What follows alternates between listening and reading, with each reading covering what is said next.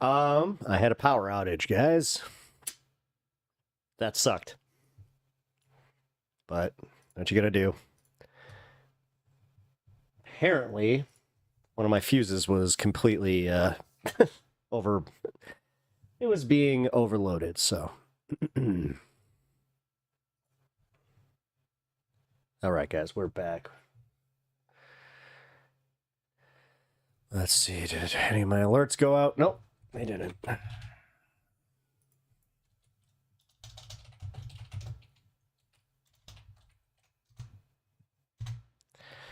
Live power outage. Oh boy. Yeah, that was that sucked. That sucked a lot. Especially like I love how I was going off about like how hungry I am, and I'm just like, oh. Now all of a sudden power outage. Here, let's see, but we're gonna get back to everything.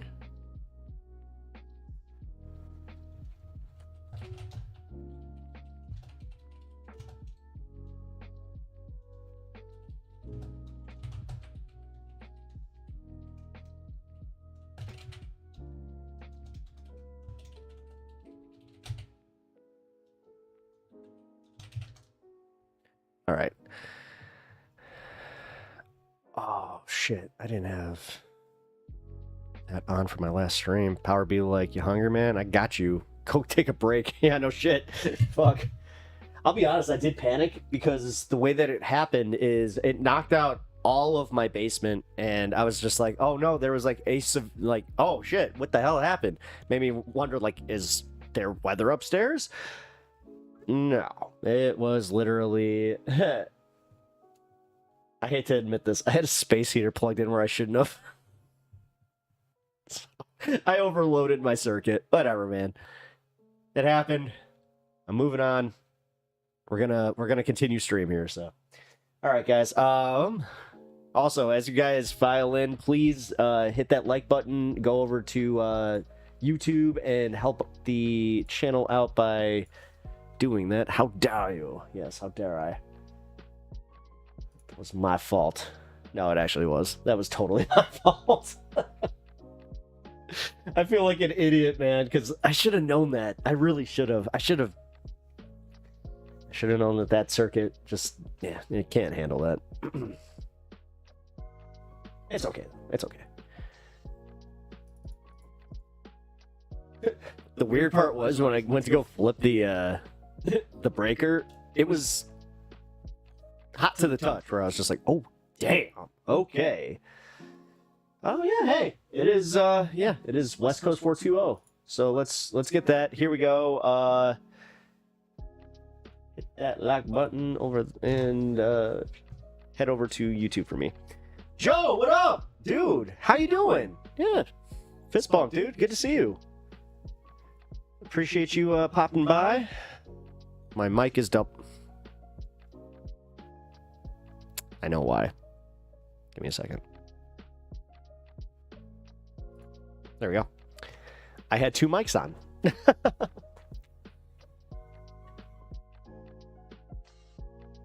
Everything reset from my stream on Saturday, so yeah, that should have taken care of it. It did. Cool. All right, yeah, 420 on the west. Did it stop? Did it not stop? Shit.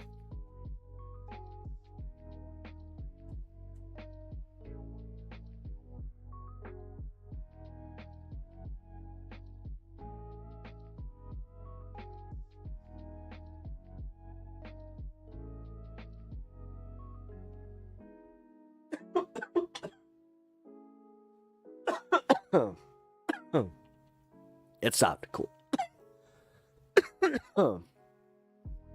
Yeah, I had my other mic on. That's my bad. Thanks, Bandit. Thank you, guys. I appreciate y'all letting me know. Cool. All right, well, we can get back to the swing of things. I was about to go to this debate on India and Pakistan, Piers Morgan, he had these 2 representatives on. And honestly, with everything that we had just watched with the last week there, I think that this would be a good time to, like, watch one of these. Like, because, man, we got fed so much state media, and I gotta be real, like, to the point where it was really hard to cover that entire situation, because not only state media, but you also had the people popping in here echoing the state media and just echoing their points of view about whatever side they were on. And then I had multiple people just be like, oh, so what side do you have a side? And they got mad at me when I wouldn't. So I think now is the time. Here should go on the Temu, the Temu View shoe. The Temu View shoe. Shoot. I can't say it. The Temu View show. Ah. Wow, I just had that moment. Am I okay? Yeah, I'm good.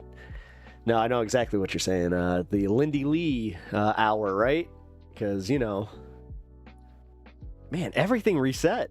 Literally everything oh no, that means my microphone setting reset. Give me 1 second, guys. Shit. Oh, it did. Not gonna lie, I haven't followed anything about India, Pakistan. Fill me in real quick. Okay, so, it's kind of cool. So the India, Pakistan thing blew up, theoretically, last week, where on April 22nd, there was a terrorist attack. There is no evidence that it was Pakistan, like a Pakistani state regime or anything. Despite what India is saying, I have definitely I came to that conclusion because even India media was saying the same thing. They're like, yeah, there isn't really a lot of evidence, but enough for us to just be like, come on. And it's like, no. But based on that, they said that this is their opportunity to retaliate against those actors, and they essentially use the exact playbook from the Israel-Gaza situation. And on top of that, you had Pakistan doing this thing where, they were, as I said, India and Pakistan were both very guilty of this, where they had state actors out there just being so aggressive with their messaging, but to the point where, again, you couldn't believe any of it. And then on top of it, I had people in our chat that were trying to give us live updates, it seemed like. But also, it seemed like they were doing a lot of the misinformation kind of BS, which I did. You know what? I had to talk to my YouTube rep about that, because there was a situation where they flagged a chatter for misinfo, and because it was on my channel, I had to address it. So, but it has been addressed. You will not see the misinfo flag on this channel here, because I will not allow it. I tried to actually report, and that's what was pissing a lot of people off, where I was just trying to report straight up on it, where the first day I had a live look on Kashmir, where for some reason this guy Steve Lookner that we were watching had the last live cam on Kashmir, where it was insane, man. And while it was happening, we were watching shelling in real time, which that does, as someone who covered the Ukraine one, you could hear the air sirens, and occasionally you would hear a distant boom. This shit was wild. This reminded me of what happened in the 90s when they started, CNN would go and film the stuff going on. But man, I gotta say, that conflict, it seemed like it was gonna boil over, because they kept pushing it further and further, as far as jet strikes, and then the propaganda behind it, where it's we down 5 Pakistani jets, we down 10 Pakistani jets, and then they're like, you down to 0 Pakistani jets, and then they're like, Pakistan has 100 plus nukes, and then it's oh, well, they have, actually they might not. Bro, no need to tell me. I watch news and literally feel the wall shaking. Jesus, that's right. I mean, yeah. I remember my brother mentioned there was no solid evidence. Exactly, and that, for the India state news to also go, that's kind of why people around the world are kind of like, well, then maybe that wasn't the justification that you were looking for to go and almost start World War III, because man, they kept saying it, and the entire world was paying attention because Pakistan or India was just like, yeah, we won't do a first strike, but Pakistan was just like, we will. And it was just like, what? And I think collectively the entire world, we all had that little sphincter, the pucker, where it was just like, whoa. Oh, they said that they would do the thing, the whole mad situation. It's like, well, they don't give a crap apparently, which I was thinking about this. It's kind of like, doesn't that warrant sanctions in some way? Like UN sanctions or something? I don't know. It seems like being that egregious with it. I don't know. But all right. Either way, I did want to get to this this debate here. Oh, that is my Twitch. What the fuck? As I said, everything reset. Give me a second. There we go. Take it to Twitch. That was weird. There was something about screen caps from Battlefield. I know that they were using footage from 2019 and they were trying to pass it off as current footage. And then the most egregious one was the big one that went off in Istanbul, and you can tell it's such bad CGI that 90s Godzilla films would be embarrassed by it. And people were just like, look! No. That was wild. All right. Yeah, dude, it was bad. It was really bad. But with that being said, let's get our view on a debate here. Oh, give me 1 second. What the fuck just happened? Oh, this power outage. Damn it. Sorry, guys. I have to reset this on Streamlabs. There it goes. Okay. Oh, and now you want to layer my video? No. No. Damn it. I hope this didn't fuck with my computer, because that power surge, that was bad. All right, here we go. Play? Which has broken the myth of Indian conventional supremacy in war theater in a way which is a display to the whole world. My question to the world is about this man. I hope everyone's able to see this person's face. He was found 800 meters from a military base in Pakistan. I have no narrative other than the one that the world should know. We are combating terrorism, because if India exports vaccines and engineers, Pakistan exports terrorism. India and Pakistan are both declaring victory after a US-brokered ceasefire called Time on a Skirmish, which brought two nuclear powers to the brink of potential war. Well, several days of escalating clashes reached a dangerous flashpoint, with both countries launching missile and drone strikes on major military bases. Both sides are praising President Trump and Marco Rubio for diffusing the tensions. The US reportedly leveraged trade deals with both of them to get it done, and both sides say they've asserted their military superiority over the other. Pakistan held parades near the border to shower the military in petals. India's defense minister said the roar of Indian forces reached the very headquarters of the Pakistan army. But the questions now are, will the ceasefire hold, and for how long? Is Trump's cavalier trade policy an important weapon for peace? And after days of an intensive propaganda offensive by both sides, who is right and who actually won? To discuss all this and more, we have Hina Rabbani Kar, the former Pakistan Foreign Affairs Minister, and Barker Dutt, a well-known Indian journalist and commentator. Later on the show, we'll be joined by two young influencers from India and Pakistan. But first, we have Wesley Clark, a retared four-star US Army general, to give us his thoughts on where we are with this. General Clark, great to have you back on Uncensored. It all looked very scary for a few days, and now we seem to have been becalmed. We've seen flare-ups before. It's the fourth time, I think, we've seen a sort of situation like this since independence in 47, 3 times over Kashmir. How dangerous was this flashpoint in your estimation, and how reassured are you by the way it's played out? It was dangerous because anytime you have nuclear armed powers exchanging fire, that's dangerous. As far as I can tell, the planes mostly stayed on their own soil. The air-to-air engagements were fought with long-range missiles. The strikes were done with air-to-surface missiles. Air defenses were engaged on the Pakistani side. I was with the Pakistani leadership in 1990 when they almost went to war with India again. I was hosting them in the National Training Center. They told me in the middle of the visit, said, we're going to go back to Pakistan.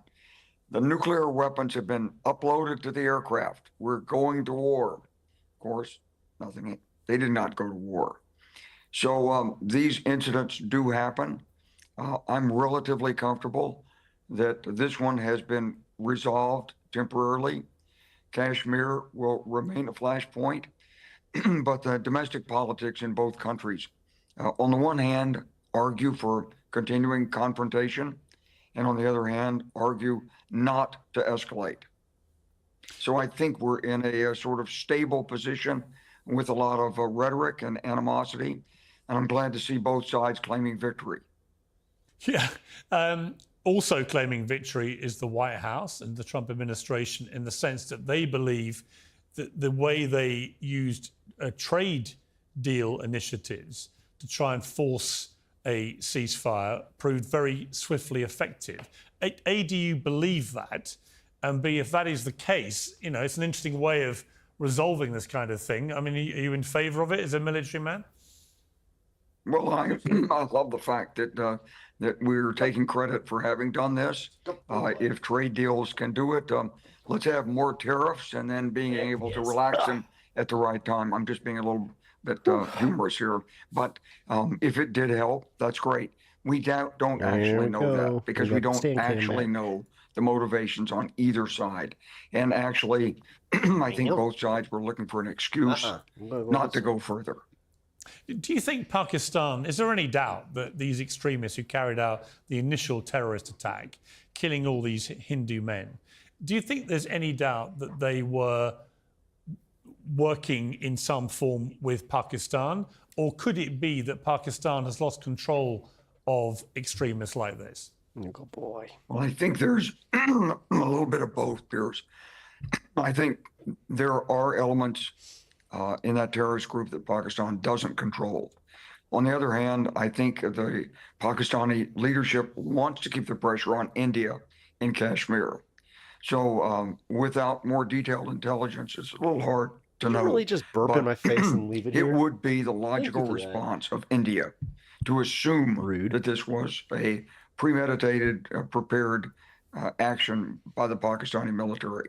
And if it wasn't, it's incumbent upon Pakistan to take the corrective action publicly against these terrorist groups that indicate it won't happen again. Unfortunately, this seems to be Pakistan's method of expressing its angst over Kashmir. And it has gone on at a low level many times without any overt major reaction by India. So they finally crossed the line. India reacted. I hope Pakistan will get these groups under control. There's so many more important issues in the world than fighting about Kashmir. There's got to be a way to resolve this. Now, Kashmir hits the news whenever these flashpoints blow up. It's just an area the size pretty much around the UK sort of size. China has a piece of it. India has a piece of it. Pakistan has a piece of it. And there've been, like I said, these flare-ups now going on for, since 47. Will it ever get resolved? Right. Will it ever get resolved? And for those who are kind of uninitiated about it, what is the big deal about Kashmir? Why is it such a flashpoint? Well, when India was divided, basically there was no resolution to Kashmir because the populations were intermixed, because it's a very attractive area. It is in part a vacation site. Indians and Pakistanis both craved it, both wanted it, and it was left under temporary Indian control. And that's where it's been. And there's no easy way to resolve this. I think there are some things that just are not in the near term resolvable. And so when you try to solve them, you make the problem worse. It's a perpetual thorn in the side of both countries, but India can't give it up. There are Indian citizens, there's the politics in India, and Pakistan can't give up claiming it. And there's the politics in Pakistan, both public politics and the internal politics in the Pakistani military leadership and the civilians who nominally head the Pakistani government. And so it's like a badge of honor. And so it sits there festering and festering and festering and nudging back and forth and trying to get some marginal advantage. General Clark, we were you were freezing up a little bit there, but I got the general point of what you were saying, and I greatly appreciate you coming back on Uncensored to give your perspective on this. Thank you very much. I'll be honest, I was worried I was about to lose power again. I was like, no! Thank you.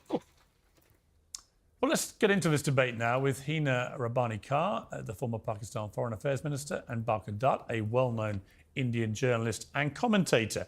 Okay, Barkha Dutt, welcome to Uncensored, to both of you, first of all. This is for the rest of the world, it's been a scary week to watch how quickly things escalated. Both sides blaming each other, both sides now claiming victory. A lot of disinformation swirling around the internet, making it very, very difficult for people outside the immediate vicinity to really know what has happened here. What is your overview of where things have played out? Tax day has passed, but for millions of Americans, that's where the trouble begins.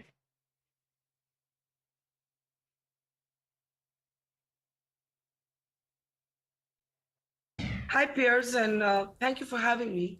You know, I've spent the last 2 weeks on the ground, first in Kashmir after the terror attack that triggered this entire situation, military escalation between India and Pakistan, and then in the states of Punjab as well as the area of Jammu. The reason I mention this is because it's been absolutely shocking what I have witnessed in the last few days. Pakistan, which was seething because India attacked terrorist bases inside its territory, tried to target civilian areas and places of worship inside Indian territory. This led the Indian military to target their air bases. When their air bases took serious damage is when Pakistan dialed Indian officials here and asked for a ceasefire. That's why a lot of people weren't paying attention because they were like, well, they're not going to do the nuke thing. And then they were like, we're going. And then they were like, we all went, oh, maybe we should pay attention to this. The exact sequence of events. Before Hina Rabbani Kar gives her perspective, I heard the tail end of your conversation with General Clark.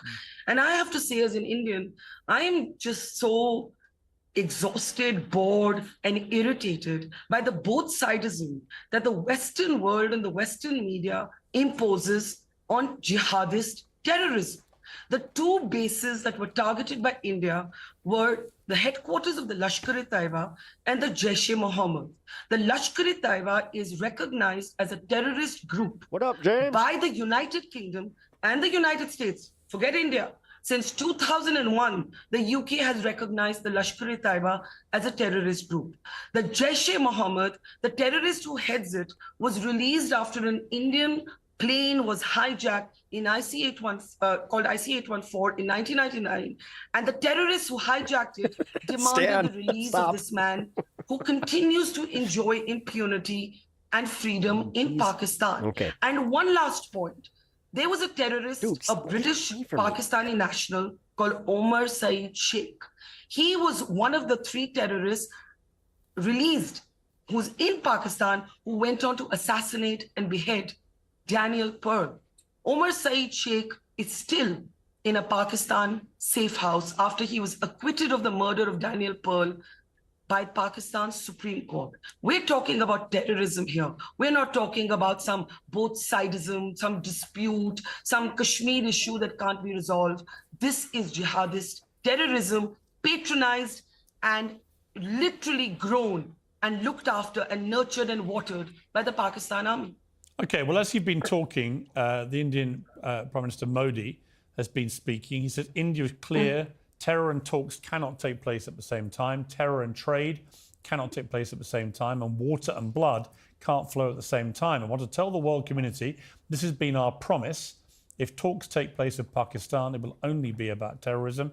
If we talk to Pakistan, it will only be about Pakistan-occupied Kashmir. So let me bring in Hina Rabbani Kar. So what's your response both to what Barker has said, but also to what Prime Minister Modi is saying?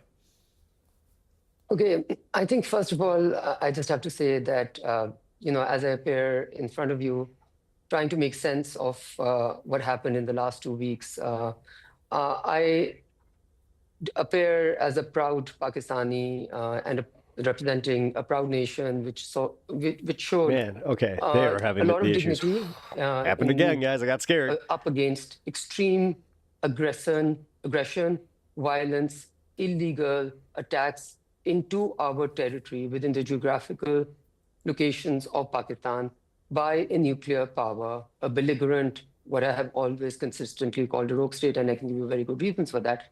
Because as any representative, and also, Pierre, I think I need to clarify, I do not give version of events. I'm not a journalist.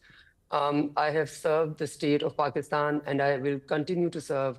I continue to serve the state of Pakistan as the chairperson of the Foreign Relations Committee. So I will have to align myself to facts on the ground, to how things appeared, how things happened, not what my narrative of that is. Because we've seen a lot of narrative shaping by placing 2 women, 1 Muslim, to try and give the version, but by trying to bring in Daniel Pearl, to try and get international sympathy. I, for one, am a Pakistani who absolutely does not seek any hyphenation with India. Because it is generally believed that Pakistan always seeks to be hyphened with India because Pakistan wants to be at par with India. We absolutely do not want to at all be hyphened with a country which feels that it can declare war, it can declare terrorist to exist somewhere and then go and launch strikes across international borders. Oh, Ryan. Without, night, Ryan. Without getting any, first of all, without providing any evidence, not to the country alone, but even to the international community, even to the United Nations, and feels that because it has said so, it no more operates within the realm of international law, within the realm of UN Charter. It operates as a unilateral striker, judge, jury, executor, as it did in the case of Canada, which we know has been, India has been found, with their red-handed. Okay, but let me ask you a question. I mean, out of interest, let me ask you a question though. How should India have responded to the murder of 27 of its people? Why are you not asking me the question? How should Pakistan have responded to the murder of its people in Jafar Express in Balochistan, which had India's fingerprints all over it? So this why don't you answer my question first, and then we can come to other questions later. We're talking about the catalyst for what happened in the 5,000. Thank you for the 100 gifted bits. I appreciate that. Last 2 weeks was the catalyst of what happened the 100 bits. Terrorist attack and murder of 27 mostly Hindu men. And my question is simply, how should India have responded that you would have found acceptable? I like your assumption that there is no equivalence between Pakistanis being murdered. That's a bitch of doing snacks, especially like light snacks like that. Is it like, no, it does make you more hungry for, like when you actually need a meal. This sucks. I'm so hungry. When did I make any I'm looking at this picture that you sent, and I just...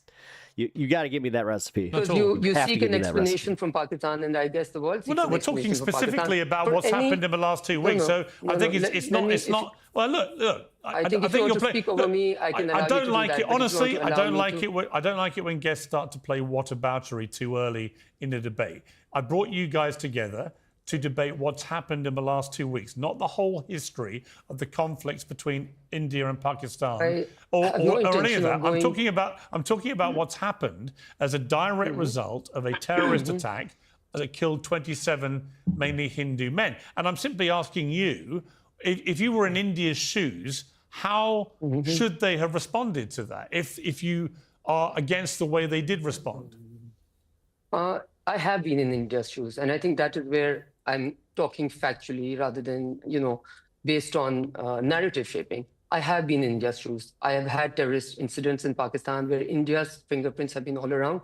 And I would have expected, to answer your question directly, I would have expected India to act like Pakistan acted when Pakistan finds evidence of India's fingerprints all over disastrous terrorist attacks inside Pakistan's territory. It is to provide evidence to the United Nations. It is to provide evidence to, the other country. And to, first of all, I think, and that's why I would be with you, Pierre, because I do not want this debate at all to, sink into the, into this he said, she said. I represent a country, and I certainly represent my person to be someone who seeks normalcy, peaceful coexistence, and mutual prosperity for the two countries.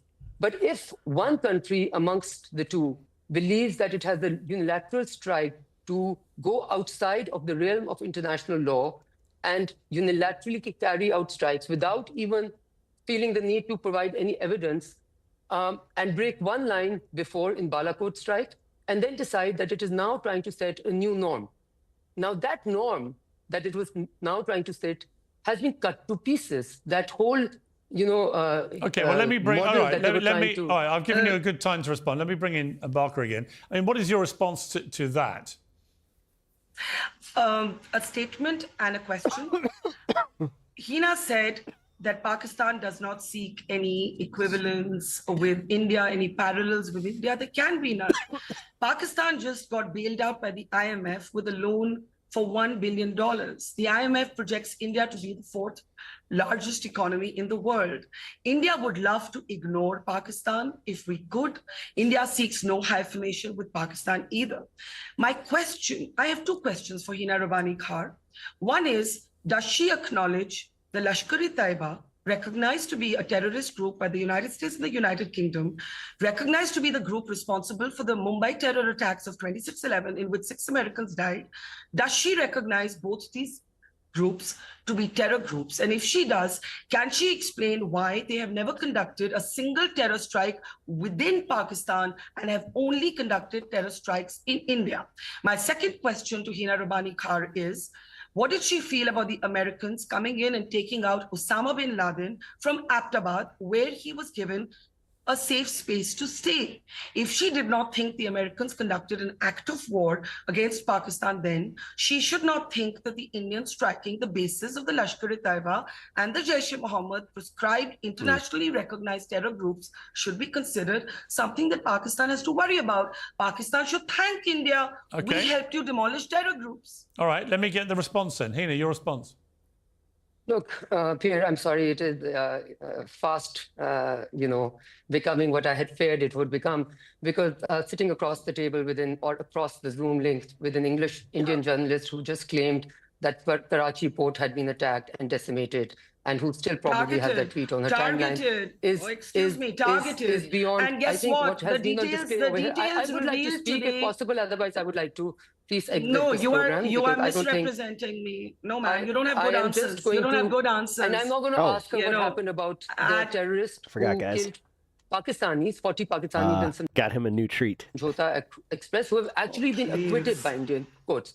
So this, I think you should get an Indian, an Indian journalist against an Indian journalist, because what they have displayed about their norms of, reporting and about the dignified way and about concocting stories has been on open display. And Pierre, allow me to say this. Pakistan, clearly, India's GDP is 11 times that of Pakistan. That's a reality. Pakistan is going through economic trouble. That's a reality. But when the war theater comes, and there is an assumption of India being the net security provider for the entire hemisphere, a certain hemisphere, and then when the war theater comes, and we find out that one of the players in the war theater has a tendency to leave both its equipment and its people into our territory. And then, even till today, the Indian military forces have not accepted the fact that they had losses of Rafale and other jets. We are not here to win a war. We did not start this battle. We have no intention of continuing this at all. We, however, have to be very, very clear that Pakistan is a country which has broken the myth of Indian conventional supremacy in war theater in a way which is a display to the whole world. We also want to make sure, and I think it has been understood, and that's why the clamoring for the ceasefire as quickly as it did as soon as Pakistan started its strike. What has been clarified is Pakistan does not only have the capacity, but also the will to be able to respond in kind. And therefore, this adventure that India went on wanting to rewrite the rules of the game outside of the realm of international law. By the way, guys, my vet recommended those. These specifically, if you have a hard time like I do brushing his teeth, the greenies didn't really do the job. These are vet recommended right now. So I think India, I would not want anyone to be bloody nosed or to get a bad reality check. But I think what is being clarified that this whole pretense of dominance in the conventional field, you can have toys, really expensive ones, but you really need people to be able to get the best out of those toys. And I think what we saw in the war theater is for everyone to But you didn't answer the question. Well, hang on, time out. Please let me answer, then both of you can ask as many questions as you wish, and I will stay there to answer it. I think the other myth that has been broken is the whole question of India having the ability, just because of its economic, prowess, having the ability to be able to launch strikes into another nuclear state and not expecting a response. And once the response came, having the complete inability, it was literally a breakdown of Indian defense system, not having the ability to defend Well, you know the itself. strange thing about this. Listen, Hina, you can't just keep talking.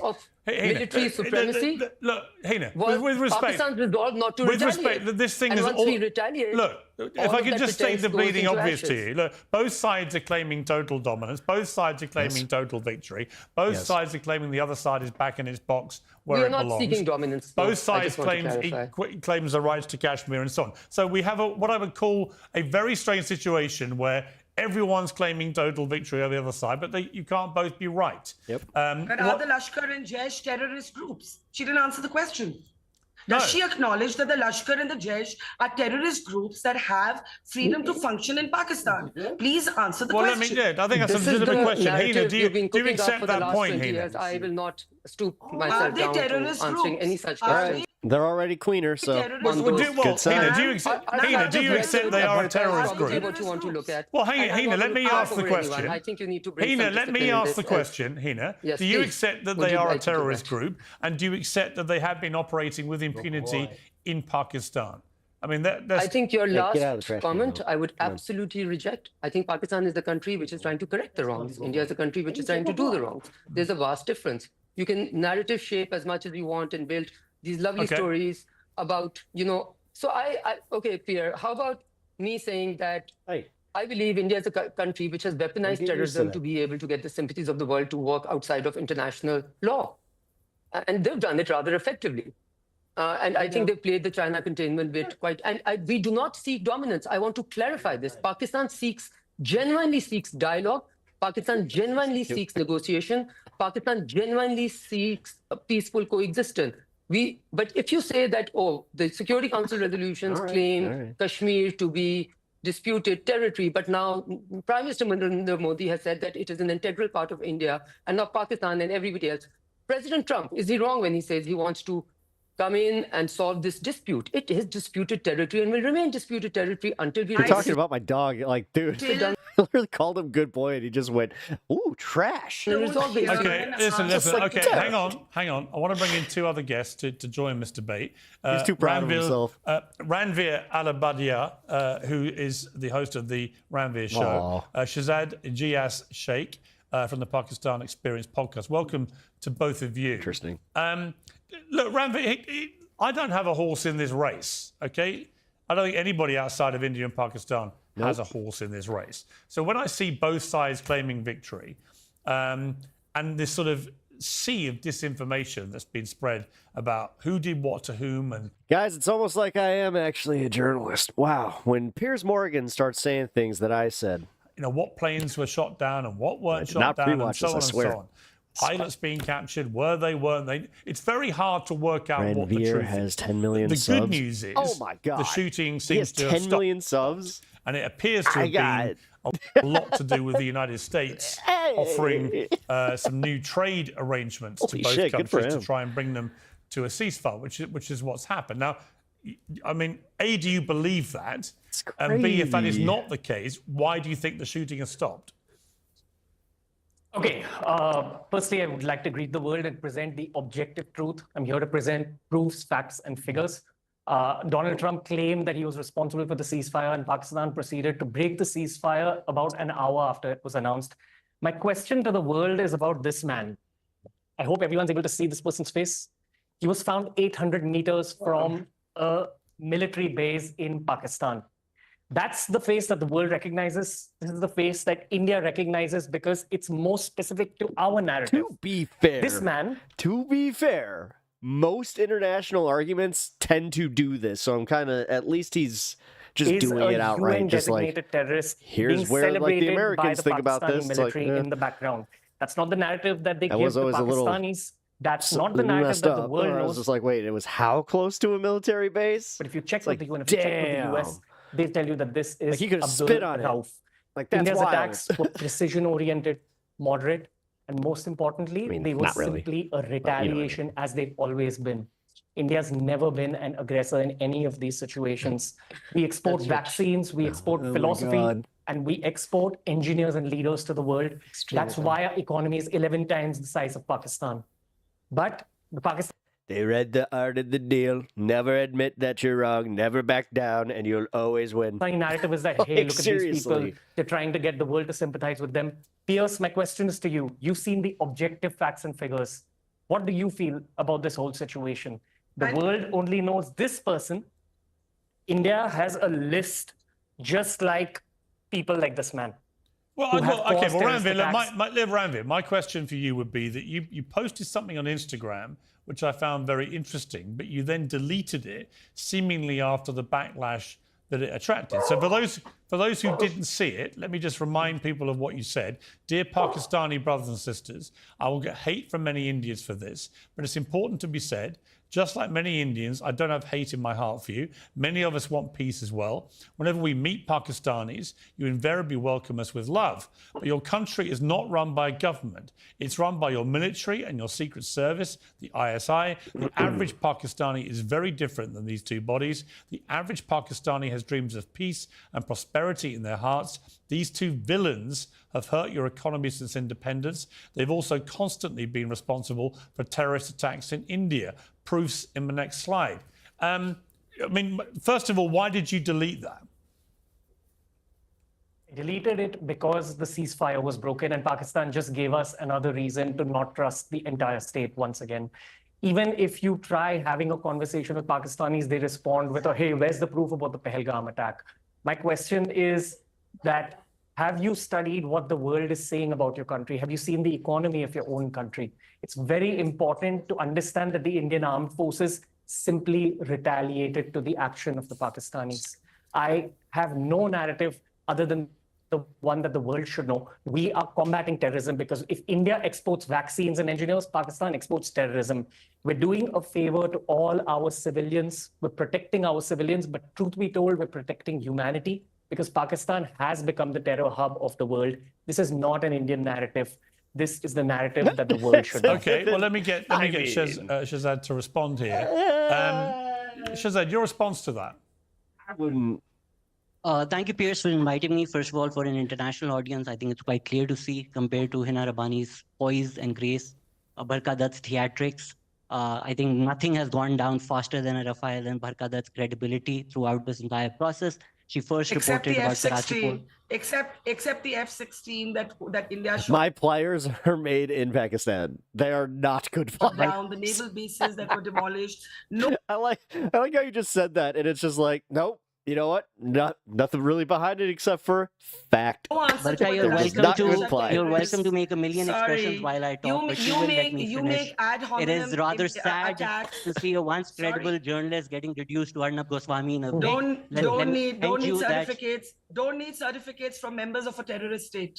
All right, Go ahead. let's quote you then. Shehzad, let's present Barka Dutt objective 15 facts and years figures ago here. said, Ranveer, you can bring your pictures any day that you want. I'll come to your facts and figures. But let me just quote Barka Dutt on this. 15 years ago, it's the same Barka Dutt said that the prejudiced administrative and political system is not letting her name that the Prime Minister of India right now, Narendra Modi, is attacking Muslims. If we're going to talk about international organizations wait. labeling somebody a terrorist, What are you? Narendra Modi What? was labeled a threat to religious freedoms around the world and was By the whom? visa was By revoked. whom? The difference By whom? by the United By States of America, whom? Barka Dutt, you So- know this. You're only playing to an audience. You said a Pakistani pilot was arrested and captured, which turned out to be a lie. But once the YouTube dollars come in, maybe fact goes out of the window. So let's talk about facts. Narendra Modi was involved in Yeah, Gujarat. let's The talk difference about between facts. Pakistan and Let's India talk about is we facts. capture our terrorists. Let's we do talk not about elect Asim them. Munir. Ranveer Alabadi- Talk about facts, B. Don't Yeah. talk over each other. Wanted to- Don't talk over each other. No one can hear you when you do that. Barka Dutt has spoken for half an hour. I have a right to respond. Ranveer Alabadia decided to interject. He's had BJP people on his podcast. I'm not talking about the state in general. I'm talking about Ranveer Alabadia specifically. I've now figured out why he's called beer biceps, because what he said sounds like the most drunk shit I've heard in my life. This is what happens when you repeat My take hasn't changed much, man. I think they're both full of shit, and it's hard to gauge who's actually telling any semblance of the truth. government talking points without It's a reading. problem. Like, it really is. They don't understand how, like, the international community is viewing this, where it's just like, India's not getting this W. Like, they think, and like, just because they say it with conviction doesn't mean that, like, even Piers Morgan's just like, yeah, but Pardon papers were not released by the DGISPR, by Pakistan. They were released by the American intelligence. 470,000 and I mean, again, I always find it super suspect when neither can just go, no, you know what, we were wrong here. papers, which a book was written by Nellie Lahoud, which clearly states that Osama bin Laden was trying to hide from the Pakistani intelligence. What you're pointing out with Osama bin Well, Laden hang on. Okay, hang on. Shehzad, hang on. Time. is an Wait. intelligence failure. Whoa. It's not Wait. deliberate action. Shehzad, God. sorry. Hang on. This is turning into a No, competition. sorry. I moderate this. Shehzad, sorry. With the best will in the world, what Allegedly. you just said is utterly ludicrous. Osama bin Laden was found literally living I formulate my opinions for myself there, in guy. a house Thank you. for years, a few hundred yards Just because from he's one of just because I am of the left, doesn't mean that he is, his son daddy said that this is the new narrative we gotta go with, brah. Pakistan's on, main guys. military bases. So if your intelligence didn't could know just he ask, was there, it not must be a be dick. de facto the worst intelligence in the history of military intelligence. All they had to do was get a pair of binoculars and they would have found the most wanted terrorist in the world who committed one of the worst terror attacks in history. So forgive me, but that is a ludicrous statement to try and pretend So maybe- that somehow maybe- this was American intelligence who was sort of Maybe we should not trust assumptions here. October 7th happened. That doesn't prove Mossad is the worst intelligence in the world. 9/11 happened. That doesn't prove CIA is the worst intelligence. well, in it the proves world. they massively I admit- dropped the ball, and this proves If that. you do- I mean, I'm it afraid does. the fact that It's just not. He's objectively not wrong, guys. Like, you have to understand. well, you don't I'm dispute. not You going don't to dispute. Everybody at that time was just like, he was where? Listen, Definitely dropped the ball Shehzad, you on don't Osama dispute bin Laden, Osama Pierce. bin Laden was living literally down the road from one of your biggest bases, I right? absolutely accept the intelligence failure. But the American intelligence itself, in terms of the 470,000 declassified And do you not think it documents stretches that America has credibility, released, Shehzad? Does it not shows stretch that credibility? Oh, me? Why don't you visit Pakistan? Intelligence was not I can involved. tell you right now, it's because I don't go anywhere. Gordon But Harper- Shehzad, I'm not sure if you guys caught it earlier where I said I haven't been on a vacation in 15 years, so where the hell am I going? does it not stretch credibility that nobody knew in your biggest intelligence operation at that base? Nobody knew he was living next door. I think the context of that is that Pakistan was fighting a war on terror on multiple fronts while it was happening. I admit that. Well, that our wasn't my intelligence question. dropped the ball on that one.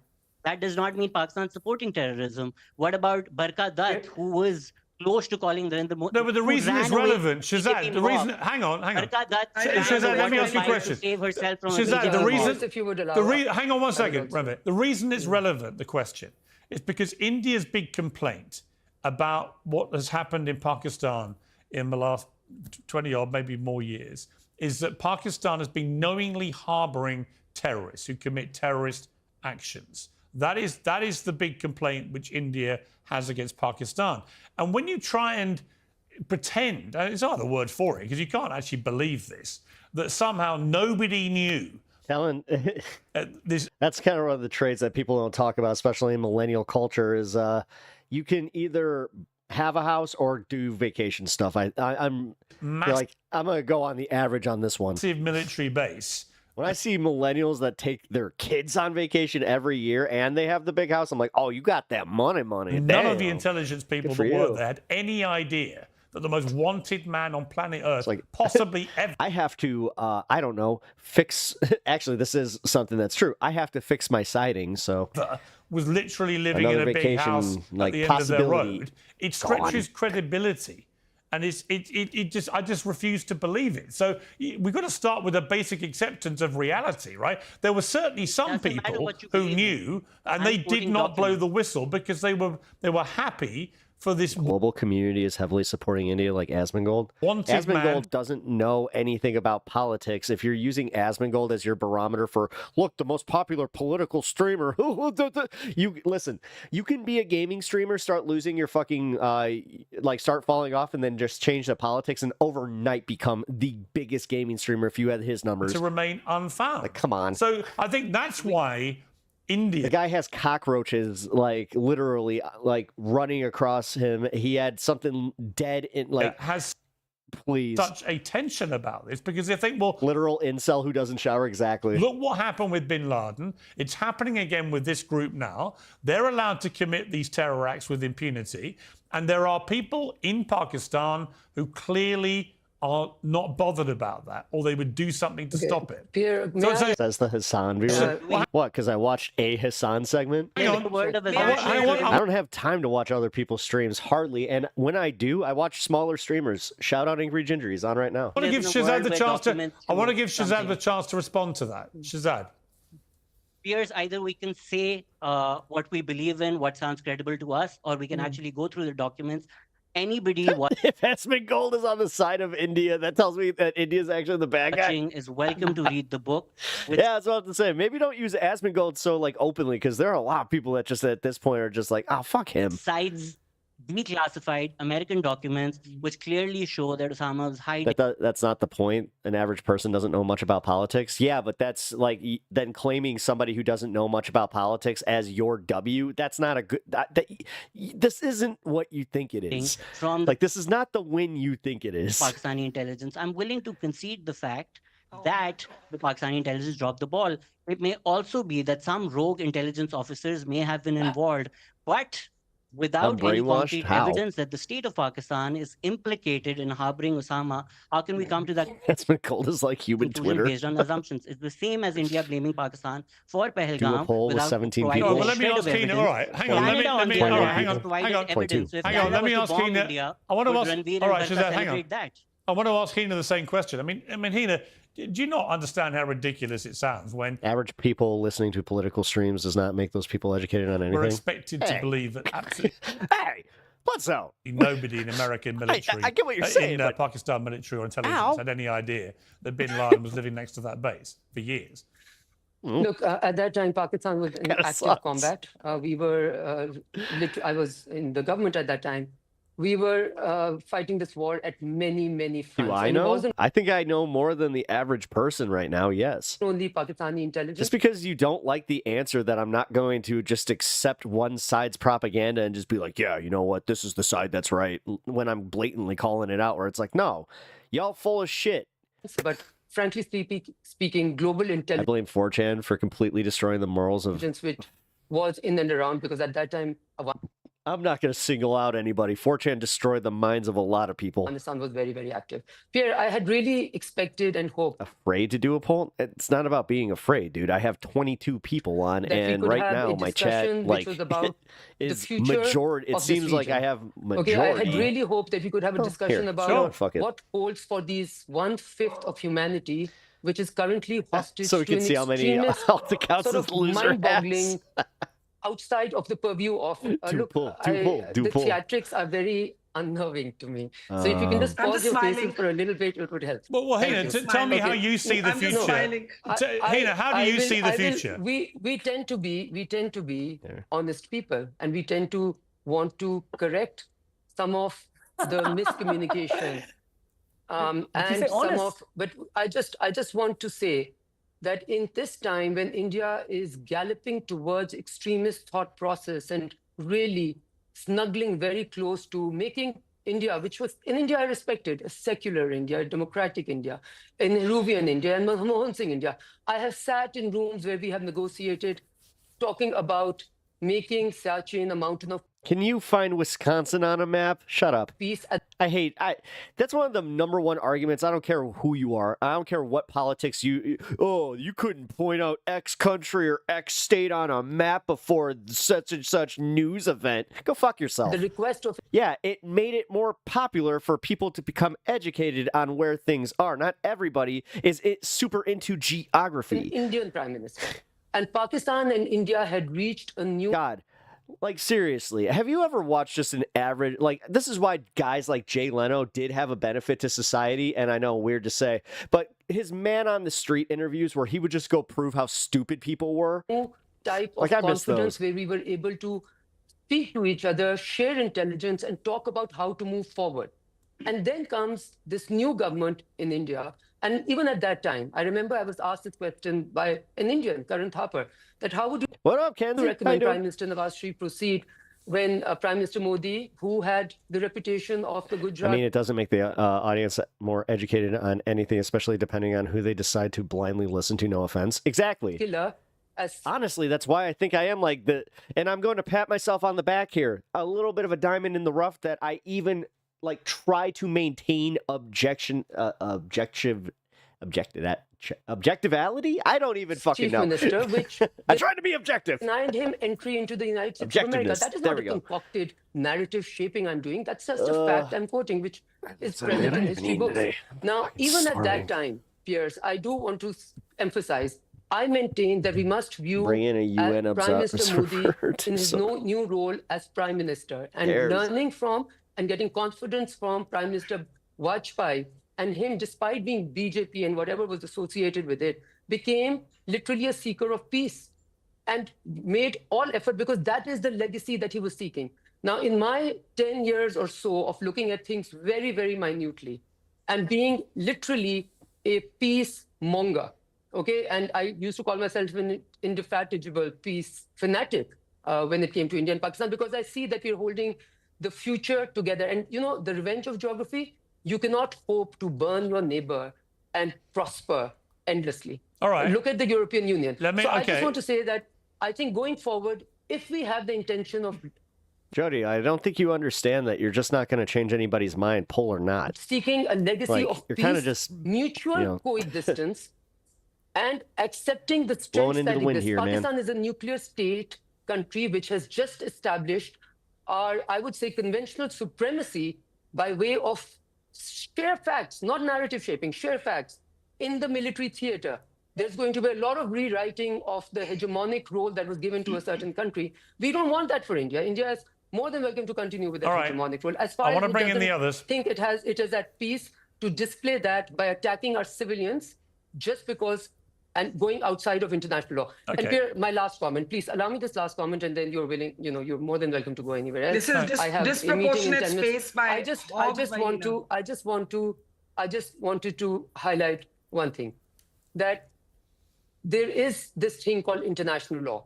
We are all signatories of the UN Charter. Article 25 obliges all countries to go by Security Council resolutions. Article 51 gives a country the right to retaliate in an act of war.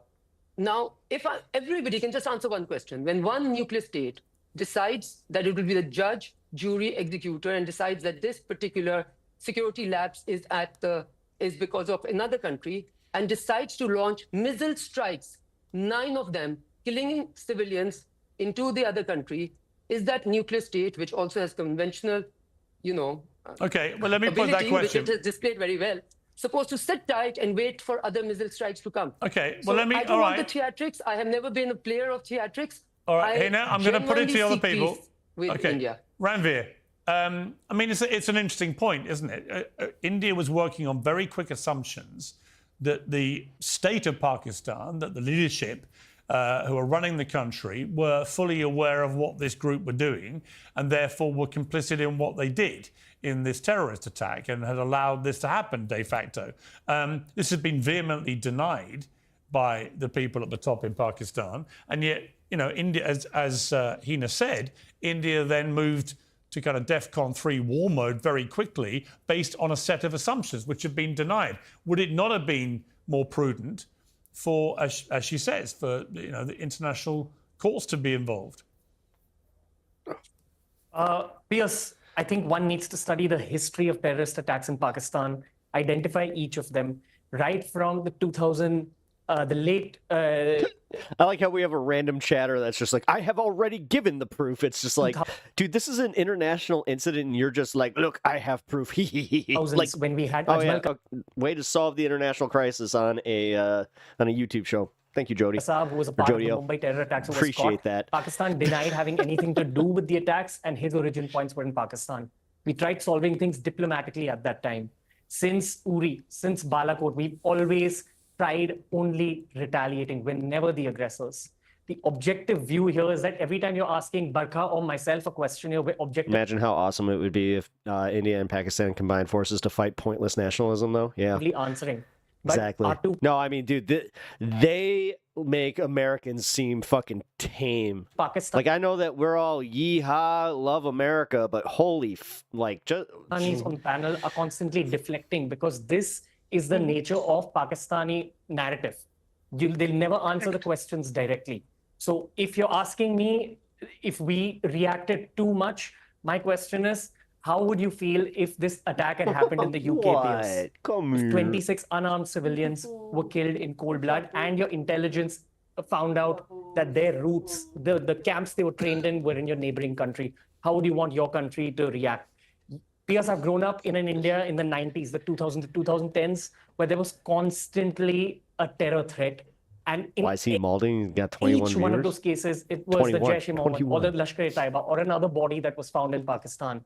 The proof is in the pudding. The proof is available for the world to see. We're a flourishing country today. We have more Muslims here who are flourishing in their careers than all of the Muslims in Pakistan. The Muslim population of India is larger than the Muslim population in Pakistan. Well, they might like the brown. Actually, they might love the brownies on our end. We've constantly I was about to say, I'm like, spoken about success stories that Hold come out of on. India. We just want to go about our work.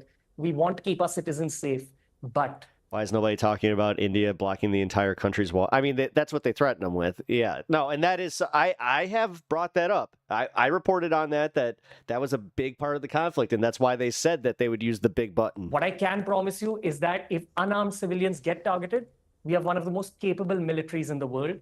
And the first strike, Operation Sindoor, was simply targeted at terrorist bases. These are well-known UN-designated terrorist bases. That's all that was targeted. Pakistan retaliated by attacking the LOC and harming civilians as well as Gurudwaras. let me allow Shazad to respond, and then I'm going to go to Barker for the final word. So Shazad, your response. Unlike Ranveer, we don't live in a world of assumptions. I didn't think this was bring your child to school day, so I didn't bring any pictures. There was a 7-year-old child sleeping at his home, Irtaza Abbas Turi, who was at his home, and India claims that the 7-year-old child was at the terrorist camp that we killed. There is ample evidence that India targeted civilians. In terms of Ranveer's narrative, I'm not surprised that he's doing that. He's not even free to post a story and delete it. He was dragged through the Supreme Court of India for telling a sex joke. So if he's trying to bring his far-right audience back, he's welcome to shout these lies. All right, Ranveer, let's this down. 2006, Magalan bombings, an Islamist student organization was blamed. As you're aware, you're representing India around the world. Who turned out to be the terrorist in that case? And do you know? It was Abhinav Bharat. The RSS, who's the ideological mentor to BJP, whose people you've hosted, whose people have been accused of gang raping Bilkis Bano. No. This is the narrative you're fed, my brother. By your Indian government. All right. Anybody is welcome to Google all By the way, things that I'm Mitesh, saying. I just saw your garden. Looks good, man. Samjhauta Express. RSS claimed responsibility for that. Ajmer Dargah, RSS claimed responsibility for that. It's that entire That's narrative that's only nonsense. terrorism That is when a not man good. with a Were indicted beard and does later it. That's released. absolutely Anybody nonsense. who's No, watching is welcome uh. to Google this. Barka We did Dutt not. is again trying to bring back her far-right audience. Barka Dutt 15 years ago was accusing the BJP of targeting Muslims in Gujarat. Did you or did you not, Barka, run away from a BJP mob? Did you not Pierce, climb who's the water deflecting you? pipe to escape them deflecting you, Pierce? who were trying to kill Well, Why you? I think are we're you moving obsessed slightly with off me? topic here, That's so what don't I'm mind me saying. saying. Can I- Listen, Who's deflecting you? These are the people Can we who come- said we deflect. Barka, it's a simple question. Did you run away from a BJP mob trying to kill you? And did you escape through climbing a water pipe with your journalist? I am not here. Because I the hope the Karachi world port under notices. attack, Barka. Excuse can we me, get may it I back speak on now? topic, please? May To I- where may we I can we speak? get it back to May I where we speak? are with India and Pakistan?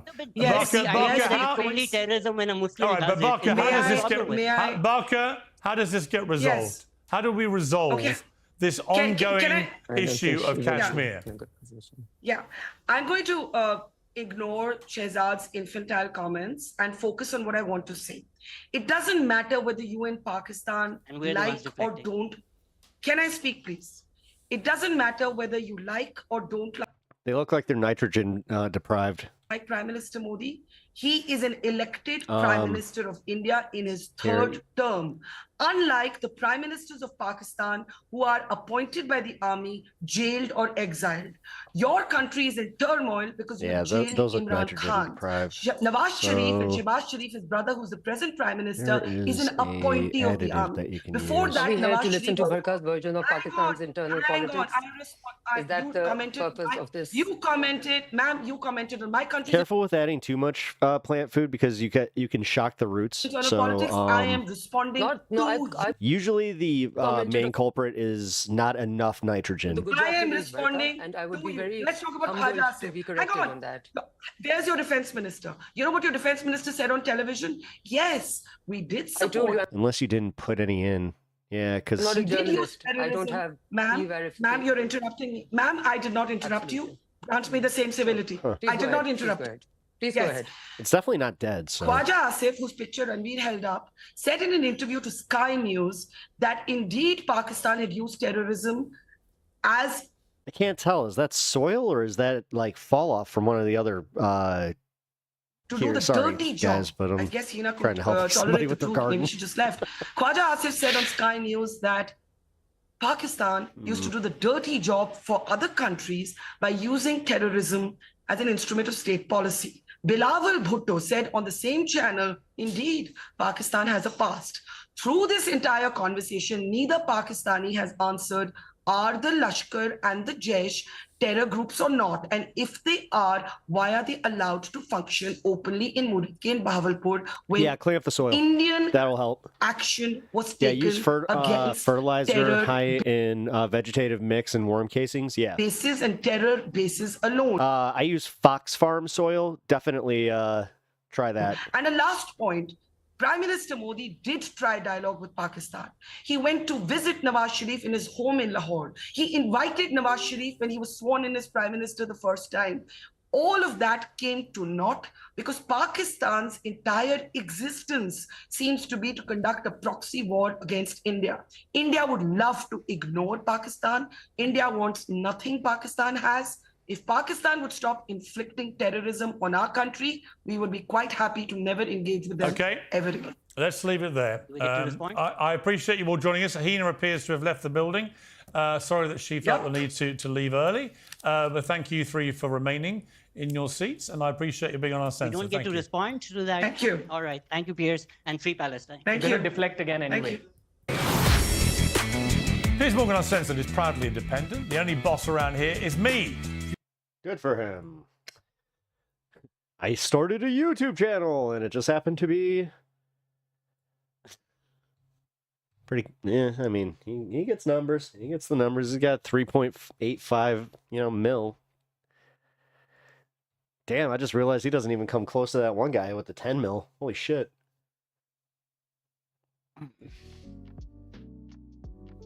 Pakistan's entire existence is Hindu hatred. Whatever. You don't seem too tolerant on your end. Let's get gonna say. You also seem very very invested in having one narrative. So we'll call that like I sees it.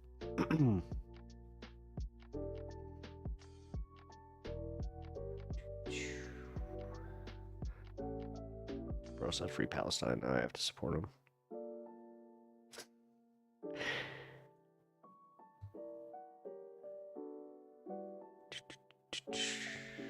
Give me 1 second. Here we go.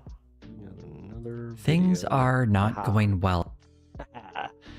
We're going to check out this video with an update on what's going on with the Daily Wire's decline. Yeah, apparently it ain't doing too hot, guys. Like, we already kind of knew that there was a fall off after Candace Owens left, and then you know, now you got Jeremy Boring, who got forced out, and then what's her face, female Ben Shapiro, she left. There's just been this mass exodus, and now it seems that they are having very, very bad financial problems. So let's have a little Schadenfreude and enjoy this, because why not? We don't get enough of these types of stories anymore. Things are not going well at the Daily Wire. They're losing talent, laying off staff, and their CEO, Jeremy Boring, has resigned. With all the rumors swirling around the company, I think it's a good time to take a look at how they got here and just how bad things may be.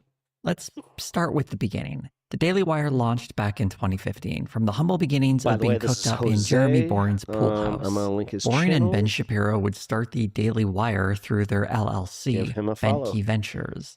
The Daily Wire found early success marketing its content on Facebook, where Ben Shapiro in particular gained a large following. The outlet got massive engagement for its articles, often dwarfing news outlets like CNN and HuffPost. However, an investigation by Popular Information detailed how much of this engagement was driven by sock puppet accounts that hid their affiliation with the Daily Wire to help spread their stories. Although it violates Facebook's terms of service to do that, the Daily Wire didn't face any real penalties after they were exposed, aside from being asked to mark accounts with names like American Patriot and America First as being run by their company.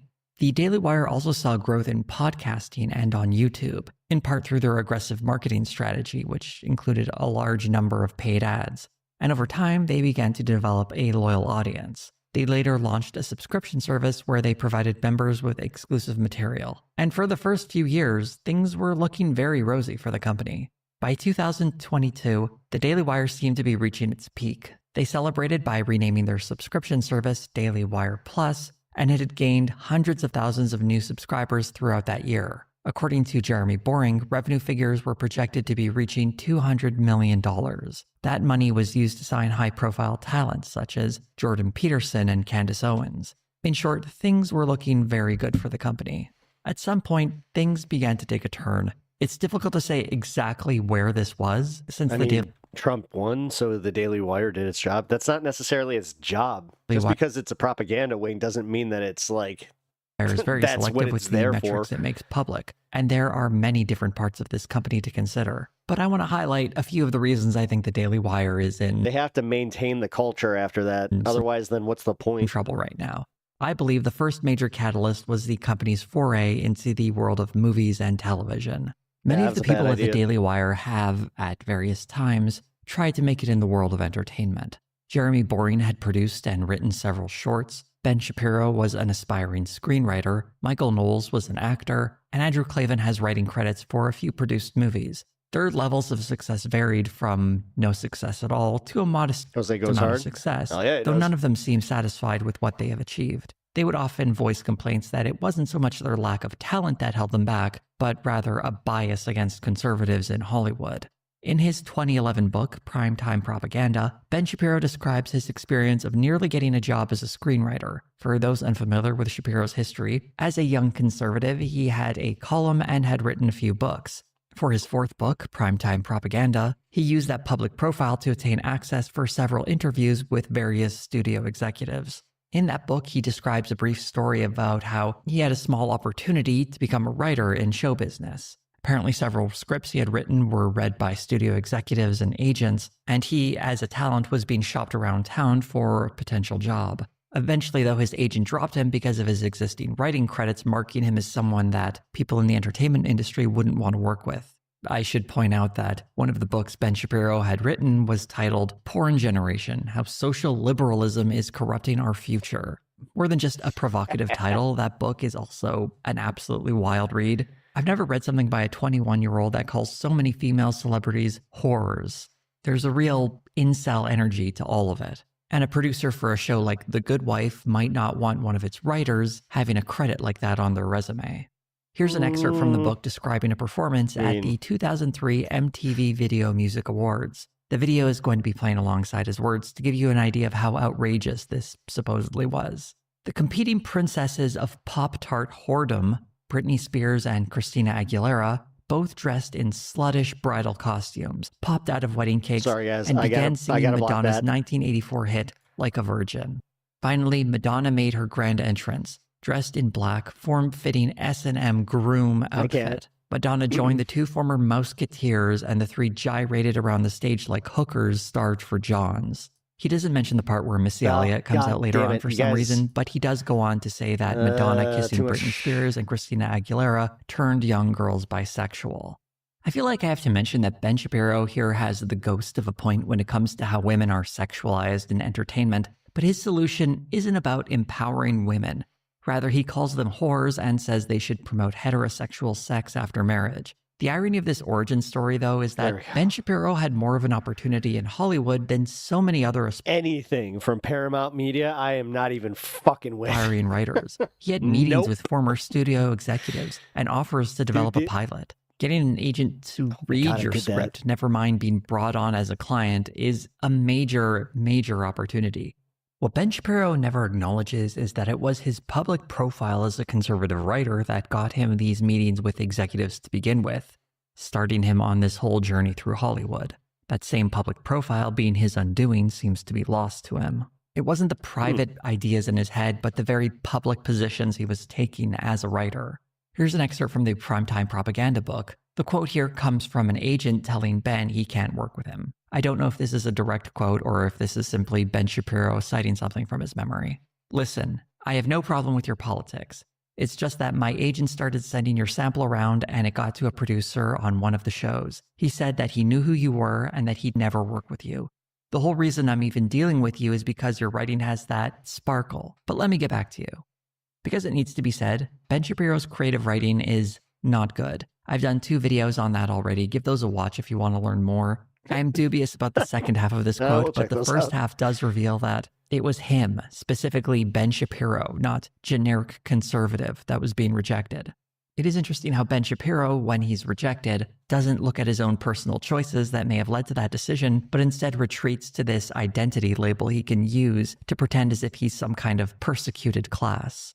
Whether or not conservatives have as many opportunities as more left-wing people in Hollywood purely based on their politics isn't really related to Ben's story, as it was very much him who was rejected for his very controversial writing credits. All of this speaks to the Daily Wire. I might dip in a bit in my attempt to stay farther away from politics before it makes my mind more entertainment sick. ambitions and how they market them. They need to present this idea Either way, of conservatives being rejected by Hollywood because it energizes the audience who reads them. It'd be far less effective marketing if they were presenting their entertainment ambitions as a product of personal bitterness over failing to succeed in the way Oddly enough, I still think this is a little more drama-based than they politics. hoped. But in 2021, they had an opportunity to make those dreams come true, and they were going to leverage their conservative media company to make it happen.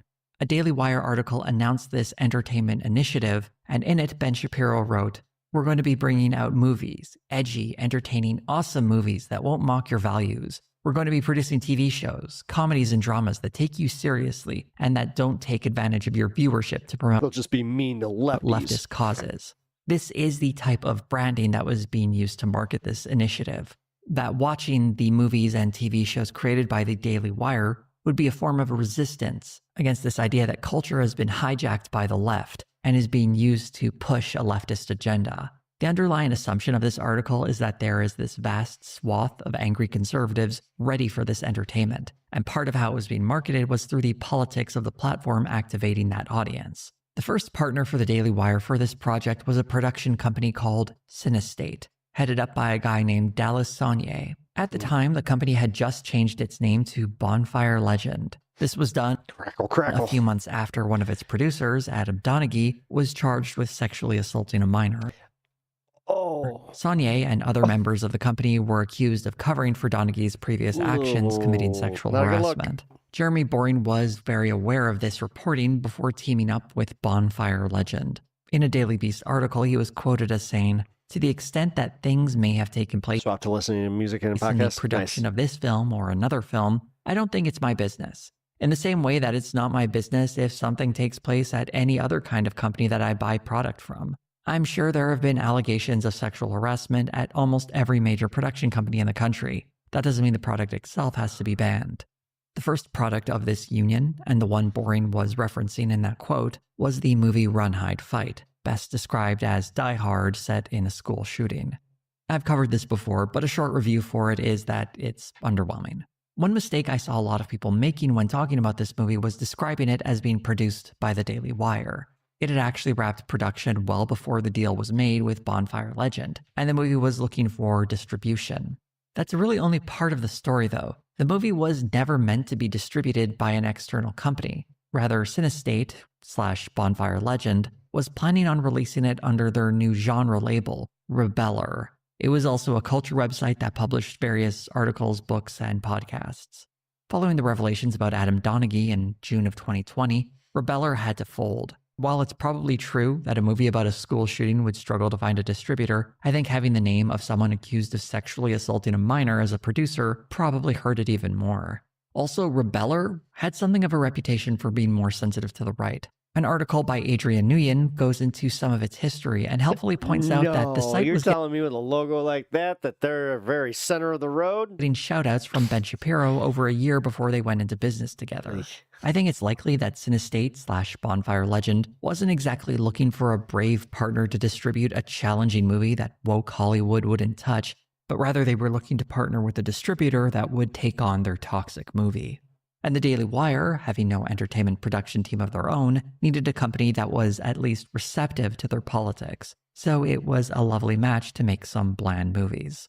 Run, Hide, Fight was released in January of 2021, and while it gets mocked, like all of the Daily Wire's movies, for making almost no money at the box office, that's not entirely fair. In the case of Run, Hide, Fight, the only numbers I could find said that it made a little under $35,000. But it's important to remember that this movie is primarily for online distribution, and while the Daily Wire doesn't share its streaming metrics, they claim to be very pleased with its performance. And I think this might be true. There was a lot of hype surrounding this entertainment initiative when it was announced, and this was their very first movie. Even if the female lead and interracial romance would have branded it as woke had it come from Hollywood, the Daily Wire's audience was ready to ignore that and support this new front on the culture war. Back when they first announced their entertainment initiative, speaking to Deadline, the Daily Wire claimed to have 1 movie and 2 TV shows in development, but it takes a long time to produce programming. From here, we got a very long dry spell of new releases. The next release for the Daily Wire was Shut In, a thriller about a woman trapped in a closet while her drug addict ex threatens their children. Whereas Run, Hide, Fight was a finished product that the Daily Wire distributed, Shut In was the first movie they took a hand in producing. The script had been found by Dallas Saunier, and originally Jason Bateman was attached to direct. But the pandemic threw the project into disarray, and it ended up the Daily Wire instead. There wasn't enough money in the banana stand, you ass. With DJ Caruso now directing. This is probably the best of the Daily Wire. I actually just watched a movie that he was in. It was like this whole thing where he has to manipulate a TSA agent. It was actually pretty good. Movies insofar that it's fairly average. The first 2/3 I would even describe as good, until it's let down by a very messy ending. There was some controversy surrounding the movie, as it included Vincent Gallo, who hadn't appeared in a movie since 2013, in part because of his behavior online, making various bigoted remarks, such as saying women shouldn't have the right to vote. On the business side of things, the Daily Wire did make one choice that anyone who missed that live stream or wanted to watch the movie again would have to sign up for the Daily Wire subscription service. They had actually done this for Run, Hide, Fight as well, although that movie had already premiered at the Venice Film Festival and strategy was briefly described like this. Thrilled by the update. Jeremy Boring explained that these are just fine in Canada. It's possible viewers of the Daily Wire might have had a hint on where to get a VPN. We use ExpressVPN. The only numbers I could find No! for Shut-In pegged its box office at roughly Okay, no, that's kinda funny. $715,000, which is actually the most a Daily Wire movie has made at the hindsight being international box 20/20 on that office. one. The broadcast on YouTube first strategy would be used again for their next movie, The Hyperions. Like Run, Hide, Fight, this is another movie that had been produced prior, but failed to find distribution. There isn't much to say about this one aside from it being pretty forgettable, and that since none of the actors involved had any idea it would be on the Daily Wire, we don't have to hold it against Cary Elwes or anybody else. Oh, What's probably nice. most notable about this initiative so far is just how little impact it made. Unless you're a longtime viewer of this channel, or like digging through my older videos, you've probably never heard of or don't remember any of these movies. This isn't really a Never heard surprise. of It's them. incredibly difficult to break through to mainstream attention in the movie space. But considering the money being spent, the Daily Wire was falling well short of its lofty goals. In spite of Shut-In and the Hyperions landing with a thud in the first half of 2022, the Daily Wire was still riding high. It began releasing publicly numbers of its subscriber count and total revenue, declaring that it had 600,000 subscribers and revenue was projected at $100 million. By the end of the year, these numbers would be revised to over 1 million subscribers and up to $200 million in revenue. The movies I mentioned likely weren't fueling most of the growth. In fact, what was fueling that growth was almost certainly the June 2022 release of the Daily Wire's biggest success, Matt Walsh's What is a Woman? Yeah. According to comments from Dallas Saunier, who produced the movie, its budget of $1 million was returned roughly 30-fold, and it became the most watched thing on the Gross. Daily Wire Plus platform. This movie didn't exactly This come is out of why nowhere, I as get mad at anyone who was on this. YouTube at the time remembers just how ubiquitous the ads it for this rewards movie the were. worst. The Daily Wire always aggressively marketed itself, with some public examples of spending being tens of thousands of dollars for high-profile articles on their website. This movie almost certainly had a lot more than that spent on advertising. Whatever the cost that went into promoting the project, though, it certainly paid off. While the movie itself is a giant pile of anti-trans misinformation, it was undoubtedly a success for the Daily Wire, and you'll notice it's far closer to what made the Daily Wire famous in the first place, providing a polished sheen to conservative talking points, creating something that looks like a documentary but isn't much more than an op-ed written by someone with a childlike understanding of science. This is what their audience wants. On the other hand, there was another June 2022 release from the Daily Wire that was far less successful, the movie Terror on the Prairie, starring Gina Carano. This Western was meant to be Carano's big debut in a starring role following her dismissal from Disney after she compared being conservative in America to being Jewish in 1940s Germany. Carano had made those remarks in 2021 and was quickly signed by the Daily Wire to star in 2 movies for them. The first how movie was quickly they supposed made to her, be titled like, White Knuckle, the it but it was girl put for on the right hiatus for like a hot second after and then, COVID vaccine oops. requirements for filming led to Carano pulling out. Instead, the Western Terror on the Prairie would be developed instead, as it was shooting in Montana, a state with less strict regulations on vaccinations for a film set. The deal the Daily Wire made with Carano seems to have been a very bad one. Aside from her Western making almost no impact, the cost of starting up production on another movie, only for Carano to cancel because of vaccine requirements, was a complete waste of money, especially since the movie was never made at all. The juxtaposition of Terror on the Prairie and What is a Woman say a lot about this company, though. One was an attempt to make a mainstream feature, the other a pseudo-documentary for their conservative base. The first movie was a flop, the other was a success. It should have been a hint as to what path the Daily Wire should be focusing on. Instead, they would continue to try walking down both. At the end of June, the Daily Wire hosted a massive presentation where they announced Daily Wire Plus, a rebranding of their subscription service, I suspect to sound like Disney Plus. The initiative included a new deal with PragerU and signing Jordan Peterson as a talent. This event, hosted at this large theater, was the Daily Wire at its peak. Its subscriber count had nearly doubled that year, and its revenue was following in suit. Immediately using all that money to expand seemed like a great idea, but they vastly overestimated their ability to grow. After Terror on the Prairie, we wouldn't get another original movie from the Daily Wire for 1.5 years. And so far, it's the only one we've gotten since then. And that's the movie Lady Ballers. This anti-trans movie is the most cynical admission of what the Daily Wire's entertainment division would devolve into, playing to a conservative audience as the Daily Wire staff act out their Hollywood ambitions. The animated series Mr. Bertram is more of the same. While earlier efforts were mostly forgettable, these newer ones are outright embarrassing. It's a clear example of amateurs producing long, boring comedies about sad men giving off intense divorced guy energy. That being said, though, in the case of Lady Ballers, Jeremy Boring would describe it as the second most watched piece of content on Daily Wire Plus. As miserable as that movie may be, much like What is a Woman, it reflects what this particular audience wants. And it's very different from that attempt to reach the mainstream that were initially part of the Daily Wire's entertainment initiative. I never would make a movie for political purposes. I feel like movies have been political for generations, but I feel like when things get overtly political or agenda pushing, I tend to believe that it hurts the artwork. Had this been the Daily Wire's game plan from the get-go, I think things would have gone very differently. But as it stands, they spent a lot of money to get where everyone imagined they were going to go in the first place. But while these movies and TV shows could be considered a modest failure, there was one major entertainment initiative that was a far bigger failure for the Daily Wire, and that's its kids' entertainment strategy. This was announced back in March of 2022 as the Daily Wire bravely declared it would invest $100 million over the course of 3 years to create kids' programming. Much like their earlier entertainment initiative, this was also marketed as entertainment that didn't include leftist messages that were attempting to brainwash people. To succeed in our effort to create a true news and entertainment alternative for the millions of Americans who are tired of the hegemony of the woke giants that want to preach radical race and gender theory to our kids, we're not here to teach the kids in the guise of entertainment. This is entertainment with a capital E. Rob Schneider is a true entertainer. After this announcement, it would be a year and a half. He just did not say that with a straight face. October of 2023, before we saw this kid streaming service, Bent Key, come to fruition.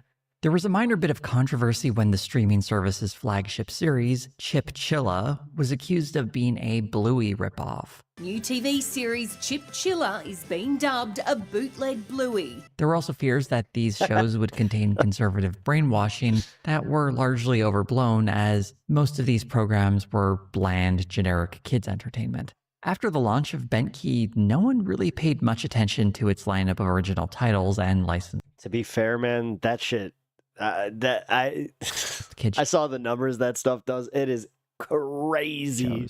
I kept an eye on it Even myself some of these to see ones if its that metrics they're ever the most rudimentary crap. It seems like it's changed, just like, oh wow. And the few I could spot weren't particularly encouraging. When it first dropped, there were a flurry of downloads for the Bent Key app, and these were almost certainly largely members of the Daily Wire audience with kids or those who simply wanted to support the platform. While the Daily Wire wouldn't release how many people had subscribed to it, we could at least check the Google Play Store, which had the slightly vague metric of 50,000 plus downloads listed on the app's page. The Apple Store likely had similar numbers, as the app had similar reviews on both storefronts. It would be over a year before that number went from 50,000 plus downloads to 100,000 plus downloads. In all likelihood, there are probably less than 400,000 downloads. VeggieTales wasn't enough for for this service. Did they get VeggieTales? And we have no idea how many of those free downloads led to someone actually purchasing a $100 annual subscription. Even if every single person who downloaded the Bent Key app purchased a $100 subscription, that still wouldn't even reach half of the $100 million that was pledged for the service. But the real kicker here is that these numbers and estimates I'm giving are way too generous. Because while it's true it does cost $100 for new subscribers who are getting Bent Key for the first time, if someone is an existing Daily Wire Plus subscriber, they got Bent Key for free. With Bent Key's download numbers dwarfing the subscriber count of Daily Wire Plus, we could only really guess at how many Daily Wire Plus subscribers got Bent Key, but I imagine since they were the first ones to hear about it and most of the downloads for this service seem to come in its first month, most people who are using this service aren't paying for it. I doubt there's any way this massive investment made any sort of profit. In fact, it almost certainly cost the company millions, if not tens of millions of dollars. The irony here is that as a streaming service offering entertainment, Bent Key shows a lot of lessons learned. One of the biggest problems with the Daily Wire Plus, presenting itself as some kind of hub for entertainment, is that it only has a few movies. The overwhelming majority of the stuff on there are God, they really do look like each other. Conservative documentaries or video versions of their podcasts. In short, it's for people who want conservative news commentary. Sticking a couple of movies on there isn't going to make someone think they should get that instead of Netflix unless they want that conservative news commentary. No one signs up to Netflix to watch one movie a year. That part only happens when you forget about your Netflix subscription and it auto-renews because you keep forgetting that you have it. BenQ actually made an attempt to provide volume with a decent number of titles at launch. Of course, it was hurt by the fact that no one really knew what most of these titles were. God, it's just ripoffs of like so many different properties, though. And with services like Disney Plus actually having shows and movies parents have heard of, there's no reason to take a chance on a streaming service with shows that have no cultural footprint in your primary market of the United States. The one high-profile show they did eventually add to the BenQ service was the original G.I. Joe cartoon. Really? Is something people have at least heard of, although it seems like it's more for dads looking to relive their childhood than something a kid would be into. One move that might have helped salvage BenQ was when they announced their own version of Snow White. It was a bit baffling a move because it was done entirely despite Disney, which is part of how they got in the whole BenQ debacle to begin with. But by attaching a conservative personality like Brett Cooper to it, they could maybe tap into that same resentment that made a movie like Lady Ballers a hit. But it seems like that movie might never happen for several reasons. The first one being that, in late March, it was reported that the Daily Wire laid off a number of its staffers, specifically in its kids' entertainment department. Ethan Nicole, who left the Babylon Bee to help develop programming for the Daily Wire, confirmed that everyone who created original programming for BenQ got laid off. The Snow White movie had another big problem as well, as its star, Brett Cooper, had left the company a few months earlier, and we have no idea how far into production that movie got before her departure. More on that later, because I should also mention the other big entertainment investment. I seriously question where Ben Shapiro's dad was when, like, she was the conceived. Daily Wire made. The Pendragon Cycle. Man. The rights to produce a series based on the Pendragon Cycle books was announced in 2022, alongside a new plan to adapt Atlas Shrugged. The Ayn Rand adaptation hasn't been mentioned since, but we have seen Jeremy Boring go hands-on to direct the Pendragon Cycle series. The various production diaries that have been posted online reveal a very expensive production. There's a big crew, stunts, special effects, and all the requirements that make TV productions of fantasy shows so expensive. This series is a very big bet.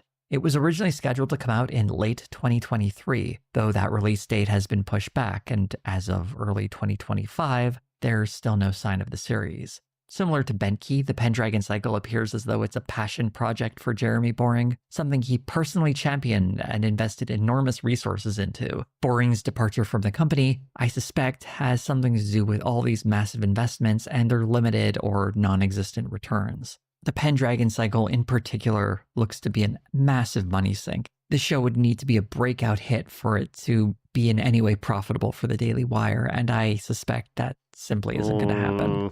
Also, it shows us the Daily Wire hasn't fully learned the lessons it needed to from Lady Ballers.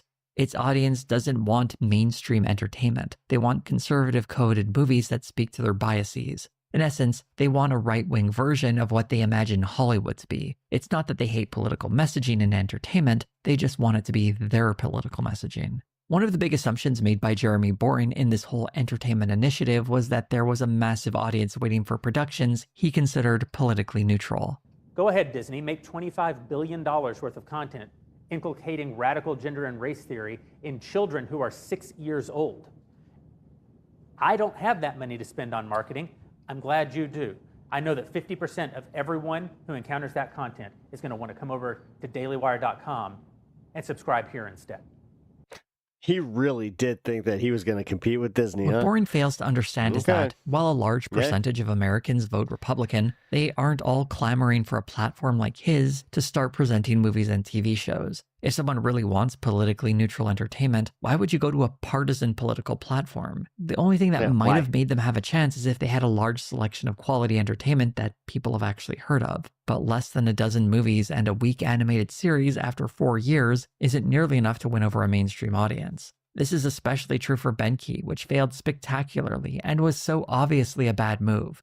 There were signs of a better strategy where they actually licensed programs and produced several originals to come out at the same time, But the $100 price point for a service with no recognizable shows in a Biggest landscape yawn I've ever filled heard. with competitors offering better deals with more programming wasn't realistic. me yawn. And to have invested so much money, reaching roughly $30 million in its first year, it's just a spectacular waste. If that massive audience waiting for conservative branded TV and movies exists, it certainly didn't show up for the Daily Wire.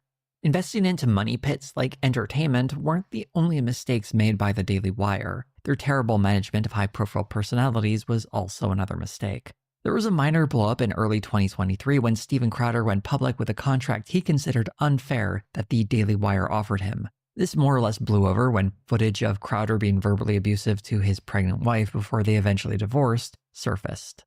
There were a few elements of this feud between Steven Crowder and the Daily Wire I want to highlight, particularly a phone call he recorded with Jeremy Boring about a contract he was offered. It gave us some insight into the Daily Wire's hiring policies. Bench talent, young talent, they don't get deals like this. So they don't get deals that...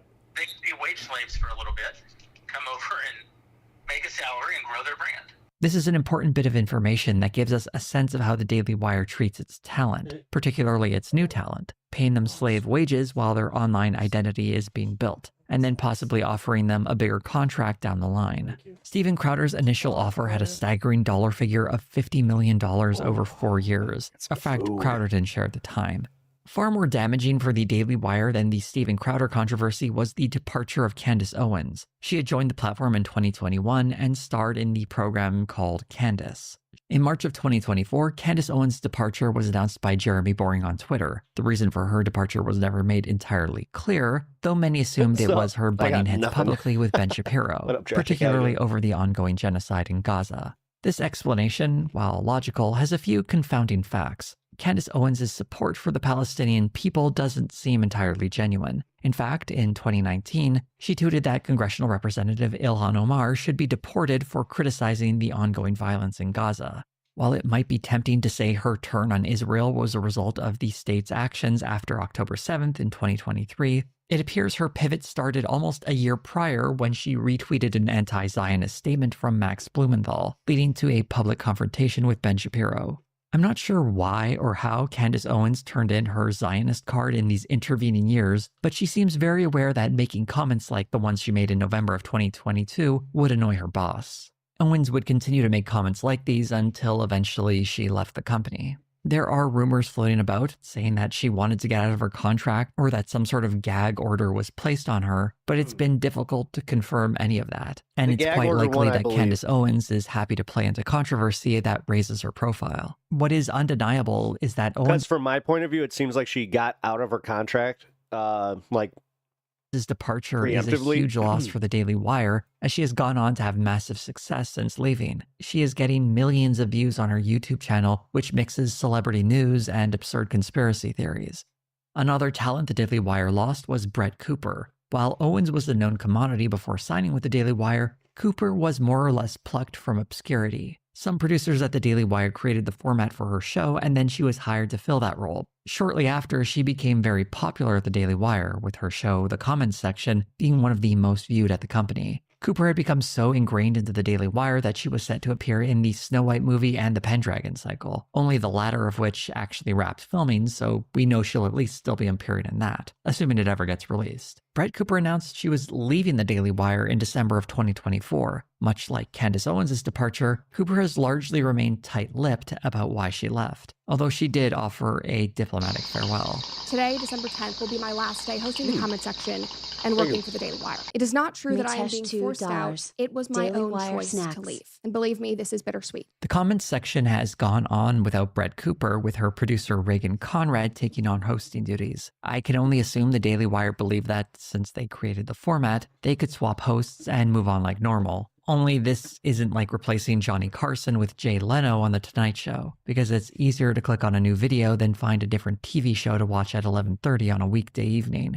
The response to Conrad has been very hostile, with lots of nasty comments and a huge drop-off in views. And undoubtedly, the comments section is a shell of what it once was. This cynical host swap is very much what And some millennial men love Brett Cooper, but when she announced her marriage, she saw a sub dropping subs. Hell you see yeah. on Fox News or Good some for other her. traditional media I'm glad. outlet, completely misunderstanding the digital glad she just space and the admitted that she was importance of married. personalities. What's funny about Brett Cooper's goodbye is she expresses this vague desire for new challenges and new endeavors. I am ready to take on a new direction, both personally and professionally. This means new challenges and new endeavors, which I will share with you soon. Apparently, this means starting a YouTube channel where she is doing more or less the exact same show, but probably keeping more of the money. Much like Candace Owens, Brett Cooper started her own independent show and is racking up some very impressive numbers, mostly talking about celebrity culture with an embedded right-wing framing. The Daily Wire must look at these numbers and regret their mistake in letting Cooper go. Whatever she might have been asking for, they probably should have paid it.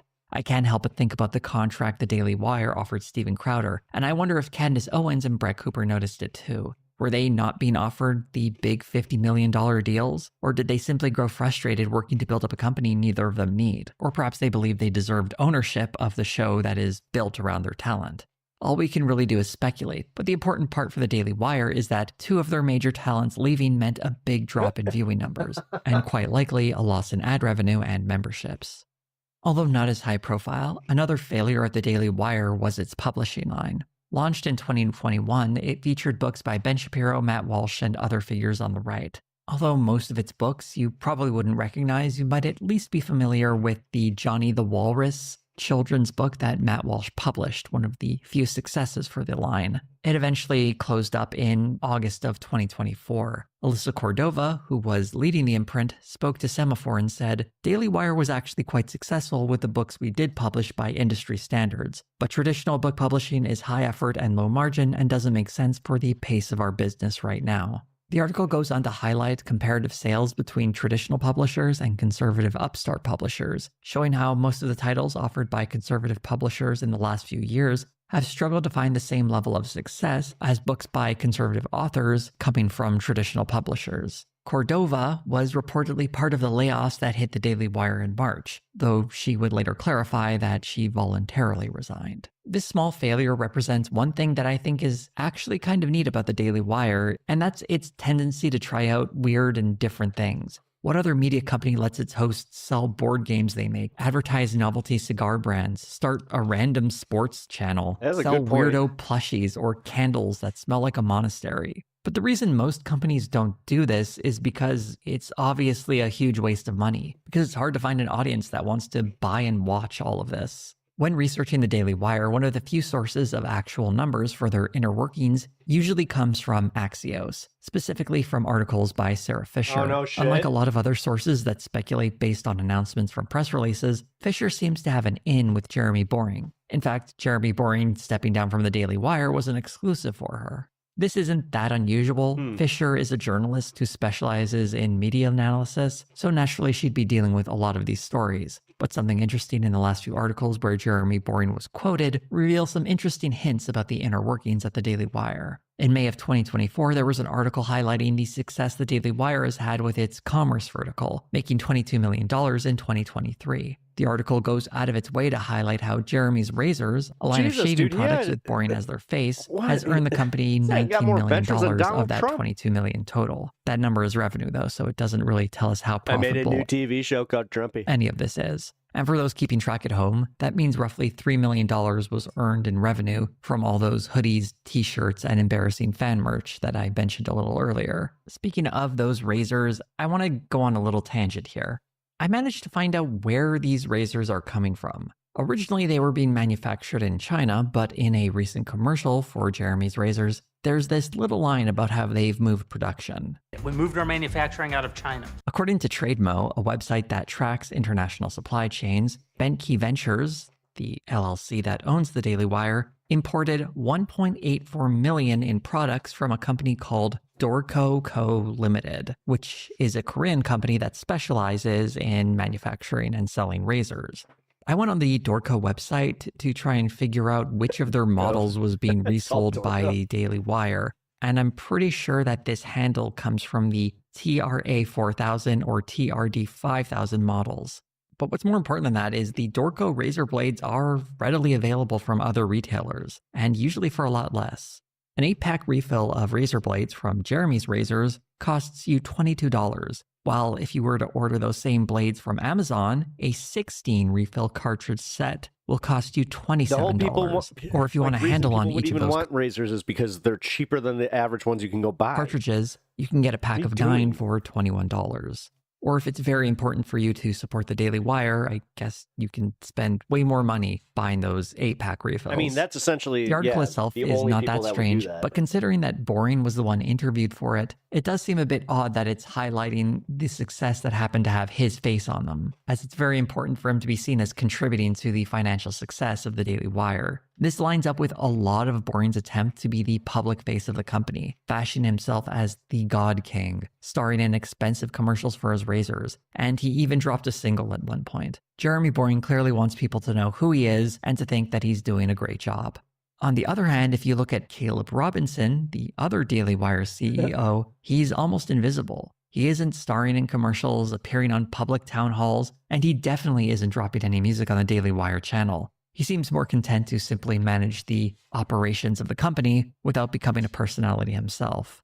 In December of 2024, there was another Axios article about the Daily Wire seeking investment in their company, with Boring commenting on Fox News possibly wanting to buy the Daily Wire to expand their podcast offerings. It was a bit strange as it came off a brief mention in a Semaphore article that mentioned that the Daily Wire was a possible option for Fox. But by commenting on that rumor, Boring was given the opportunity to mention that he believes the Daily Wire is worth more than $1 billion and that it had raised a round of capital in 2023 based on that estimate. That seems like a pretty big admission, as the Daily Wire had always prided itself as operating independent of financial backing. There might be a clue as to how much money the Daily Wire was raising in 2023, as in October of that year, a filing with the SEC revealed that they were seeking $120 million. Of that $120 million, they had already raised $50 million, and the filing mentions that there are 2 investors so far, although it doesn't give us any names on who those people might be. I'm not sure if the Daily Wire got that additional $70 million or who they might have gotten it from, but it does reveal that they were certainly looking for a lot of money. If it's raising capital, it suggests that either the company was on the cusp of expanding or perhaps just really needed the money. Even this whole play of coyly saying that they would be open to being purchased by Fox is another admission that they need an infusion of capital, that either they're looking to expand or that money might be tight. In January of 2025, Jeremy Boring hosted this really strange town hall where he declared victory over trans people after Donald Trump signed an executive order banning certain types of gender-affirming care for minors. Listening to Boring, this is apparently what the Daily Wire had been fighting for years now. This seems like a convenient premise so that Boring can air out a number of grievances. He throws out some wild numbers about how put upon the company has been for its anti-trans stance. The total cost of the additional shadow banning and removing from recommendation engines and inability to retarget the audiences that we weren't able to engage with in the first place, and all the other consequences of our stand on the trans issue are well in excess of $100 million. These numbers are impossible to confirm because these are projections heavily based in speculation. It reads as an explanation as to why the Daily Wire is not earning as much money in January of 2025 as it did in January of 2024 or January of 2023, trying to emphasize that the only reason this has happened is because Facebook limited their reach or that YouTube has demonetized a channel or some videos. Not mentioning the very obvious problem of letting go popular hosts or investing heavily into entertainment divisions that have had very limited appeal. Boring gets to the point right here. We had the courage of our convictions to stand up when others were not standing up, that maybe that audience would have our back. And yes, that did redound to our benefit, not to the price of the hundreds of millions of dollars that we've been denied. This is what this whole town hall was all about. So he could complain that while it's true they make money off of anti-trans media, it's really unfair that they're not making even more money off of that. The ironic thing is, if this topic were less controversial and simply a statement of fact, no one would be paying money to watch a documentary to say something everybody always believes in. The controversy is what made the money to begin with. Pretending like they should be earning more is a misunderstanding of what it means to take a stance on any issue that is contentious. Of course, there's going to be blowback, and if you're not willing to accept that, it doesn't sound like you understand the risks inherent with running a business like that. This whole town hall sounds like a man trying to explain why his company doesn't have any money. And he's trying to emphasize that it isn't because of his bad business decisions. Rather, it's because of all the enemies they've made for taking a moral stand. In this case, the moral stand of spreading anti-trans propaganda. It all just comes across as desperate. And the comments below this video are going after Jeremy Boring in a way that's pretty surprising. And it reveals how little faith even the Daily Wire audience has in this guy. About 2 months later, the Daily Wire laid off several staff members and Jeremy Boring resigned, really emphasizing how bad the company was doing financially. In spite of all of this bad news, Ben Shapiro is still insisting that the Daily Wire is in great shape. As somebody who looks at the balance sheet, I can tell you that is certainly not the case. We are healthy, we are growing, we are thriving, and we have extremely big moves that we are looking forward to making this year. What else is he going to say? That his company is in dire straits as executives step down and employees are laid off? Whatever morale there may be at Daily Wire needs to be kept up somehow. I'm not sure it's working though. I looked at the Glassdoor reviews for the Daily Wire in a previous video, and over time, its average score has only gotten worse. For the sake of the employees, I want to read this recent review to emphasize just how poor morale seems to be there. Pros: trauma bonding with your coworkers. Cons: the VP of Member Experience made employees participate in a 9/11 game of hangman during a mandatory meeting. Leadership and HR is completely corrupt. Bad leaders stay in power through blackmail on executives' talent, constantly outsourcing to the Philippines for cheaper labor. This company does not uphold any values that are spoken about on their shows. The only god here is money and power. See? Advice to management: turnover is high and continues to be high because of the leadership. At what point will you start looking at leadership for the turnover rate? This review came after Jeremy Boring's resignation, by the way. To anyone currently watching this video right now, I hope it doesn't come as a surprise to you that you're doing an unusual thing. My channel, for all its success, is about niche topics that appeal to a limited audience. Although I do fairly well, there are creators who do much better, and even among them, their audience reflects a small fraction compared to the mainstream. To expand beyond that audience would require someone to completely change the sort of videos they make. What the Daily Wire failed to realize is that they have the exact same problem. Their audience is definitely much bigger than mine. That is certainly the truth. Enough to give them money to mess around with and try to make those movies themselves, but ultimately they are still serving a niche. Conservatives who are so politically engaged that they regularly watch Ben Shapiro or Matt Walsh. There are enough people like that to keep a more modest conservative media company afloat, but certainly not enough to create a company that was hoping to one day rival Disney or some other major production company. They were grossly overestimating the power of their reach and how compelling their ideas are. And now it looks like they are in some trouble.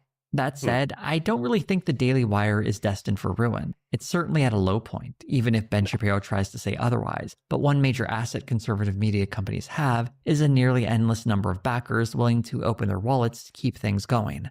The only drawback might be that, since the Daily Wire is such a big operation, some investors might scoff at the high price tag to keep it running. That could be another reason why they got rid of so much staff. By ending its failed kids' entertainment experiment, they might be hoping to find new investors to give them a new influx of cash. I have no doubt they'll probably have some announcements later in the year that are meant to make their company look like it's actually doing fantastic. But until they actually release numbers to tell people otherwise, we could only really guess that they're spending money that they don't have or making investments that will never come to fruition. Regardless, I'll try to keep a close eye on the company just in case they do have a reversal of fortunes and suddenly are doing much better than they appear to be at this moment. I'll probably have that update when the company finally drops the Pendragon cycle, because I still think that thing might actually come out at some point. I don't think a company spending millions upon millions of dollars on its production are going to let it just sit on a shelf. If anyone from the Daily Wire is watching this and wants some advice about how they can turn their fortunes around so the company won't go broke, I would suggest you guys consider going woke.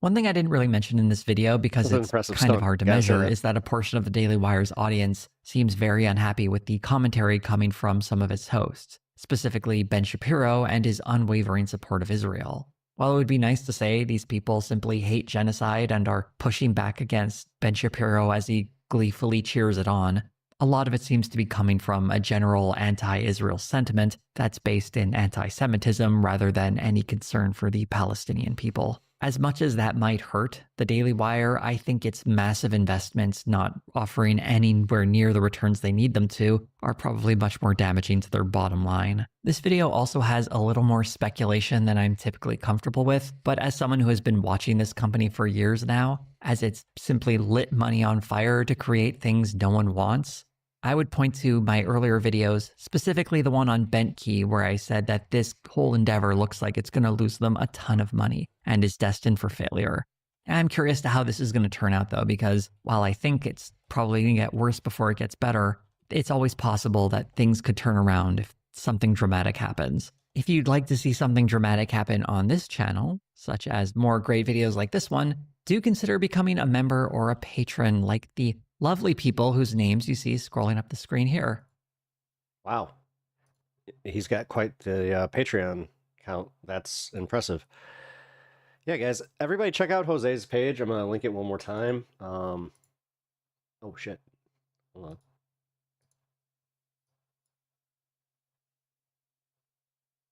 Shit.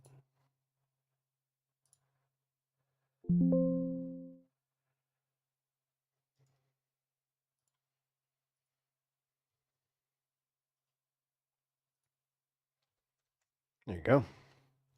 Get that fresh shave filled with hate and hypocrisy. Filled up by Daily Wire. Nice. Oh, hey, we're 3 minutes away from the 4-2-0 in the program. Let's definitely take a look at. All right, y'all, welcome to the show. That. Nope. Why did you autoplay? Hold on one sec. To accept quite possibly. All of them are on autoplay. What the hell's going on with this? Okay. Yeah. All right, let's take a smoke break, and then I think I got one more segment in me, and then I'm going to take an early night tonight because I have some stuff going on this week that I got to prepare for. So I will have a later stream either tomorrow or on Thursday. We'll do a very, very long one. Here, let's do this.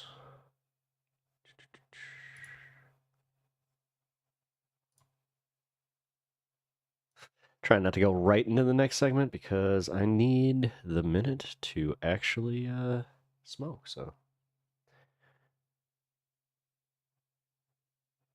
Miss Rachel targeted for standing up for Palestinian children? What? You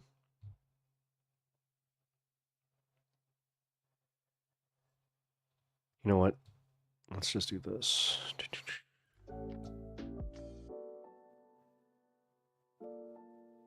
right. Load up.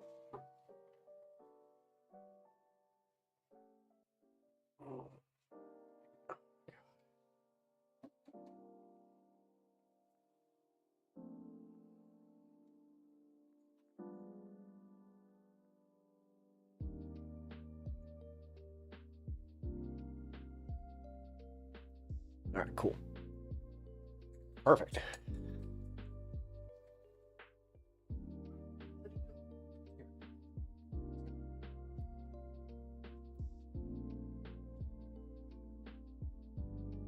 All right, what are we at?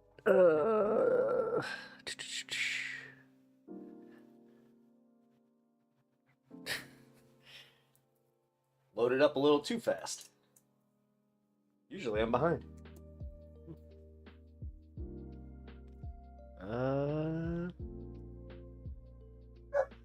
I know. I'm gonna let you up. Don't worry. All right. Let's go.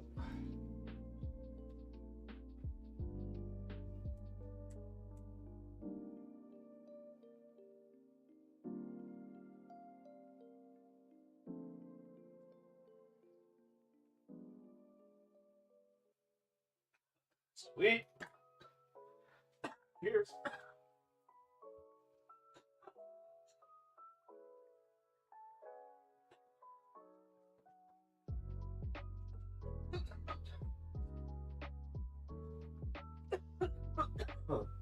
All right. Whew. Oh. There we go. Sorry, standing to go upstairs. He was being annoying. U.S. tariffs on Chinese imports will be cut from 145% to 30%. I gotta pee. And now, obviously, that's a massive cut. 30%, though, is still a huge number. It's higher than Smoot-Hawley on average. The 1930 law, which raised tariffs and sparked a global trade war, deepened the Great Depression, and is blamed by many for the beginning of a world war. And for now, the pause on the tariffs, such that it is a 90-day pause for more negotiation. The chief Asia economist at Capital Economics tells the Wall Street Journal tonight, quote, China has successfully called Trump's bluff. And while Trump, of course, is celebrating the deal as a big win, the Chinese line on social media fits more in line with what that economist says. Quotes like Trump chickened out, Trump kneeled, China rejected America's tariff bullying and pushed the U.S. to the negotiating table. Well done, China. Nicely played. Out front now, Gene Soroka. He is the executive director of the Port of Los Angeles, which is the busiest port in the United States. You know, our Nick Watt has been going to the port, you know, again and again over days and talking to workers as you started to see the dramatic drop off, right, in cargo. You know, it was numbers and then it became reality at your port. So, you know, we've got new video of the port tonight. Obviously, it's not as busy as usual. Now, nobody expected Trump to do this, right? To just back off and drop it by the amount that he did. So I guess the question to you is this: how bad was it that he did something this dramatic? Well, Aaron, I think the conversation really got amplified by the media, by folks in the industry, people that went and visited Washington. And when you saw the stark reality of cargo at the biggest port dropping by more than 30% last week, slamming on the brakes, China cargo, I think it got a lot of people's attention. So when you're looking at that 30% drop, okay? I mean, that's a world you probably never expected to see again. When I say again, COVID would have been the only other time you would have seen it. Now that this has been announced, you're getting this drop from 145 to 30. 30 is still massive. You know, if we were at the beginning of April talking about 30, it would have been really bad. But when it was 145, it doesn't sound so bad. But it's a 90-day delay. Yeah, it's under the 20%. Like at 50%, it's considered an embargo. So sort of. There's Does that. that change the world? I guess. I don't think so. And Aaron, 30% is on top of other pieces that have been added, right? Oh, shit. So Really? now where we find ourselves is that's a little bit elevated still for a lot of people. And 90 days is not a long time in our industry. Now, there may be some products that really have to get out. Think of medical supplies, cancer drugs, some other things. But what I'm getting back from Los Angeles today, and we're still only hours into digesting this, is that folks are doing the math. What does it mean if I buy now? Is it better than if I had to cancel? Say back to school, say Christmas, all those orders. Summer fashions as well as that, right? And May is traditionally the time when all those purchase orders go in for Christmas and year-end holidays. Some people are going to make some pretty big bets right now. Right, and it can be kind of scary. All right, so I got my whiteboard out. We've been doing this. So the budget lab at Yale, so this is even after this announcement. So you're going from 145% to 30%. They are still saying that the average prices are going to go up by 2%. Okay, She loves that they gave her a toy. And that, to them, they say that this is going to be the average middle-class family. This is like the second time she's mentioned that where she's like, ooh, I get my whiteboard. It's $2,337. That's the increase in cost. That's with this dramatic decline from 145% to 30%. That's still a massive amount of money. Every retailer I talked to said they're going to do their level best to pass on the tariff cost to the consumers. Right. Parts suppliers are saying, I'm going to pass it on to the factory. Now, obviously, there's some work to do around trying to find efficiencies, and maybe if the company can use a little bit of margin compression in that equation, they will try to, but it's going right through. So it's going right through. So they're not trying to eat it. I mean, I know some of the car manufacturers with really big price increases are trying to eat some of it. But if you're low margin retail business, you can't. So then where do we go from here? I mean, you talk about, and you know, Dan Ives has been in here. He's been tracking this data every single week and seeing the drop. And we've been seeing the ghost ships, right? Or they've been skipping port because there's nothing to pick up, so that they're continuing on their sail route, but half empty or less than that. What do the ships look like that are coming into port? Well, they're fewer than they were. So we're going to welcome 16 ships again this week to Los Angeles. 11 of those will have made a port call in China, but another 4 from China have been completely canceled. So by the end of this month, we'll be down 20% We talked about this on in the Friday. number of ship calls and probably about 25% in the volume of cargo. All that means is less jobs on the docks, the truckers, and the warehouse folks. And that happens right away. And that happens right away. So where are we on that in terms of the job loss? I mean, this is the intermodal industry, right? When you have a cargo container come and it can be popped right onto a train and can move, or a truck. What's happening? Nobody won. It We lagged need by each a other. week, but we started to get a glimpse of this last Friday. There were maybe 300-400 dock workers that didn't go out to their normal jobs last Friday. We had only 8 ships in port. Over the weekend, 6. I wonder if that's an editorial decision where they're just like, America is stupid. They need and 7 visuals. today So- was 9 ships. So there are fewer job opportunities for the dock workers. This week, we'll start to see That's the the truckers whiteboard. haul fewer containers. If they were hauling 4 or 5 per day last week, it's probably going to be 2 or 3 this week. The volume drop was that precipitous. And an immediate income impact on all of Absolutely. these jobs. Well, Jake, as President Trump makes his way here for his first major foreign trip of his second term in office, he is coming with a bit of a win, at least in his view. And that was his instruction, we are told.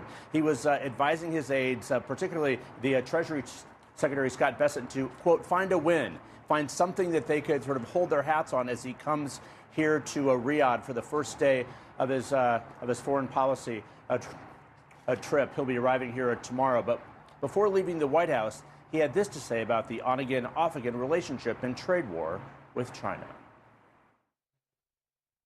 We're not looking to hurt China. They were very happy to be able to do something with us. And the relationship is very, very good. I'll speak to President Xi maybe at the end of the week.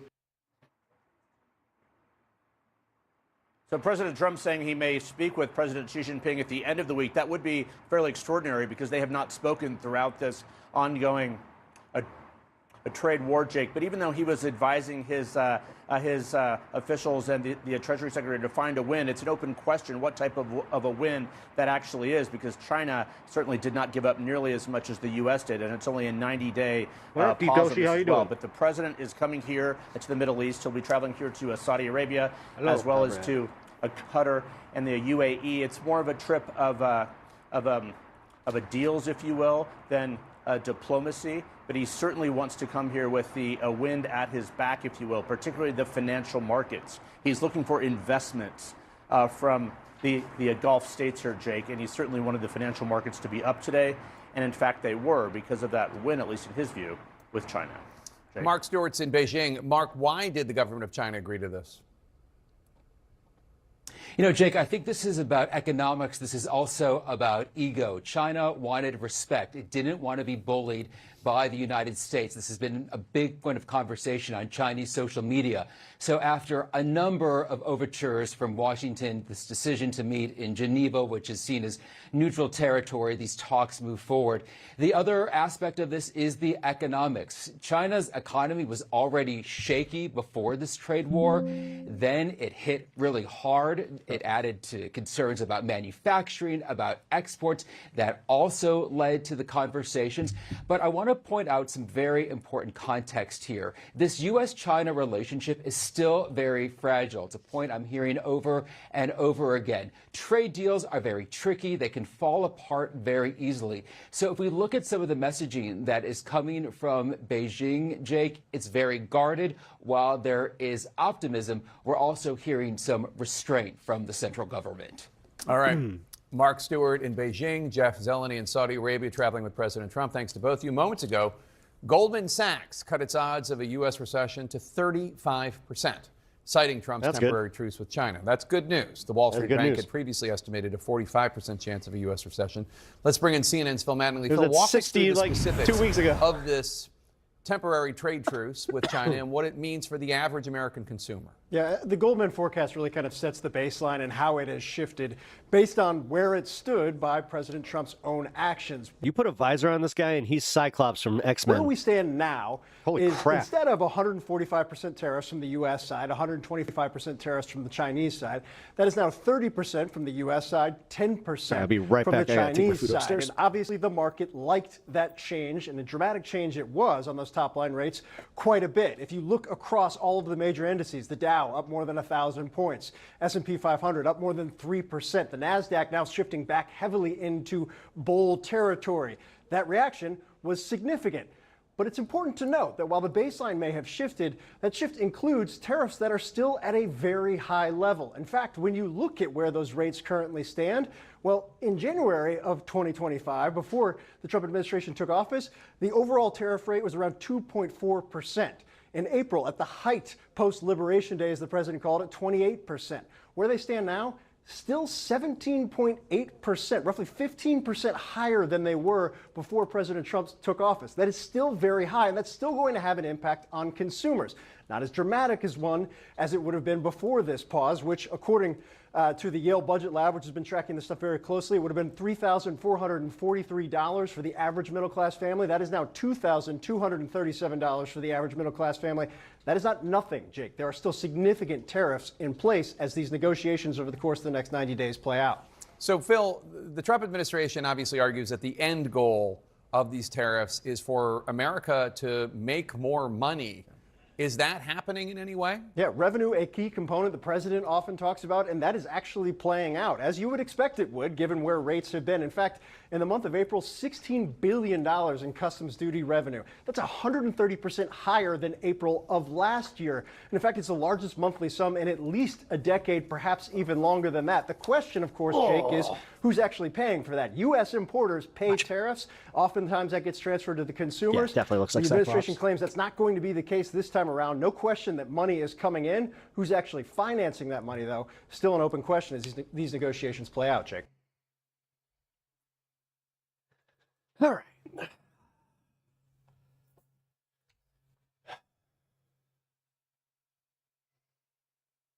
Where we go from here? Let's see. I have a video that I wanted to watch from before that I wasn't able to get to last week. So let's take a look at that. Or not, because it disappeared off my screen. All right, power outage. Durr. Give me a second.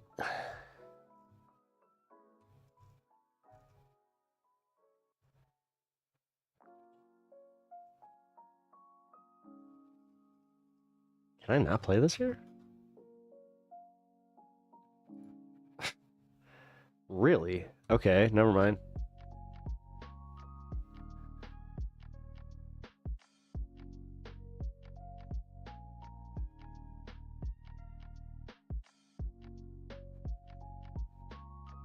Okay.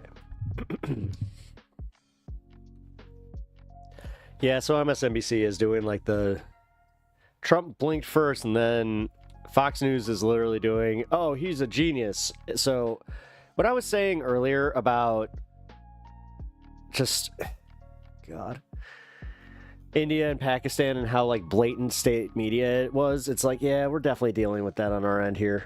So like, let's be real. Here we go. Laura Loomer. This is what I was looking for. So Laura Loomer apparently is starting to find her her line with Trump, and I kind of find it funny what like what those lines are. The last two have been kind of surprising. So here we go. The largest foreign gift ever received by the United States government, and it comes courtesy of Qatar, where the royal family is set to gift the president a super luxury Boeing 747-8 jumbo jet. Trump will reportedly use the plane as a new version of Air Force One until he leaves office in January 2029, when ownership will be transferred to the foundation overseeing his yet-to-be-built presidential library. The gift is expected to be announced when Trump visits Qatar as part of his trip to the Middle East, his first major foreign trip, which he's scheduled to leave for tomorrow. Wear powder out? My house. Moments ago, the White House responded that any gift given by a foreign government is always accepted in full compliance with all applicable laws. President Trump's administration is committed to full transparency. The Qatari government put out their own statement disputing the reporting, saying the matter is still under review and that a decision has not yet been made. There are The thing is, already like, some. just from any freaking intelligence standpoint, this is dumb. Like, there isn't enough debugging technology to just for Trump to chuckles at be this on tape. there and not worry about being heard. They're Are you trying to kidding me? manifest it into existence. Okay, Jeremy, what do you make of what's being called this like floating palace in the sky? Well, I think this is a classic example of the way that Trump has completely blurred the lines between public responsibility and the presidency and his personal private gain. And you've seen this time and time again, whether it is having events, official events at his golf course. Well, that's risky telling people that, just so you know. Why? To the tune of tens of millions of dollars, I believe, in some cases. You see it all, even in his keeping of certain documents, right? Like, remember the whole raid at Mar-a-Lago was because he kept government documents. They belong to the government, not to a president. And he refused to give those up because he treats the whole presidency as if it is his. I stupidly plugged in a space heater where I shouldn't have. Office and not the American people's. So why wouldn't he then assume that the presidential jet belongs to him and not the American people? So it sounds like if this goes through, which, there's some open questions there, that he's going to hang on to this after his presidency. And I mean, I hate to say it, but I wasn't really surprised. I'm kind of surprised that there hasn't been more of an effort to explain this in a way that said that, but from the White House, other than this hypothetical statement of, oh, these gifts are always accepted. Everything is above board. Just trust us. This is my question. I know it's kind of naive at this point to ask, is this legal? But is this legal? I mean, Do they not need congressional approval? We have an emoluments clause. We do. If I try to take out a civil servant to lunch, I think they can't accept more than $20 or $25, some de minimis thing. Like, how is it that President can accept a $400? Well, that's what yes. I say. Anyone who's worked for government, which I have at multiple levels, a $25, $50 lunch is something that you've got to be able to explain to somebody. Right. So the fact that the president is getting a tricked out plane from another country, and to your point, he's going to take it with him once he's left the White House. That means that has nothing to do with the American people. This is really just about him. And I think about this, people talk about prosperity gospel. This is like prosperity politics, right? That as long as he's doing well and the body sees him doing well, then the body's going to be good. And that's just not the way it works. That sort of trickle down sort of wealth, that's never happened in the history of our country. And so you get the sense that, well, this is really just about him. And this is why I think it's so important for Democrats to just constantly keep putting their, paying attention to this and pointing this out. He's going to keep doing this and sort of the accretion of all this wealth and favor. But what happens to the ordinary person? What happens to the grassroots family on the ground that voted for him because they thought he was going to make their life better? I kind of keep coming back to this question about why. Why does Donald Trump need to do this, right? I take away the foreign governments. Foreign governments are always going to try to find ways to have influence with American politicians for whatever interests they may have. But I come back to why the United States' president feels that he needs to accept a gift of this magnitude, if he is going to accept it, from a foreign government. A government that just, I would probably say 9 years ago, he was out there at the White House supporting a blockade against in 2016 when the Saudis and the Emiratis and others led this blockade against Qatar. Well, he supported it. Yeah. And then somebody seems like they got to him and they're like, wait a minute, Mr. President, you do know that we have Central Command is there. We have a huge Air Force presence there. We do all of our Middle East operations out of there. Might not be a good idea to put them under a blockade or support the blockade. So I have zero questions about why Donald Trump is willing to accept these gifts. I think he just likes to accumulate stuff and likes to have people sucking up to him. My bigger question is, what do the other countries expect to get in exchange for it, right? Like, we have seen that there is a push from the U.S. government to try to get countries to adopt Starlink, for example. Elon Musk's Starlink, internet satellite service, in exchange for reducing tariffs. So in that case, I understand what the other countries are hoping to get out of the exchange. But for Qatar, for the Saudis? What do you think they're asking for? Here's a fun What are we fact for giving you. up? Do you know which international carrier is the first to use Starlink on their planes? Qatar Airways. So that's they announced that I think not too long ago. So and I think it's operational on some flights already. But I think it's when these countries are looking for their own self-interest, they see, and certainly from that part of the world, they see a president who knows how to talk their language, and their language is business.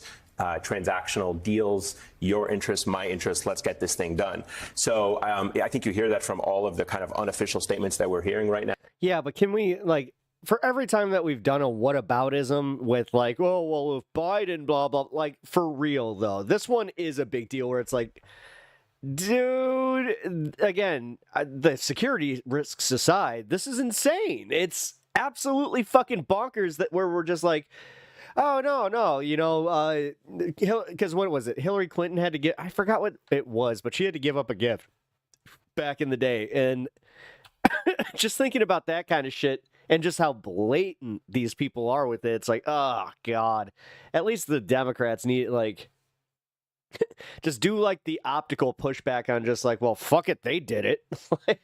Jesus. Now people want access to no, the I take United that back. States. I would no. Wrong message to take from this. For technology, whether it's chips, what have you.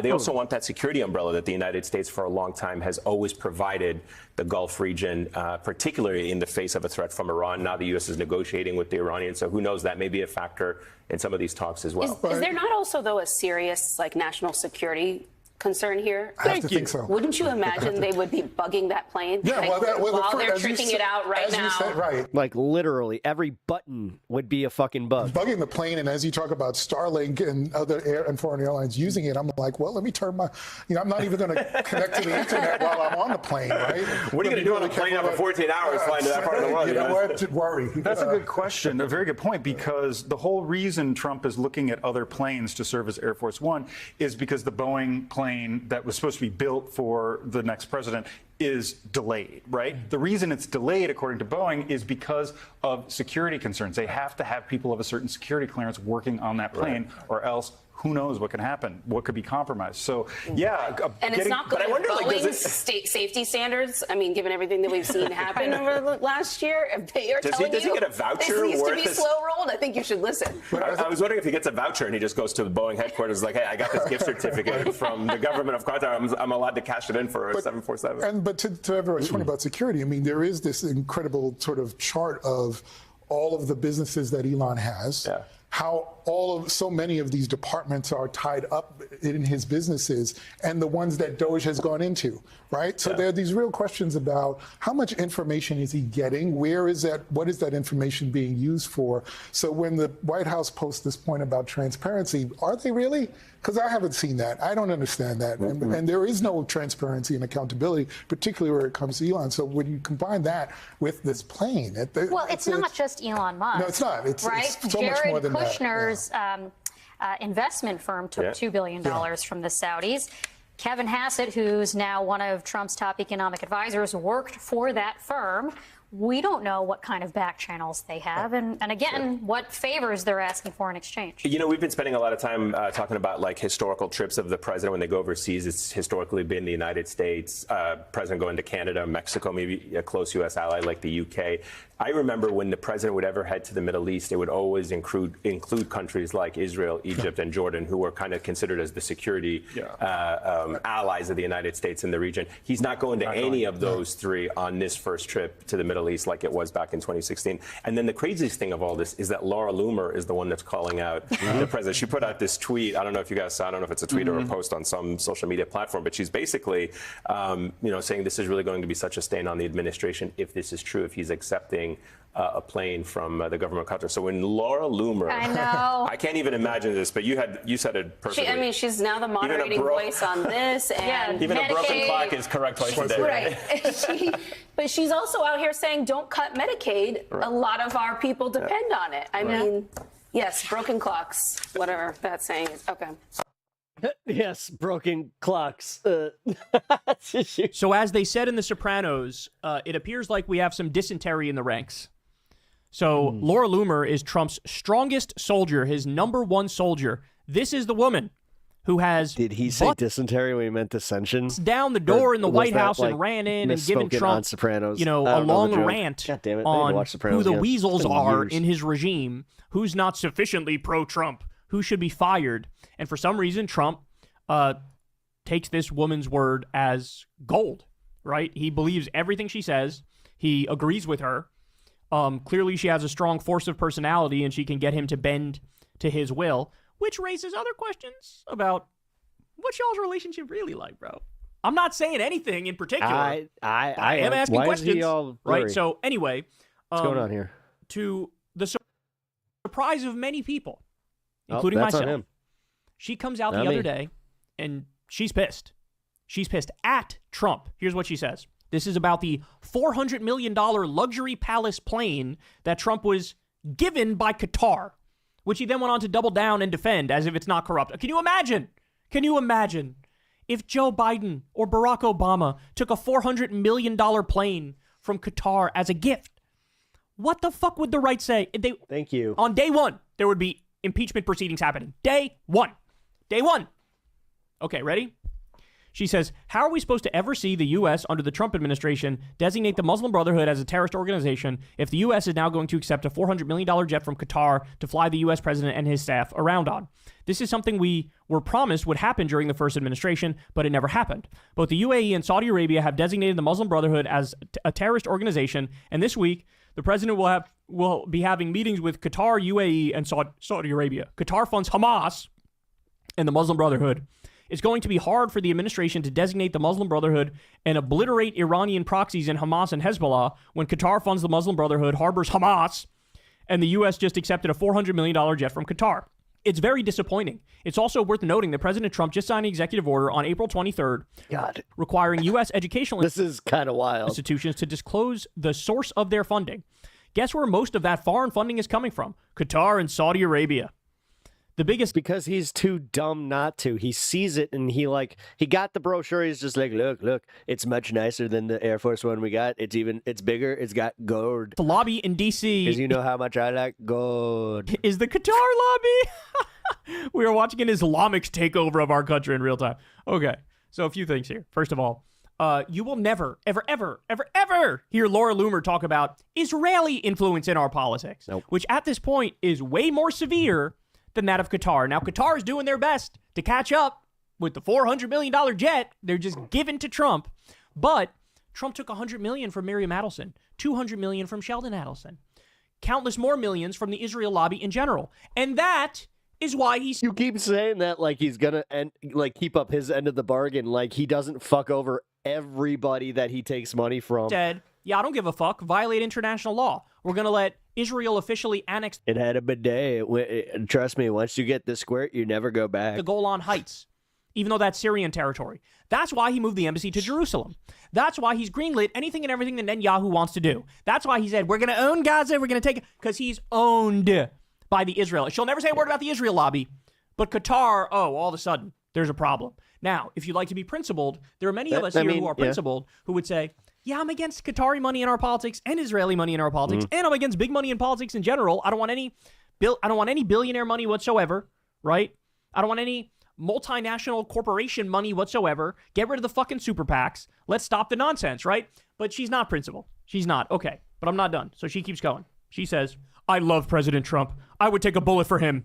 But I have to call a spade a spade. We cannot accept a $400 million gift from jihadists in suits. The Qataris fund the same Iranian proxies in Hamas and Hezbollah. Okay, calling her right is definitely a little too charitable. Who have Jesus murdered Christ. U.S. service members. The same proxies that have worked with the Mexican cartels to get jihadists across our border. That is the fakest thing I've ever heard in my life. This is really going to be such a stain on the administration if this is true. And I say that as someone who would take a bullet for Trump. I'm so disappointed. All right, so again, let's be clear about something. If it was the government of Israel that gave Trump a $400 million jet, she wouldn't say shit about it, and she'd be totally fine with it. In plain Let's be clear about McDonald's, that. fresh McFlurries. You ever seen Richie Rich? It's the way that I saw that movie, and I was just like, wait a minute, I just have to have a McDonald's everywhere I go. Two. But the ice cream always works. What? She actually is clearly and straightforwardly disagreeing with him on this issue. She's saying, this is bad, this is not right, and you shouldn't do it. Now, I cannot get out of this segment without stating the obvious reality, which is what? We've seen this so many times with so many different right-wing figures, right? We've seen Joe Rogan do this. We've seen Alex Jones do this. We've seen sloppy Steve Bannon is probably number one at this trick, which is what? Yeah. Come out there every now and then. And pivot left. And offer some tepid criticism on a particular issue. Yes. Right? And then, within the same day, or if not within the same day, Alex certainly the Alex next Jones day, fell off hard, not going to lie. I mean, his own audience, like, abandoned him. you go right back to acting like Trump never did anything wrong. He's 100% right. You're on the Trump train. You're on the Trump team. You're with him all the way. So you express Take a bullet for Trump. Such cringe. Like, no, you wouldn't. some tepid disapproval over a certain issue every I mean, I tried, but it was just, like, so far away. now and then. And then you immediately go right back to the script. You immediately go right back to, Trump is fighting the deep state, and Trump is destroying the corrupt Democrats, and Trump is winning, and he's making this country great again. And I'm so fucking sick of this tap dance. I'm so sick of this tap dance. Because ultimately, it comes to naught. We have to. Everybody needs to McConaughey stayed at my hotel, and then he got his own McDonald's before me. Not fair. start thinking about politics in this way. It's about trends. It's about movements, right? I saw his little trick with the talk boy, and I was just like, that's genius. Right? And if you are still Dude, can on you board imagine? for the project, Hello, this is Peter McAllister, the father. while you tepidly disagree 1% of the time, you're not some sort of brave truth teller. You're not some sort of hero. You're not some sort of principled person like these people fancy they are. No, you're a fucking hack. You're a total fucking hack. Because the fact, if it took this long, this was the first thing Trump ever did that made you go, you know what? I mildly disagree with this. Really? This was the first thing. Of all the shit he's done, this is the thing. It just goes to show you how unserious these people are. So what, Laura Loomer? You had no problem with Trump's crypto scam coin where he ripped off his own supporters 2 days before his inauguration? I mean... You didn't say dick about that. Didn't say dick about that. I'm fine with it. Right? Don't even get me The started only people that got hurt were the people that deserve to be hurt there. Like, be real. Stop protecting them from themselves all the time, dude. Every once in a while, let them just fucking fail and just let us laugh. That's just plain and simple. On the first term, like, dude, with... Yes, we can point out the fact that it was a crypto scam and just laugh about it, but that little feigned outrage where it's just like, oh, did you feel good about when you ripped off your own supporters? Warmongering insanity of his foreign policy. That's the only time I do feel good. Trying to coup Venezuela, increase no fun ripping off a lefty. Drone strikes over 400%. Nothing to say. Nothing to say. So I even though she is disagreeing with him here, even though she is turning on him, you bet your ass cheeks she'll turn her ass cheeks right back around tomorrow and go right back to the script like they all do. That's a Howard Stern joke. There's like one person in this audience that just say, yeah. There's not a brave one among them. There's not a real truth teller among them. Because, by the way, if they were an actual truth teller, what would they do? They would have done a clean break a long fuck. It's not that. It was just a crypto scam, but the highest investor that got the biggest return were all foreign, and it's like 11 of them. Time ago. Yeah. But even if I say, okay, forget a long time ago, what about now? If she were a way to pump and dump American crypto into foreign markets, to come out, disagree, and then crusade against about it, so I'm not going to speak on it. Fraud, war criminal, corrupt goon that is Trump on a daily basis, then we'd be having a different conversation. But she's not going to do that. Sloppy Steve is not going to do that. Joe Rogan is not going to do that. None of these fucking Russell Brand is not. None of these people are ever going to fucking do that. They're not going to do it. They're not going to do it. And so here we are, where even as strongest soldiers from time to time have to admit E-money ball spot that this Thank is you for fucking the follow. psycho, but it won't stop them at all. Now, again, compare the way they talk about Democrats when they have something on a Democrat, compare that to what they do with Trump, right? I mean, we're still talking about Nancy Pelosi's insider trading. We're still talking about Hunter Biden. It is kind of silly. Like, yeah, I hate her, and honestly, like, yes, it's stupid that she was able to do this. But they all do it, so why just focus on her? And Burisma. I've always been weirded They do out by that. investigations over it. Like, the left does that, too. They fall for it all the time, where they're just like, but Nancy Pelosi, it's like, yeah, but dude, committee hearings over it. You hear Holy about shit. it years Yes, later. She's the brazen one. This, it'll be what? Don't hold AOC to like that standard based on fucking Nancy Pelosi, because that's what ends up happening. Day, and they'll move on and bury it. And that shows the imbalance in our politics, and it shows that they are not serious people. They are partisan hacks, believe you me. Hey, y'all, do me a favor and like and subscribe. It helps out big time in the algorithm. Click the bell as well for notifications when videos drop, and watch that video on screen right now. You know you want to. Oh, I do got something. He had me an interview with Weed Maps on Friday. Went really well. If I get the job, I'm gonna eat. Nice. Hell yeah. I hope that goes well. Positive vibes for Tragic Mammal. Hope they get the job. Because that also sounds like a pretty cool gig. I do say so myself. All right, let's take a look at what we got. We're in the fun half, and I technically had to do 2 streams today.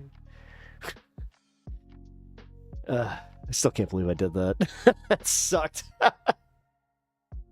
Here, damn it. Okay, Hassan is covering this. Donald Trump and his team actually said, Israel, you are a major setback in these ceasefire negotiations. So we're going directly to Hamas.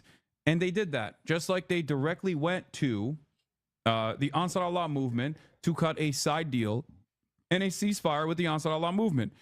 If you recall, if you are fans of Drop Site News, as I am, and there is a lot of importance in being able to talk to Houthis directly and being able to talk to Hamas directly, being able to talk to Hezbollah and Palestinian Islamic Jihad directly. So shouts out to the Drop Site boys for constantly doing incredible coverage on that front. If you remember their reporting on the matter, the Ansar Allah movement told Drop Site News in an interview that they would stop blowing up American ships and attacking American naval vessels if America stopped bombing Yemen. Okay? This reporting was so important that I think personally, I'm speculating here, it played a role in the American government actually seeing that and going, okay, we can cut a side deal with them, because they literally ended up doing that. And the side deal that they cut in Oman was on the same boundaries that were presented in the Drop Site reporting a month. Does anybody know if he takes a full PC rig with him? Prior, that they would not stop the blockade. They would not. Because I'm kind of worried about that. Like, I have to go and visit my my folks and, well, my dad in Tennessee, and stop attacking Israel as long as Israel kept one of those situations where I was just like, do I take my whole rig with me? I don't know. Doing its genocide, but they would stop attacking American vessels, American Navy ships in the region. We'll see. If America stopped attacking Yemen, if America stopped bombing Yemen. And they did that. They cut a side deal with the Ansar Allah movement. And then Trump famously came out and said, Houthis are so brave. They're so courageous. They're so strong. I love them. Right. And then after that, a similar pattern is emerging with Israel. Okay.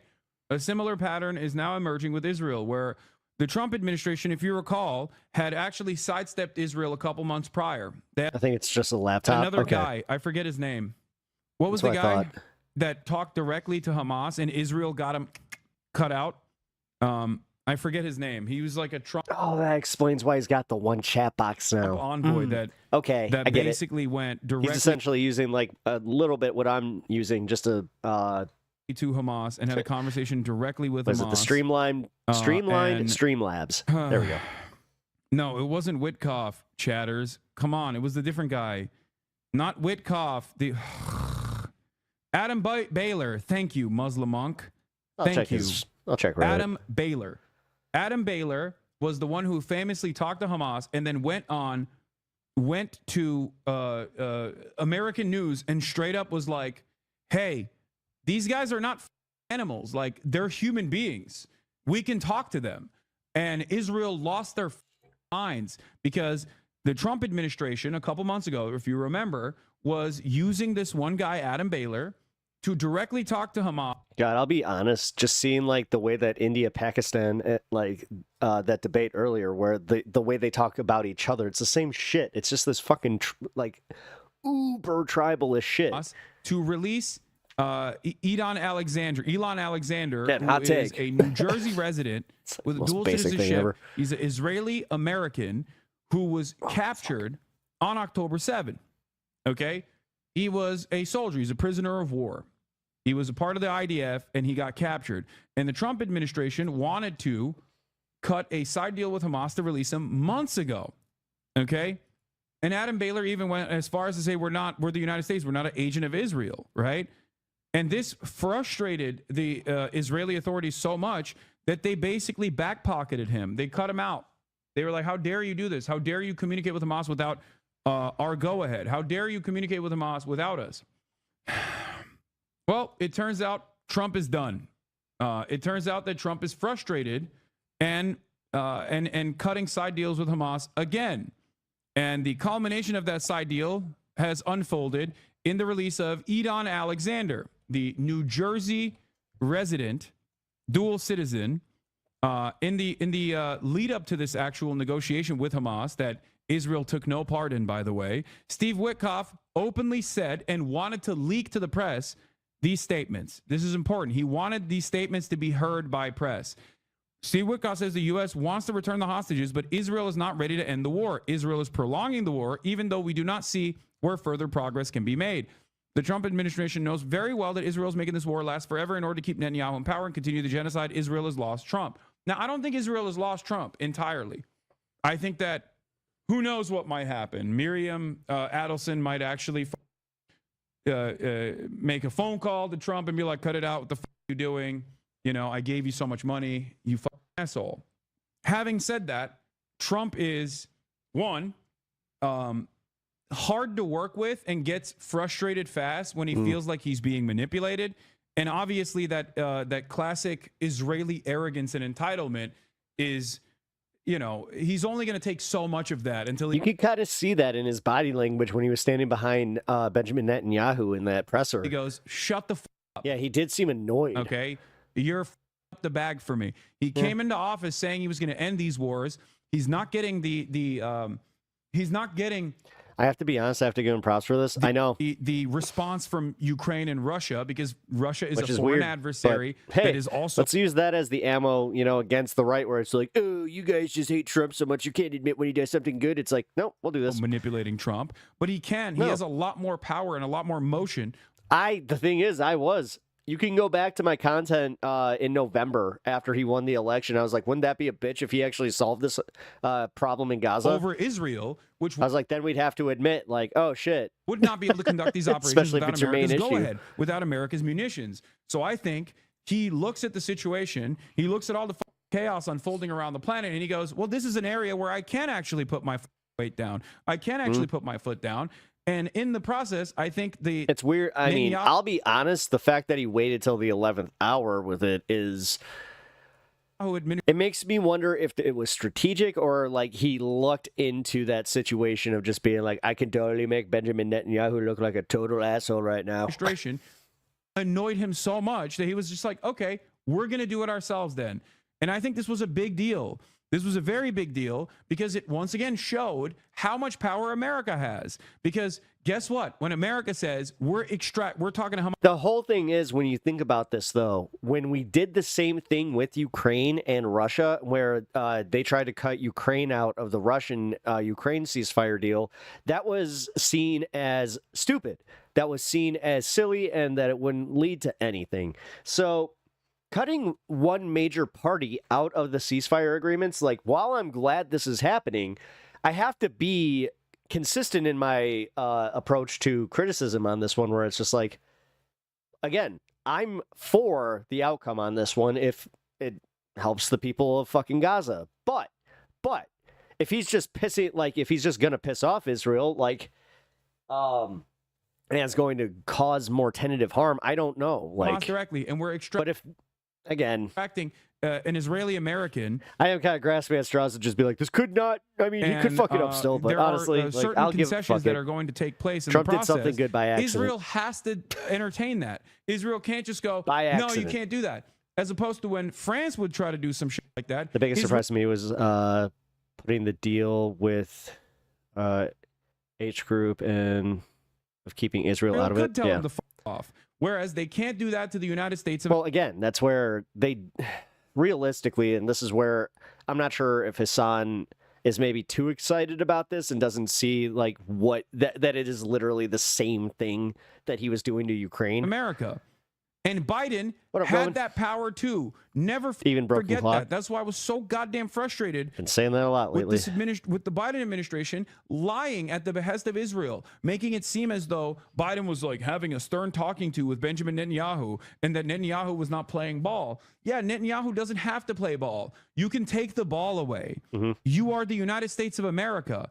So ironically enough, they basically lost one of their biggest allies in the region. The Israeli government did, because you had a brain dead, diehard. That's bullshit, Hassan. No, see, what you're doing here is you're conflating the fact that he took him out of a fucking ceasefire deal, where you're trying to say that he took away providing them with weapons and continuing to provide that. Shut up. No, that's not what's happening. Zionist who was like, I'm sorry, man, but that's being too fucking fair. Indoctrinated into this until Trump actually just says, you know what? No more toys. You don't get the fun toys. Sorry, baby, we're done.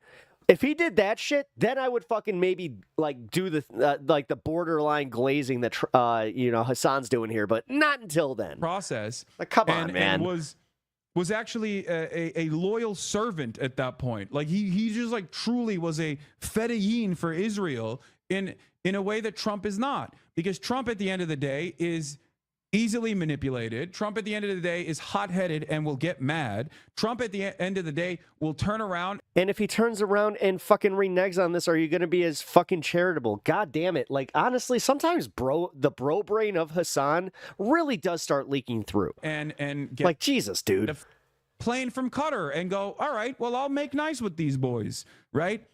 Just like Trump and his seeming loyalty to Israel comes from the pocket change that he got to the tune of $100 million previously from Sheldon Adelson, who is now dead, rest in piss, and now his wife, Miriam Adelson, who gave another $100 million. Where's for Pakistan founder Foch hasn't been seen today. So $100 million can buy a lot of influence in this administration. But wait, what the fuck? I missed this. I haven't listened to Vosh in a while. What's going on over there? That means that someone else with $150 million could also buy a lot of influence in the administration, right? So I think this is important. I think it's important that this deal happen, because it basically shows the depravity of the Israeli government.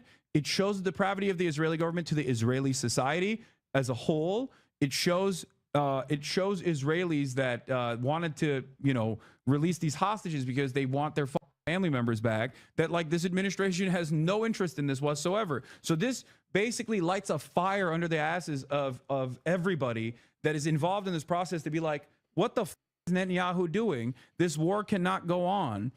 And that they're too invested in death and destruction and not invested in like actually bringing back hostages when America can seemingly do so. And in the process, the Israeli I think he also has to be fair with the amount of audience he has and the amount of pushback he'll get if he isn't as fair as possible. That, or as you said, bro brain. Government has said we need to detox from. I mean, when people call him the Rogan of the left, there are parts of that where it's not exactly a complete compliment. And the problem also is, it's like, bro, you're not even high. Like, you're kind of, you want to talk about easily manipulated? Like, this is kind of showing that if Trump can get you to glaze him specifically with this issue, from American security arrangements. Shows, No, like, you won't. And then, like, I'm not hearing the skepticism that right? Yeah, patting myself on the back for maintaining my skepticism and just being like, okay, so he said one thing that is agreeable, and he could still totally renege on this. So, again, he's approaching this like Trump literally went in and said, you got to do a ceasefire, otherwise we're done. Here's senior fellow of Carnegie Endowment, Aaron David Miller, who had this assessment, and I kind of agree with it. A pattern is developing here. Trump outreach to Hamas twice, Houthi ceasefire and Iran negotiations, all uncoordinated with Israel, with the possible exception of Bush-Baker. All previous Republican-Democrat administrations coordinated closely with Israel. No daylight policy. Not this one. Fascinating. Now, I don't know. I'm still very skeptical about this process. Okay. I will say personally that it's not a no daylight process. Maybe I'm too suspicious of Israel and how much power Israel has had in American foreign policy in the Middle East in the past, that like one. Well, also you're forgetting the fact that you're like, dude, like or I'll even be like charitable. 80% of his cabinet are fucking Zionists. So you're going to sit here just being like, oh yeah, they're definitely going to be cool with that. One man like Donald Trump is not going to be able to completely roll that back. But at the very least, and this kind of, I hate to say it, man, like this whole thing that leads to it with like Biden. Trump administration. Again, forgetting the obvious criticism where it's just like, dude, he did the Trump Gaza thing and you're just, all right, whatever, man. Seemingly not shying away from demonstrating a direct separation from Israel. I'm also not going to carry water for fucking Biden. On a lot of Like, these issues. I hate that shit, and I hate when people insinuate that I would. Do you see what I'm saying? Living American hostage being held in Gaza has been released. Idan Alexander now in Red Cross custody after nearly 600 days in captivity and heading home. He's 21 years old. He was born and raised. I just see where it would be very useful to get someone like Hassan on board with that. Converge with the administration's contempt for pro-Palestine protesters. Brother, they're not like pro-Hamas, but I do think that Israel is such a arrogant and such an entitled ally that yes, Hamas, that it even gets these people to see Hamas as the more reasonable, more restrained party. That is not what's happening, Hassan, and that's where you're wrong. No, what he's doing is he got something behind the scenes happened between him and Benjamin Netanyahu. He got mad at the fact that Benjamin Netanyahu tried to big dick him in some way and honestly like tried to pull a power play. And then he was just like, you know what? I'm the one who holds the fucking cards here, baby. Because of Israel's behavior. Instead, you're just like, I don't know, man. Maybe he just had a come to Jesus moment. Maybe he saw the light. Do you not understand? They're not pro-Hamas, but even they understand, like, yeah, we're going to probably get a better. No! How are you not bringing up the Russian-Ukraine aspect to this where it's already been like established that this is how he does it? What are you talking about, Hassan? Better deal from Hamas than we will from this shit. Really does kind of piss me off how he just goes, whoop, I can't fucking see the parallels here. Israel, what are you because talking they just want about? to technically cleanse the entire strip, and we want to bring out like the American citizen. We want to put an end to this conflict because it looks bad, because it looks horrible. I mean, this is a. You think that's why he's. Guys, this is why I'm pissed off at this. And honestly, Hassan is being a useful idiot here for the Trump administration. Like, I'm not even kidding. I'm not even kidding. If this does continue, he'll be full MAGA by the end of the fucking term. But like, it's like, and he'll literally say, like, I was surprised, real. guys. This I don't meme know, right bro. here. I don't know. Maybe I was just too critical, bro. Is like, honestly, I think something like this happened to Trump, which is why he's now negotiating with Hamas. It's like, yeah, if you deal with Israel long enough, if you recognize the way Israel operates, if you see it, if you see that pattern emerging, eventually you're going to be like, all right, I'll go with the guys that are more reasonable here, which is Hamas. It was a good game. I thought in the beginning Israel was better, but now Mali is is destroying them, I think. Israel is not bad. Israel is not bad, but I think Mali is going to destroy them today. Other means of conflict resolution. I'm just talking about football. I'm just talking about football. Free. I wonder if the side deal includes some Trump Gaza hotel. Palestine, Yeah. Free Palestine. Free Palestine. This is literally just like this is a common pattern that has emerged throughout this past year and a half. Or he's doing the businessman thing where, again, he got pissed. He wants to call Israel on their shit and then have it turn around where it's just like, hold on, baby, you got to give me something here. Where Israel does some insane, heinous. I don't know, man. Hassan is doing, like, again, I've watched, 20 minutes of this at least, and... Okay, and then its supporters 12 loudly minutes, declare it as the best I've watched 12 possible minutes thing of to this, do. and he's yet to be cautiously skeptical about all of this. like in a way that makes me feel like, oh yeah, you would actually walk this back in a heartbeat. Everybody goes, what the fuck are you saying? This is incredible violence. Like, how are you saying this? Like, I don't think we should be killing children like this. And they go, you're anti-Semitic. You are terrorist. You are terrorist. Police, arrest this man. No politics here. And it causes people to go, okay, you, free Palestine, okay? They've basically pushed people into the hands of Hamas as the reasonable party. Remember, this is a guy that literally said he wanted to ethnically cleanse the Gaza Strip. Like, that was his idea, okay? That was his brilliant idea, was like, yeah, let's just cleanse it all. And a couple months later, now he's like, I'm done. Glory to the Al-Qassam martyrs. Like, that's what he went from. He went from being like, we should ethnically cleanse the entirety of the Gaza Strip to, inshallah, the martyrs of the Al-Qassam brigades will one day be seen as, hailed as heroes. You really are one of the most useful idiots. Holy Joe Rogan. Holy fuck, dude. We are literally watching Hassan Joe Rogan out. This is kind of fun. Over the course. I mean, for real. Course of like back this and is forth. bro brain. I can't any Conversations with Israel. What the fuck? If I ever get accused of this bullshit, I'm just gonna fucking play this video specifically for everybody, where it's just like, okay, insane. Here you go, guys. Here is he the hit the guy Allah. who has the fucking audience share on the literally, he has the monopoly on this. And this is the fucking take that it's just awaken the people.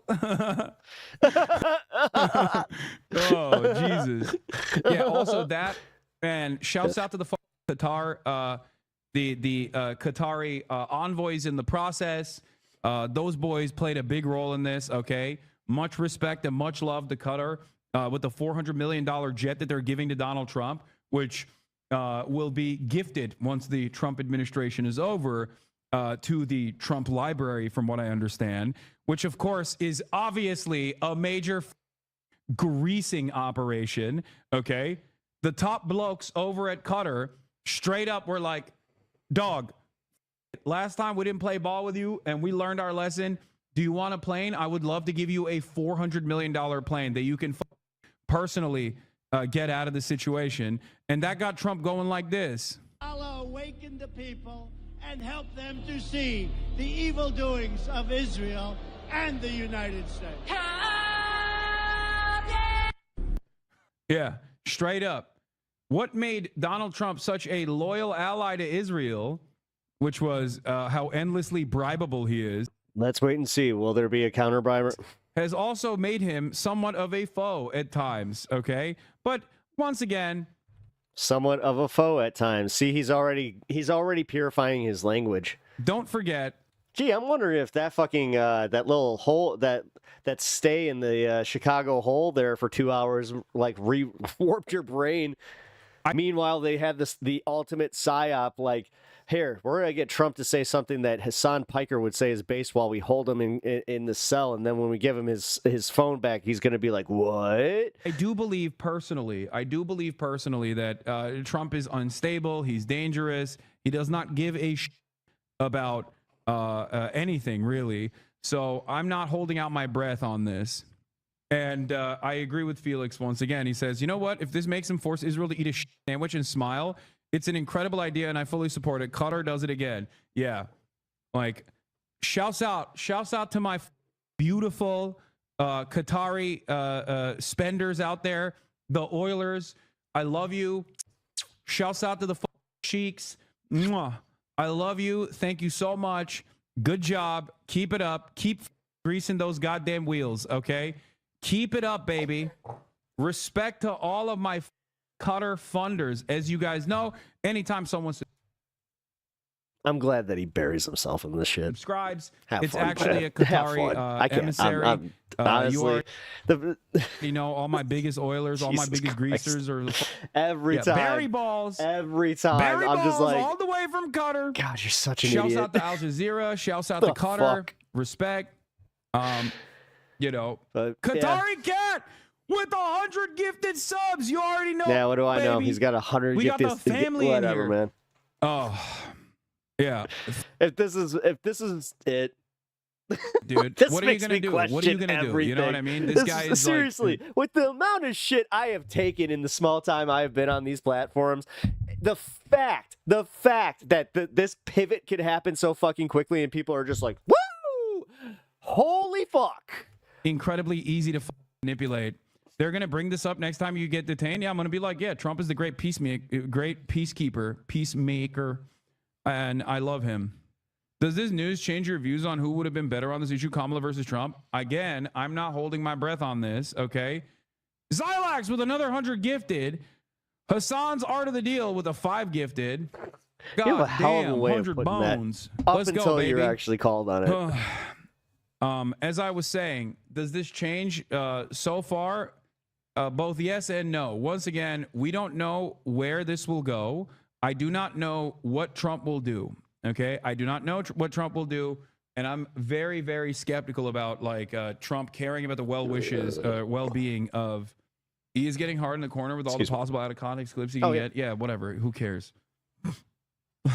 I don't think he understands that if the Trump administration arrests me, like that's not going to magically make people like him. That's going to make people despise him even further. Okay. Like that's cat's out of the bag on that one. You know, there's no recovery there. But yeah, I don't give a who does it. Just end the genocide. Exactly. That's how I feel about it. That's where I'm at on this. The Hamas statement shows how different Witkoff is being compared to the Israelis. Yeah, we'll talk about that in a second. While Biden earned, Matthew Petty says, Biden was incredibly effective at his actual goal, buying Netanyahu infinite time for the war, but that required Biden to pretend to be hapless. Matt Duss, by the way, is executive vice president at CI Policy, and he is Bernie's former foreign policy advisor for Bernie Sanders. And Center for International Politics Policy is like a anti-war hawk think tank, basically, and they do pretty good work. Yeah, I still think it's like he's an R word for it. I'm sorry. So Matt Duss says it's really something to watch Trump handle Netanyahu more effectively than the alleged foreign policy expert Joe Biden did. And this is true. So far, he's been able to implement a ceasefire. And also on top of that, he's been able to he's been able to basically cut a side deal and piss off the Israeli administrators in the process. And is like at what point do you trade the Gaza issue for your rights as a transhuman being? Like honestly, that's what's starting to happen with these fucking like be all end all fucking arguments, and is not afraid of stepping on toes in that regard. And I think that's ultimately a good thing. Because honestly, that's the shit that gets me. Would that get him to quit fighting? Okay. Jeremy Scale talked about how Trump's actions are being interpreted inside of Israel. We'll talk about that in a second.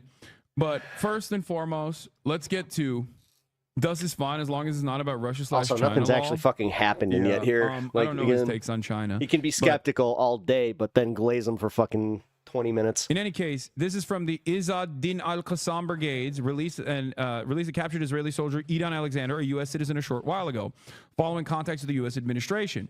This comes as a part of the efforts being made by mediators to achieve a ceasefire, open the crossings, and allow aid and relief to reach our people in the Gaza Strip. The reason why Hamas did this was because they wanted to do a show of good faith to the Trump administration, because the Trump administration was willing and able to talk to them separately from Israel.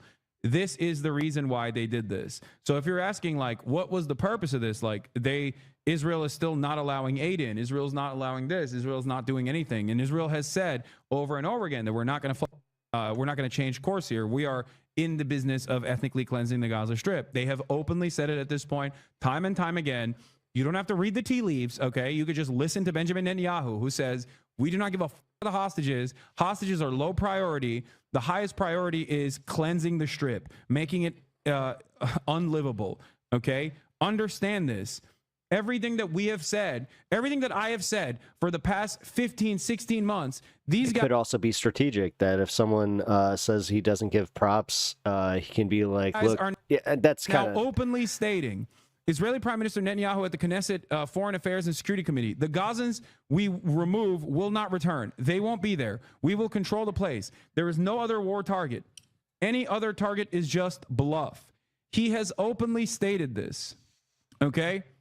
His only goal is to ethnically cleanse the Gaza Strip. They are saying it actively. They're saying it openly. They're saying it in real time. It is no longer something that you can act like it's not happening. Of course, there's very little coverage in the Western world on this stuff, but you know, they have moved on to at least this kind of thing. I don't think this means I don't agree, though. You shouldn't overly glaze when there's someone New York trying to Times exactly. doing 6 deadly minutes. How Israeli soldiers killed 15 rescue workers in Gaza. My take on this is that Hassan literally is one good deed, like, away from putting that red hat on and being apolitical to just being political and just going that way. Because honestly, it'd be easier for him. Gaza. You know, the whole grift thing. Like, there is a tide shift in Weird how mainstream that media works. as well. I'm half kidding, but I'm also like, There's a tide shift in the State Department, the way that they're examining their relationship with Israel. I guess everybody on the left has their fucking selling point. Certainly a tide shift that's Anna has hers. accompanying that with mainstream press, because the New York Times is the #1 Hasbara operation that has legitimacy, right? And the reason their visual investigations team has always been fantastic. Shouts out to Eric Toller.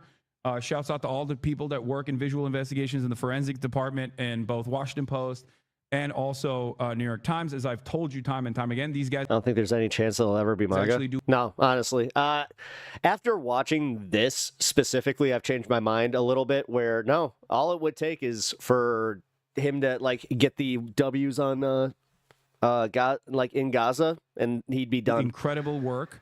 Real journalism. I'm not sure about that. But... I'm honestly not sure. Their regular news reporting team. Because that's where I went with that, my example of at what point do you sacrifice trans rights for, on the ending the genocide in Gaza. Israel side has always been. Because at some point you're capitulating on one issue and that's the issue that you're just going to have to be like, yep, you know what?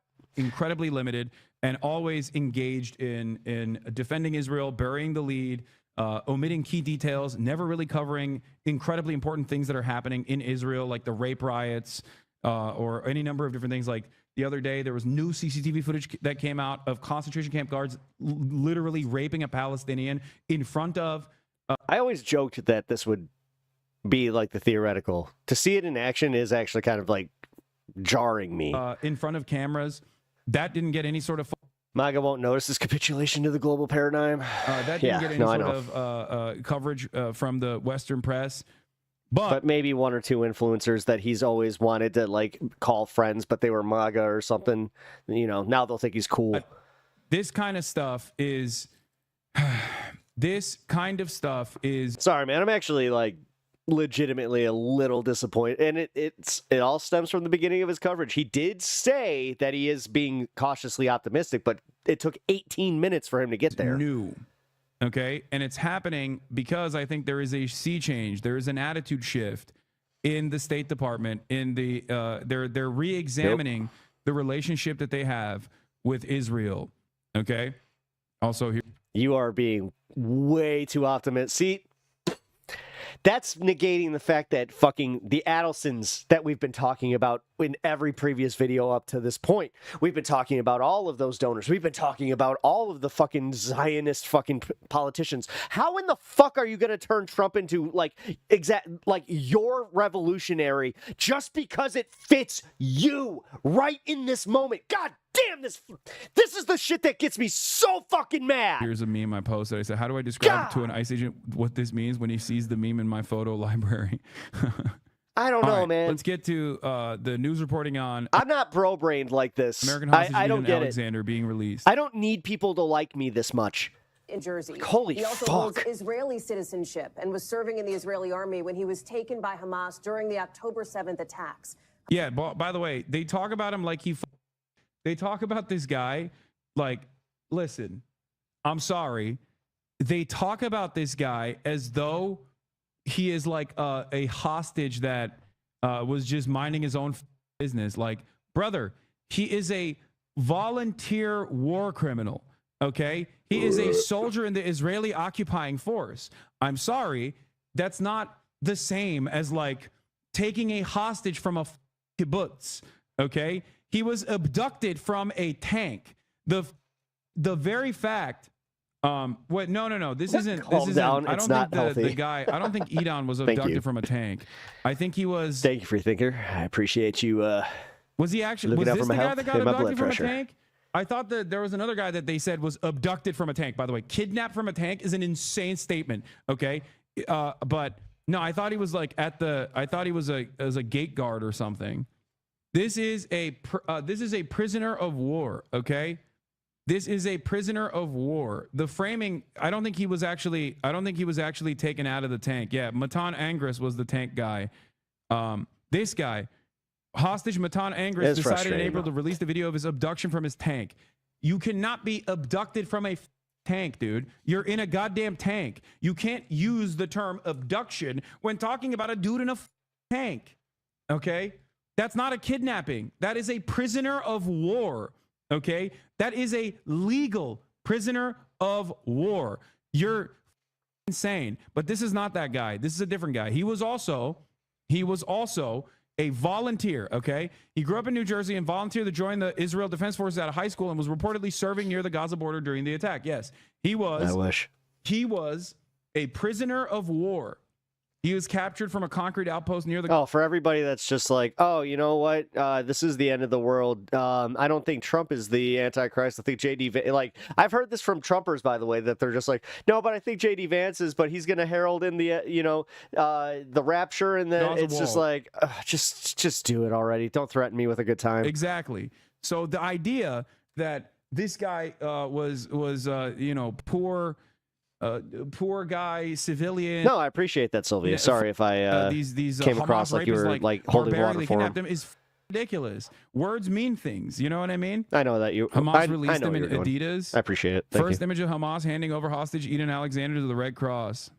This relates to how language is used to describe hostages. I have a pretty hard disconnect between any content creator. Co-host of MSNBC's The Weekend, primetime Catherine Rambo, I asked am Pulitzer happy Prize-winning about that. Palestinian Like, author good. Mosab Abu Toha if he would like to clarify a Facebook post he wrote months ago about the Israeli soldier Emily Damari, who was captured by Palestinian resistance fighters. As someone who doesn't necessarily like stan culture, during the October 7 attacks, Damari, recently freed, had expressed outrage at Abu Toha's Pulitzer. In a letter to the Pulitzer board, she wrote, "He posted about me on Facebook and asked, how on earth is this girl being called a hostage?" Abu Toha, a poet and survivor of the Israeli detention, was awarded the Pulitzer Prize for commentary for his dispatches from Gaza in The New Yorker, chronicling life under bombardment and siege. His recognition marked a rare acknowledgement of Palestinian narratives in U.S. media. Yeah, I'm sorry. You are a soldier. You are an illegal enemy combatant participating in an exterminationist government's genocidal policies. When you getting kidnapped is out of the question. You're not kidnapped. You are a prisoner of war in that process. If we can't consider Israeli occupying force soldiers, exactly. Just tell me when it will be to be enemy combatants, that when so I can sleep in. they get actually detained, we don't think about them as prisoners of war. What the are we doing? Anyway, also this guy is awesome.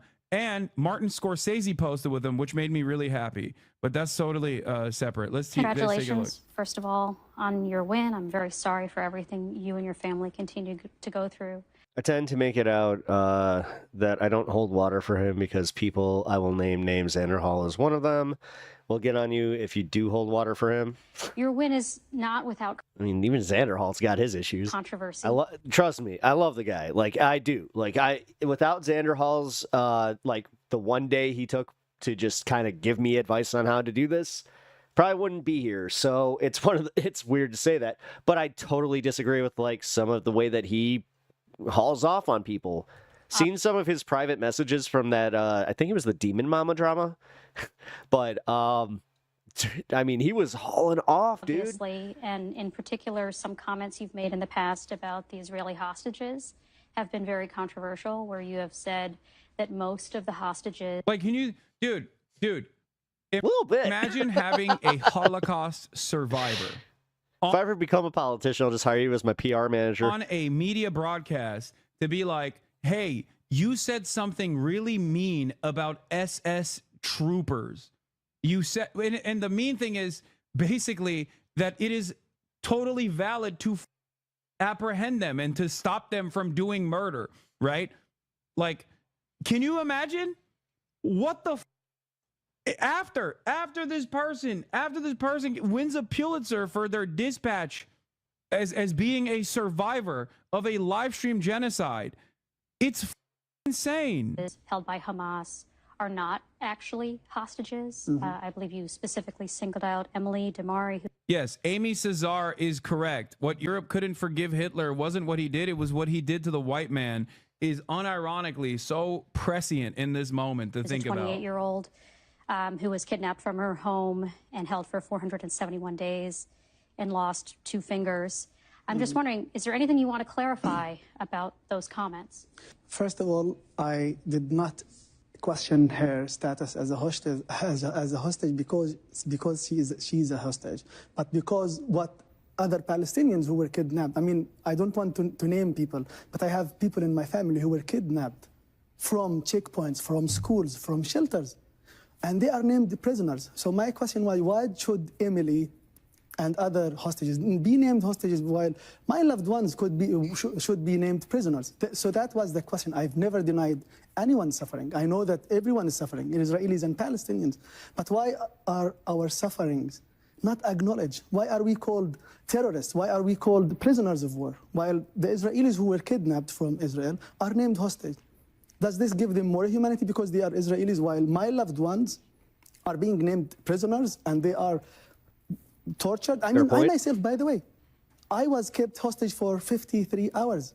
I was blindfolded and handcuffed and was beaten in my face and asked for the Israeli soldiers to see a doctor, and they denied me any medical treatment. So no one is talking about this. Why? They are not acknowledging my suffering. So I questioned, why are they given this privilege of being called a hostage? While I am called in all the social, in all news platforms, I was detained. I was a prisoner. Why? Am I less human? Misinformation that Trump, Allah awaken the people, was an edit is misinformation.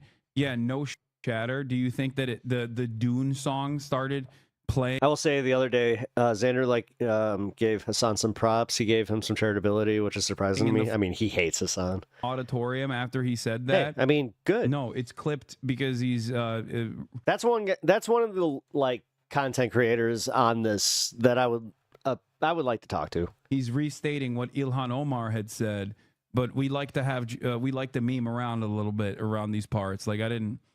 That's crazy that you thought that was like something that he genuinely said, like sincerely said. That's hilarious. It's real to me, damn it. Okay, I will not have this questioned. Donald Trump genuinely said that. He said that, and he was actually being real when he said that. Anyone else? So that was the question. Why? Because it's convenient for you to hear it as real, because anything that guy ever says is genuine. Jesus. See, that's my point. Not the question. This is where I was going earlier. This is why I'm so frustrated. Like, dude, stop. This is... Never wonder how Trumpers became Trumpers, because this is it. Right here. They heard what they wanted, and when he gave it to them, he won their allegiance. He did not talk about any of this. Well, you did criticize some Western outlets for humanizing the hostages. Because we are not humanized. Well, I guess my question to you is, wouldn't the better approach to be to did he just to humanize everyone, to treat all humans? Sorry, I love when people suck through the straw. Just what I'm going through every day. And there's nothing there. Do you know how many members of my family were killed? Oh, I can't deal with this. I can't, these people are barbaric in the way that they shamelessly dehumanize people, dehumanize Palestinians to their faces. It's like, wow, why don't you have more grace for people who have participated in a military campaign against you? Like, all lives matter. All lives matter directly to the face of someone who is victim. Anyway, once again, Common Scorsese W. This made me really happy. To celebrate Mosa Bobotoa's new Pulitzer, the stars came out left and right.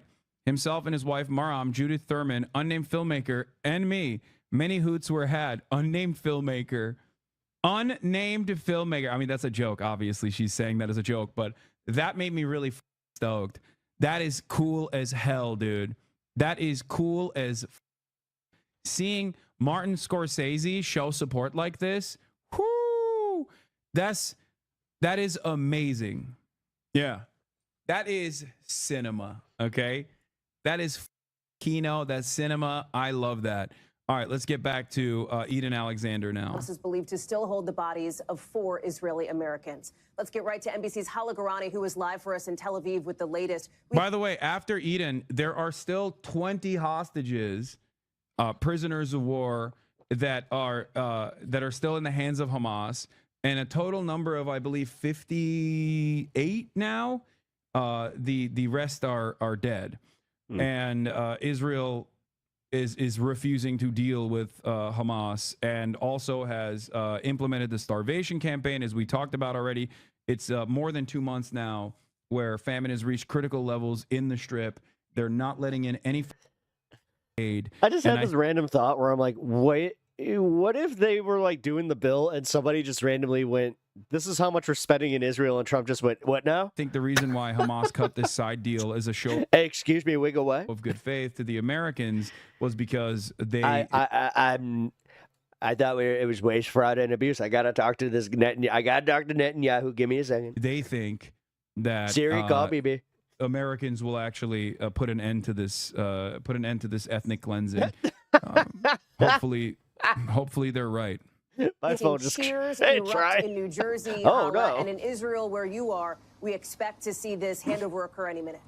Right. We understand that the Red Cross and Red Crescent convoy carrying Eden Alexander Halle is now on the way out, on its way out of the Gaza Strip. From there, Eden will be transported to Re'im Air Base. Dude, don't say dumb shit like this. Just finish watching the VOD to catch up with your detainment stuff. Just crazy. I'm deleting the Twitch app and Discord from my phone when I travel to the U.S. I'm Canadian. Don't want them associating with me and you in any way. Shut the f up, chatter.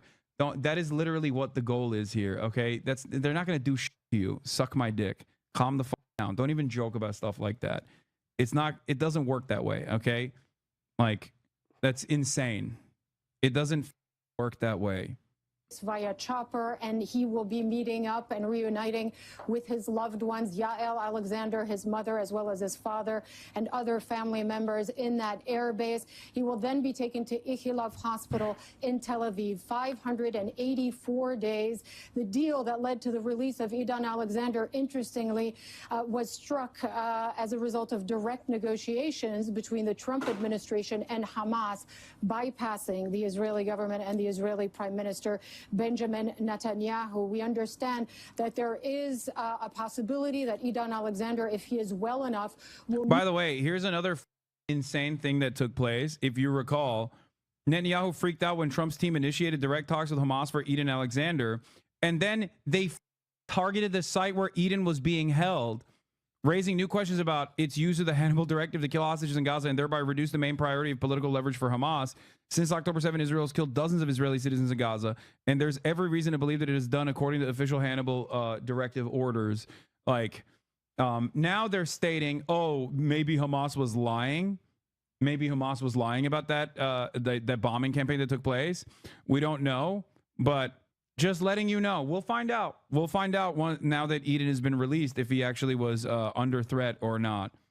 With President Trump, who is starting today a tour of Gulf Arab states in Saudi Arabia, Qatar, as well as the UAE. Eden Alexander, the last living American hostage, and as you mentioned, 4 other hostages deceased are still inside of the besieged enclave. Their bodies have not been returned by Hamas to their loved ones. We believe that potentially there had been a possibility that these bodies would also be media that stated. What's interesting is now you're covering it, American news.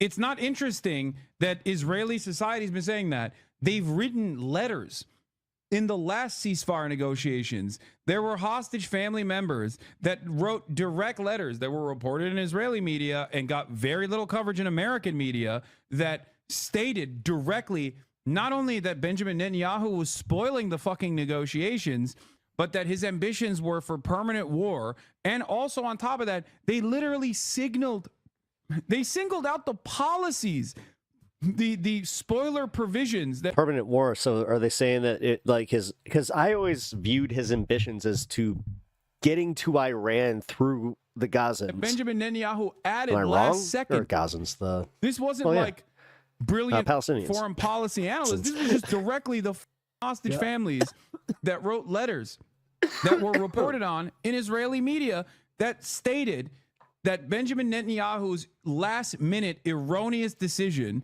irresponsible decision to refuse to remove troops from the Philadelphia corridor is directly done so that they can never engage in real, honest ceasefire discussions to take the hostages out. They wrote this. They said it. The Israeli hostage family said it. It's not new. It's not unique. It's not shocking. And it's only shocking if you are in this insane misinformation bubble where you're not paying close attention to anything that's going on, or rather you're omitting key details in your coverage in an effort to make it seem like what Israel's ethnic cleansing campaign is actually seemingly a justifiable campaign in and of itself. It's not. This timing happen when it is, when you have this release of a hostage taking place without the prime minister having been involved in the negotiations and only, we understand, informed of the result of the negotiations after the fact. Let me go back to Gabe there, who is at the White House for us. And Gabe, it is still a question mark as to whether President Trump may meet with Idan Alexander, depending on his condition, may meet with members of the Alexander family who we know have traveled and made their way to the region here. Talk us through what we expect to see from the president this week, as his administration, his top envoy here to the Middle East, has described this as just a tremendous victory, not just obviously for the Alexander family, but for the president himself. Yeah, certainly. Steve Witkoff, that envoy to the Middle East, been extremely busy over the last several weeks and months, not just with the war in Gaza, but also the war in Ukraine as well. But as you said, Idan Alexander's family potentially could meet President Trump later on this week in Qatar. Unclear if that will happen or not. We understand that that will be up to Alexander's family, as well as the condition of Idan now that he's been released. But this is a major foreign trip, Hallie, for President Trump, the first of his second term. This international trip will include Saudi Arabia, Qatar, and also the United Arab Emirates. And as I was mentioning earlier, trade will be a big part of this trip. Also, this is going to be interesting. I am really interested to see what the Israel lobby does about this. His donors, his biggest donors in the Allison clan there, and the Republican contingent, because is the president going there to seek deals? I don't know, man. Because I know that, like with Laura Loomer, although now it makes more sense why she was pissed. Countries in the Middle East, and we expect I think hers was a bit more, I don't know, on the racist side. I don't know. Again through, it seems like that's kind of where it was motivated from. But there's a lot of controversy as well that we've been hearing. Strain of choice tonight. So. What is my strain of choice? Jack Herrera. I am jumbo jet from the Qatari back on that for a little bit. To serve potentially as the next Air Force One, and then be given to President Trump's presidential library. So we expect questions about that to I'm going to be hitting an indica here in a minute. come up over the next couple of days. Again, we just heard Which, by from the way, President Trump I'm going to be here at the White House. The wrapping president, things up here trying pretty to soon. Make the case that he would be a quote stupid person to reject that jumbo jet because it was a. I ate and I'm painfully full.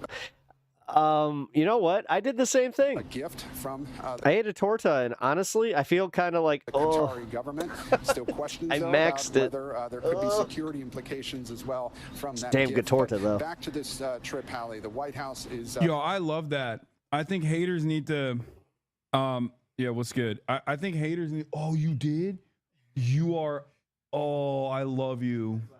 Oh my God. Mwah. Hell yeah. Damn, that's crazy.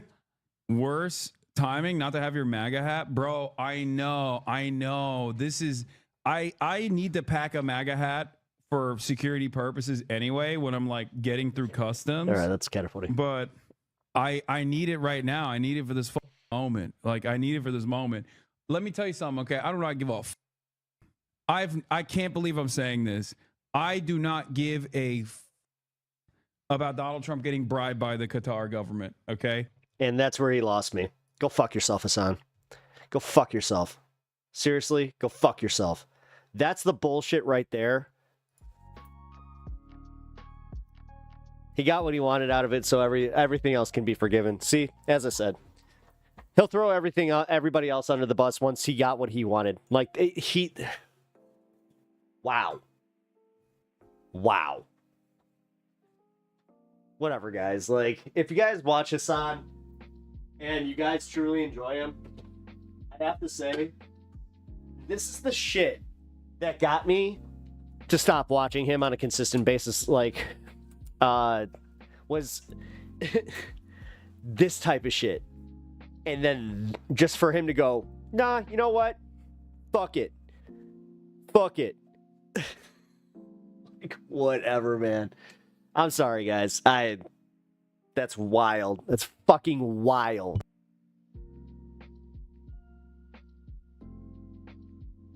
But I guess that's whatever, man.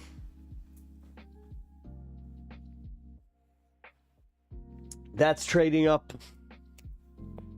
Like, cool, man.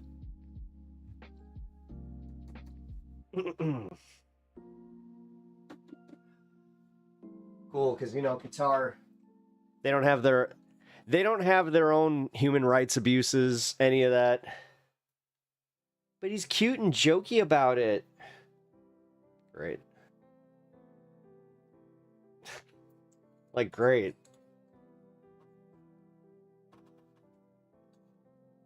The thing is, fucking A, man. No. He's not. Pretty boy privileges. It really is. I guess I'm past my pretty boy phases, so I won't get that. But I'm also not that inconsistent in my fucking belief structure. Like, that's fucked up. And I've been saying that, man.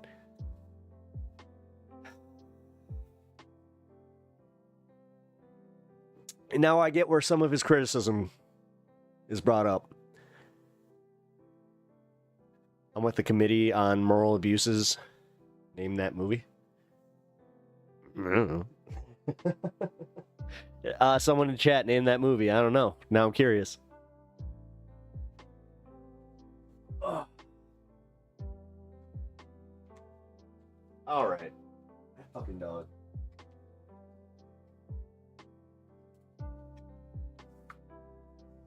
Jesus.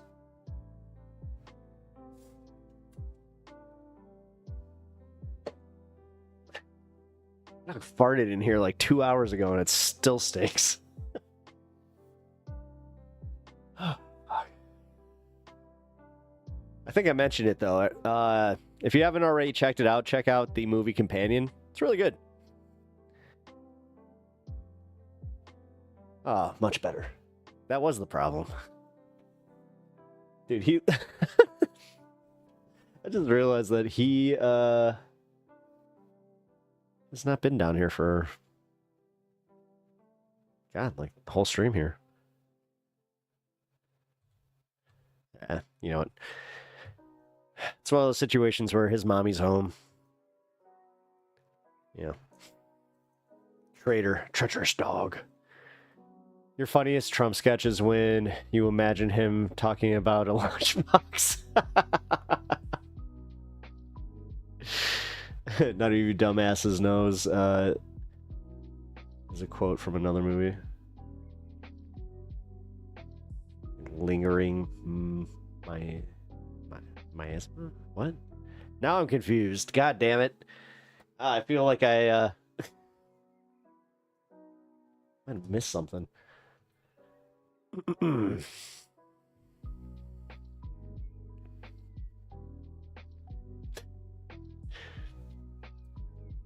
talking about a lunchbox. Does it have the thermos? It has to have the thermos. I like the thermos, especially the one that has a lid, the little lid for my soup. I like to sip my soup. My tiny hands. It requires it to have. It's like the little ones for that. They got the little characters. Wait a minute. Oh my God. Okay. Wait. What is Trump's favorite cartoon? If he has one, looks like a tall can of beer. Oh no. Here, actually, this is my fancy cup koozie. Might have gotten the drink right, but It is not at all. It is deceptive. It's nice though. It fits them. It fits all types of cans. So. Which I just realized I should probably drink my V8s out of those, because that would keep it nice and chilly. I remember you said they hide the lunchbox from him, and yes, where did they hide it?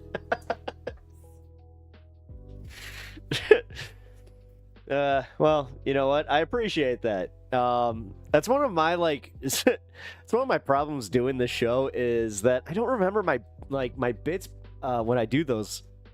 So I appreciate that. I really do, because it's not like when I was doing comedy where I would on the fly do that, but then I'd be like, I have to make sure I remember that. Is that a can in a can? Yes, it is. Hey, I'm gonna dip now. I'm gonna go eat lunch and play my Steam Deck and start up some music. Noise. Yeah, guys. God, I got another 20 minutes until I'm at the top of the hour, but I'm not sure if I'm gonna make that. Cause, yeah, I gotta prep some stuff for tomorrow, so kind of sucks, but. Let's see.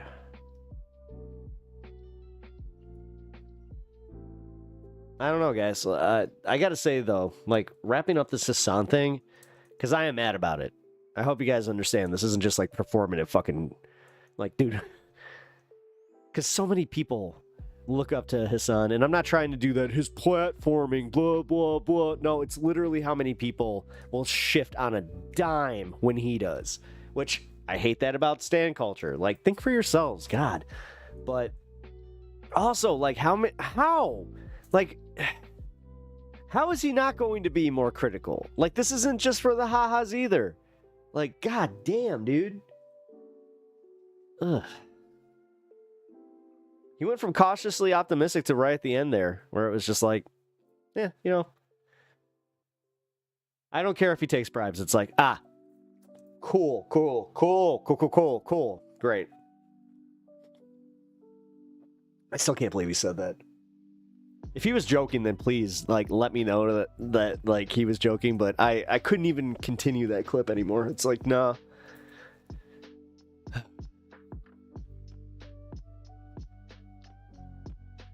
It's kind of funny, though, because somebody said it earlier, where, about winning over MAGA, how he would just be embarrassing himself because they already hate him.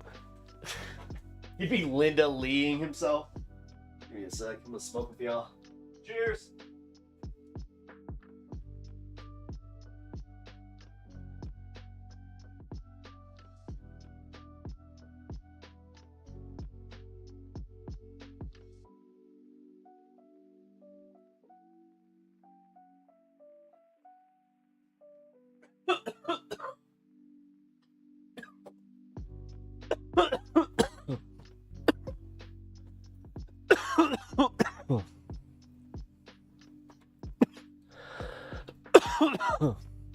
Well, I think for myself when I can let someone else think about the hard stuff. Yeah, I hate that shit. Not here to think for you guys.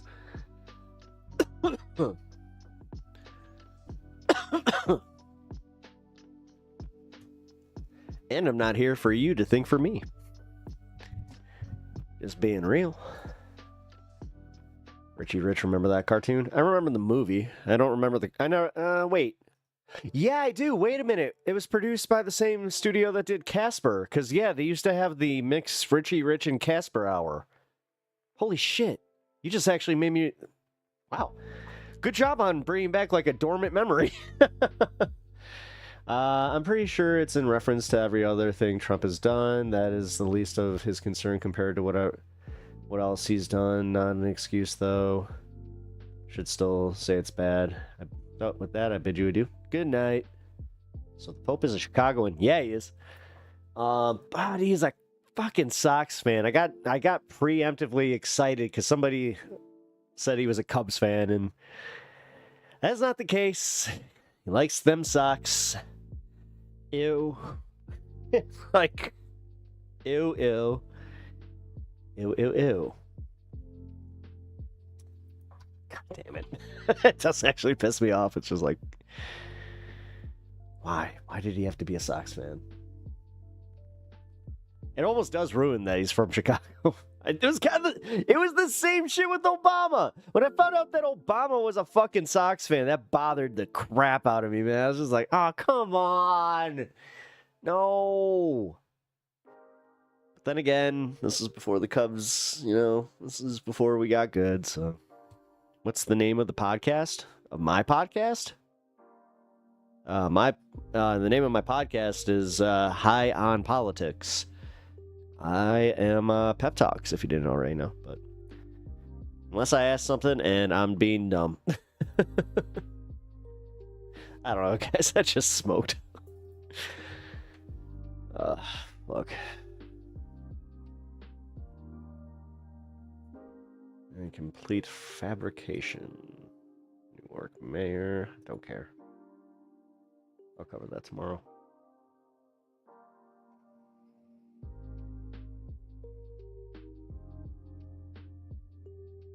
God, Trump goes out of the country and the news like dies. Whatever will they do?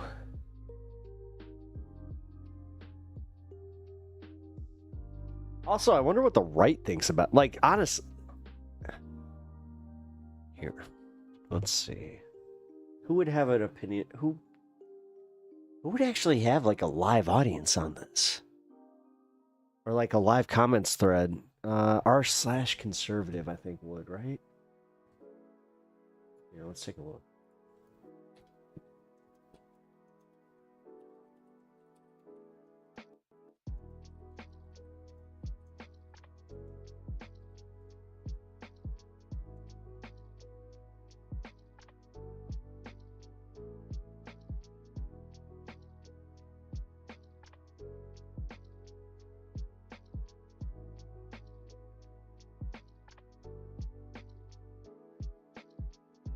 Civil war is breaking out on r/conservative as Donald Trump's hardcore supporters fear from the subreddit that he is pivoting on his long-standing contributions to Israel.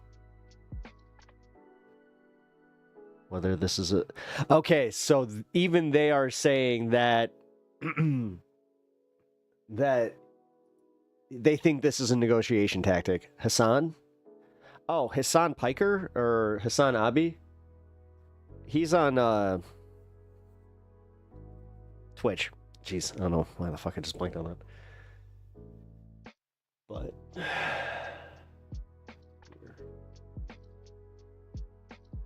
you know what? I think I can stick around for one more video. Let's do uno mas. Something fun. But oh, wait. God damn it. All right, fine. Let's see what Mike Figueredo has to say about this. He knew exactly who the guy was, but he was basically like, he always made it seem as though he was asking certain things that after discovering in the process of that conversation, he would ask additional questions. So this is also interesting to see how like the left immediately frames something like this. He kept saying, "What do you do?" As not that as a job. Like I'm do not you talk part of about it, the whatever. news? And I was like, "Yeah, I talk about the news." And he He's a kept gangster. saying, "Okay, Are you serious? Like it is the year of our Lord 2025, and you are still using references of our Al Capone days from damn near 100 years ago." So All right. when you talk about the news, do you talk about the war?" And I was like, "What do you mean by that?" He's like, "Do you talk about Trump?" It's gonna take a lot more than his followers, for his followers to drop him. Trump is gonna keep doing little things to keep his base happy until he doesn't need them anymore. Plus, his base will keep defending and him. that was the first time where I was like, well, again, this is where like I think it was during his first administration when I knew he wasn't an actual Republican because I remember him being on Howard Stern and being like, "No, you know what? I've always voted Democrat. I donated to Hillary Clinton. I've always had donors. They were at my wedding. You know, Hillary was at my wedding." Like people just forget this shit, and then all of a sudden, just he pivoted on a dime and was just like, and he did it because they're more useful. They're idiots. He said this. He said this on Howard's show where he was just like, they're totally easier to manipulate. What the f is this question? Like, I literally straight up told him, I was like, why are you asking me this? Like, I was like, what does this have to do with anything? Yeah, they asked me about my fucking Twitch bans, chat. It's not even a joke. They asked me about fucking Twitch chat, like Twitch bans. The reason for why they're doing that is, I think, to try to create an environment of fear, to try to get people like myself, or at least like others that would be in my shoes that don't have that same level of security, to shut the fuck up. And for me, I'm going to use the privilege that I have in that moment to try and see what the fuck they're doing.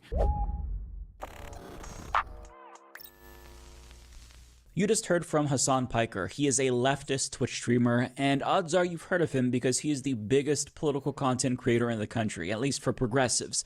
But he was detained over the weekend by CBP and questioned about his political opinions.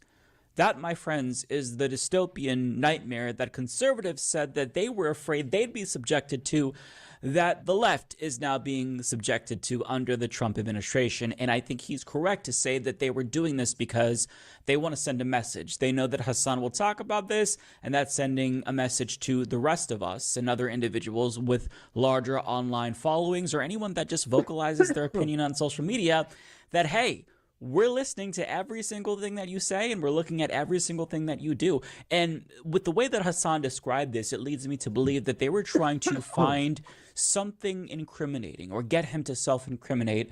And just in case you don't know, Hassan is an American citizen. So we have an American citizen getting detained and questioned upon his re-entering the country because he espouses anti-Trump views. So this is a little bit troubling, right? And as attorney LOL Overruled pointed out, DHS flagging and detaining one of the U.S.'s largest left-wing voices for their political opinions, while the Trump administration suggests they might suspend habeas corpus, does not portend well for the future, I'll say. And this is obviously authoritarian. And I feel like I'm becoming a broken record because every single week I feel inclined to point out, hey, this thing that Trump is doing, this is what dictators do, this thing is what authoritarian regimes do, this is overtly fascist. But I mean, for those who don't understand how serious this is, Bassem Youssef, he's basically the Egyptian version of Jon Stewart, and he had a comedy show in Egypt. And he was questioned by the regime because he was criticizing them. He is now an American citizen, and he's talked about his experience living in an authoritarian regime and how he's thankful that in America he's free to say what he wants. So somebody who, in part, left their country because they couldn't do journalism has arrived at a country where the same thing is happening here, where something that only once happened in authoritarian regimes is now happening here in the United States. Because we have the First Amendment, and one thing that's great about that is no matter who's in power, typically we have the freedom to criticize that administration, vociferously so. But now they're very clearly sending a message to people like Hassan and people like myself and anyone else that, hey, we're listening, we're watching. Now, Hassan is taking this in stride. I don't think he's super rattled by it. He tweeted out yesterday, I got stopped by CBP at Global Entry for additional questioning. I'm out. It wasn't that bad. Very strange experience overall, though. And the next day, he streamed and talked about this. That's the video that you saw. You know, he describes the questions that he was asked. Like, do you think Hamas is a terrorist organization? And he just kept answering. The State Department views Hamas as a terrorist organization. Just questions that are completely irrelevant for a U.S. citizen. I'm not even trying to be like condescending or anything like that. Like, good job on him. About like, these political issues. Something He's a like United that States happens. citizen. Use it. Move on. Let him in. But they didn't want to. Now, he talks specifically about smears that have been levied against him by slop tubers like Ethan Klein, smears that equate Hassan with terrorists. And he explains how the questions that they were asking were things that were brought up in the content nuke that Ethan Klein and individuals like him have been saying about Hassan Piker. So let's just listen to what he has to say, and then we'll reflect on this when we come back. One thing that I will take note of that I thought was very interesting was the fact that a lot of the shit that, like, the Ethan Kleins of the world have like cried about over and over again were unironically brought up in that fucking conversation. I was shocked. Okay, not like the bleach sword, obviously, but like the Houthi. Like, did you interview a Houthi? It says here that you interviewed a Houthi. And I was like, or was he actually a Houthi? And I was like, he's not. You can look to all of the reporting that came out afterwards and before I interviewed him that he is not a Houthi, that he is a regular Yemeni citizen. And I said, like, his name is Rashid al-Haddad. He is not even a Shia. And the dude, luckily, again, Iraqi, went, oh, yeah, that's right. That's a Sunni last name. Al-Haddad is a Sunni last name. So he must not have been a Houthi.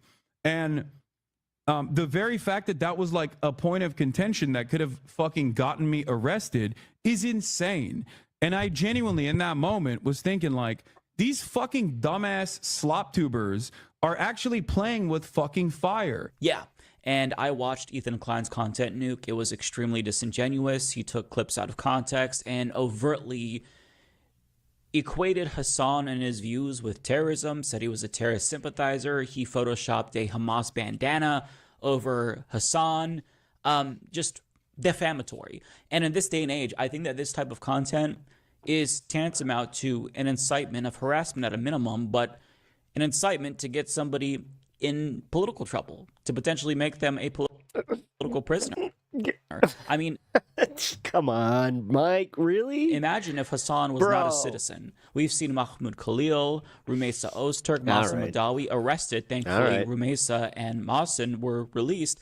But like, if Hassan had said all of this, but he were not a citizen, that type of content, those type of accusations that Ethan Klein levied could plausibly get Hassan detained. But since he's a citizen, they didn't detain him. But I mean, who knows how long citizenship is going to protect people like Hassan or anyone else for that matter. Oh my God. This is the stuff that honestly, I'm not going to like play into as much as I want to like be cautiously, optimistic or pessimistic even about what's going to happen in this administration and what they're going to do with free speech and all this shit.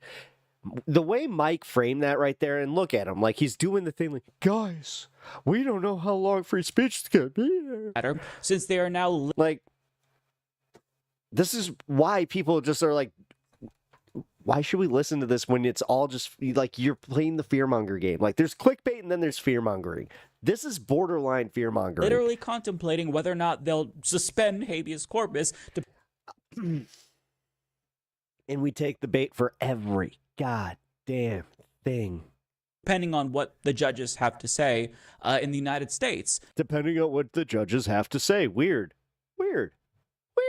It's almost like, I don't know. I'm pretty sure that the even the Supreme Court's not cool with just suspending habeas corpus with a invasion clause. And since I'm bringing this up, we should probably listen to what's... Bro, again, dude, you do this thing where like it's so convenient just to be like to skip over that where it's just like, but are they serious? Stephen Miller had to say about this because he's not, insinuating that... Dude, Pee Wee German is literally the like he does this every day. He says another Nazi talking point, and we're supposed to all go, see?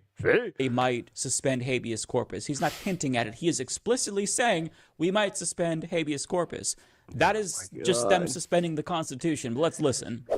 Well, the Constitution is clear, and that, of course, is the supreme law of the land. Yeah, weird. That the and you want to suspend privilege of the writ of habeas corpus can be suspended in a time of invasion. So I would say that's an option we're actively looking at. Look, a lot of it depends on whether the courts do the right thing or not. Troubling shit. So to go back to what Hassan was it is troubling. Saying about Ethan Klein, in this climate. But I'm not going to pretend that, like, they're just going to do it. Under this administration, we now know that these types of defamatory accusations of you being a Hamas supporter... It is getting frustrating because... I get it, man. I'm supposed to like make you all afraid and bring more views to my channel, but I'm not going to do that. Or a sympathizer because you're against genocide. That right there is incitement. It's defamatory. It is downright dangerous.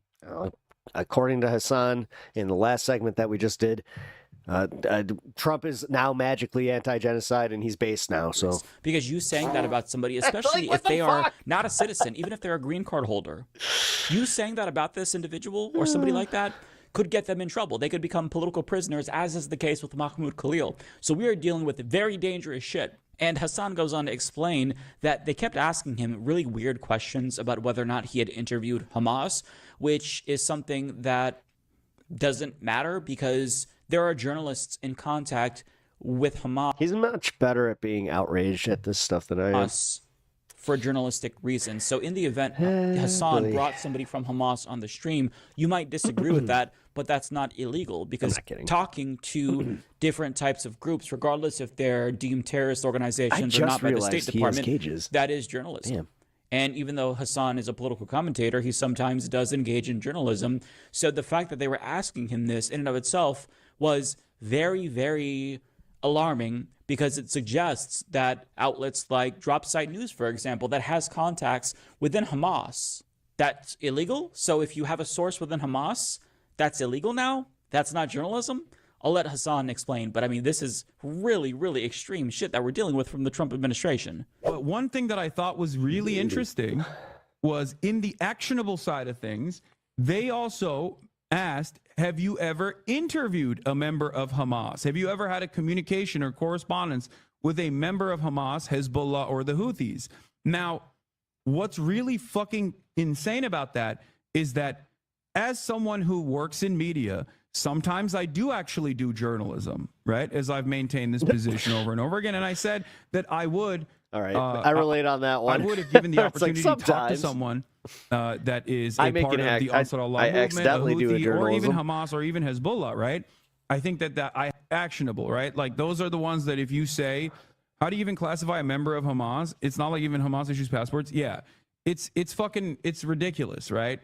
But that is the part where they were like, if you answer yes to any of that, that's when, you know, there's like actually illegal stuff in there. Having said that, there is one part of it that wasn't illegal, which is being in communications or being in contact with someone in Hamas. Like that is a part of journalism you actually can do. It's fucking ridiculous. Like you can interview ISIS. Like what are we talking about? The notion that this would be an issue for the Customs and Border Patrol is fucking ridiculous. Okay. Now, to go back to Hassan's point about slop tubers who are lobbing these defamatory claims against content creators like him, you know, Asmongold, now the largest political streamer, period, but he's a right-winger, recently accused Hassan of materially supporting, I believe, Hamas. It was terrorist groups in general, but I think he singled out Hamas. Don't quote me on that. But I think that them trying to figure out if Hassan was in contact with Hamas would have hopefully gotten him to self-incriminate so they can say, oh, he's materially supporting terrorism. But I mean, as a citizen, how the fuck do you materially support a terrorist? That doesn't even make sense. And I'm making a little bit of a logical leap, so I understand that this is conjecture here.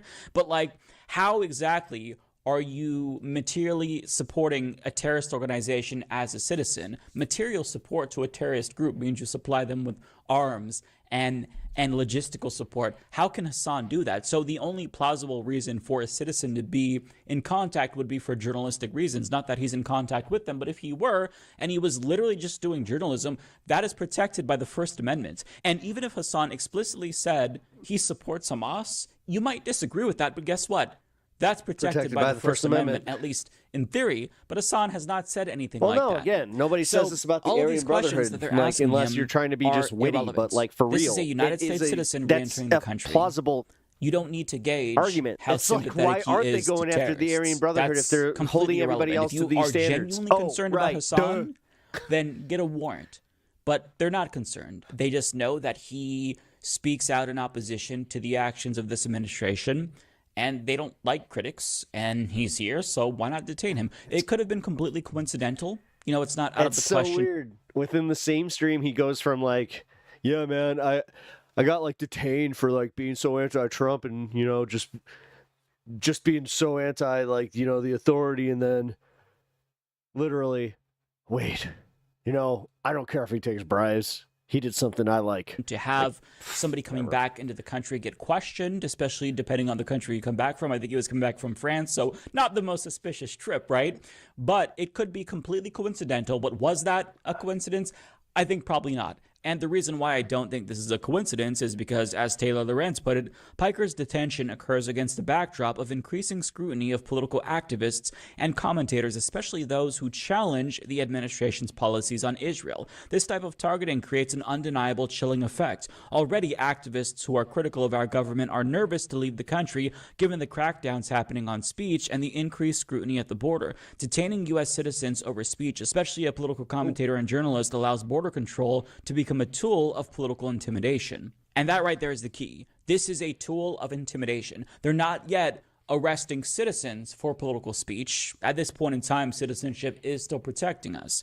But I mean, that day is makes me wonder if when I travel, will I be dealing with this? going to end probably in the near future. I think. Although I'm not going to be going. I think we all see it because the fact that they can do this to somebody like Mahmoud Khalil, a permanent resident, he's still detained, by the way, means that this can happen to everybody else. So I don't think that it was a coincidence that Hassan Piker was detained. I think that this is something that they are doing to foster fear, to intimidate people, to get people to shut up and be quiet. Now, in all honesty, this could have gone a lot worse for Hassan, and I'm glad things weren't as bad as they could have been.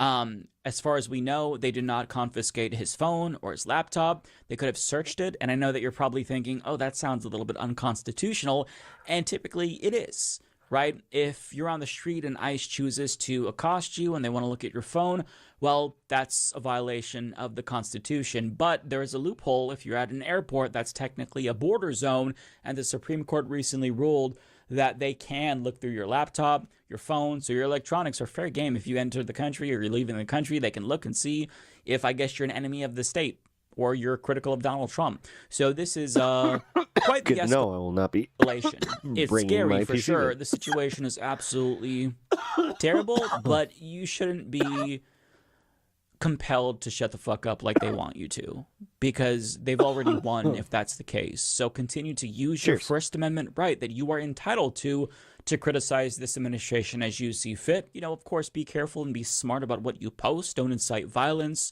or hate, but just simply be honest. You can criticize this administration. That is your First Amendment right to do so. So if you self-censor and you shut up like they want you to, you're letting them win.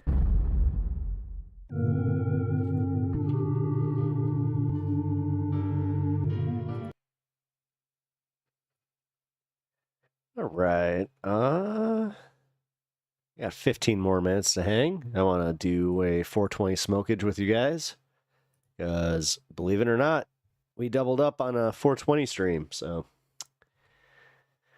you know what that means? They're arresting Democrats. All right, guys. So let's talk about the fact that the regime is now officially arresting Democratic politicians. Perfect. It's happening. So, as you all know, they crossed a big, bright red line recently when they arrested a judge. Now they're arresting Democratic politicians. So this happened on May 9th, and the Newark mayor is a guy by the name of Ross Baraka. And he was arrested at the Delaney Hall Immigration and Customs Enforcement Detention Center in Newark. So the backstory here is that this is a relatively new ICE center that opened in Newark.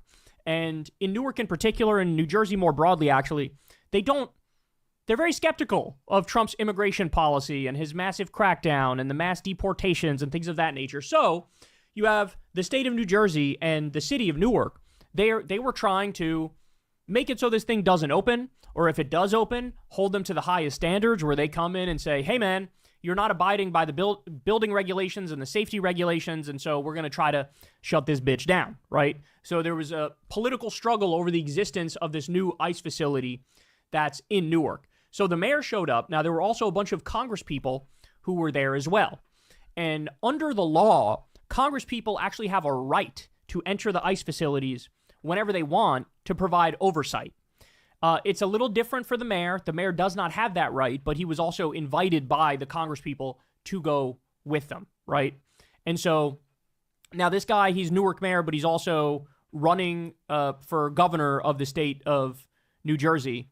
And he's been a vocal critic of Trump's immigration policies and the mass detention and the mass deportations. So they all show up there, and it's this protest, and they're doing this event, right? And everything seems to be going fine. But at a certain point, it gets a little chaotic because you have, I think there was a bus that included some of the immigrants, the new immigrants that were going to be detained there. They showed up. So it got a little crowded, got a little hectic. There was a confrontation at the gate. And then seemingly all hell broke loose. Yeah. And they arrested this Democratic mayor. And now they're also threatening I noticed that we were like that much to closer. arrest I was others. Like, So here, I screw it. have some videos for you. It's kind of hard to I can determine do a what's going on 20-minute here. vid. But here, let's watch and we'll break it down as we go.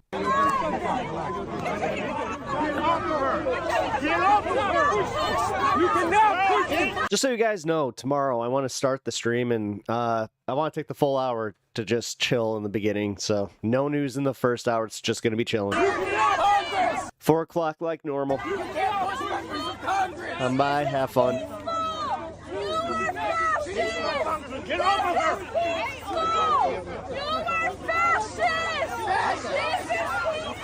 I'll be elaborating more on the Hassan stuff tomorrow, because I have a feeling this is going to be a lot of discussion.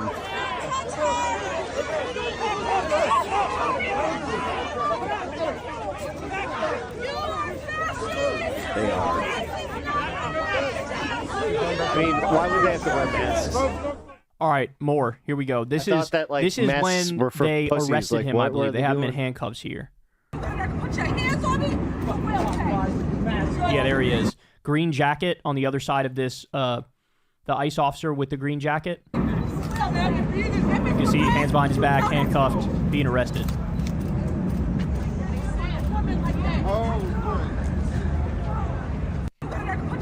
So the mayor says, he was like, look, nobody ever told me to move.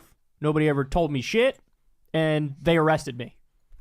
So you could see there was a bit of a confrontation at the gate. Again, the Congress people have a right to be inside the gates. They have oversight abilities where they can go in whenever the hell they want. Right? And they were doing an event. They were protesting. This guy ends up getting arrested. DHS then confirmed to Axios that they're considering arresting Representative Bonnie Watson-Coleman, LaMonica McIver, and Rob Menendez, not the one that's in jail, his son. Watson-Coleman's office says they reviewed the body cam footage and that it proves. Oh yeah, that's one of our guys. Nobody assaulted. They're claiming, yay, Chicago. These old female congresswomen assaulted them. That's what they're claiming. All right, more video. When he was getting arrested.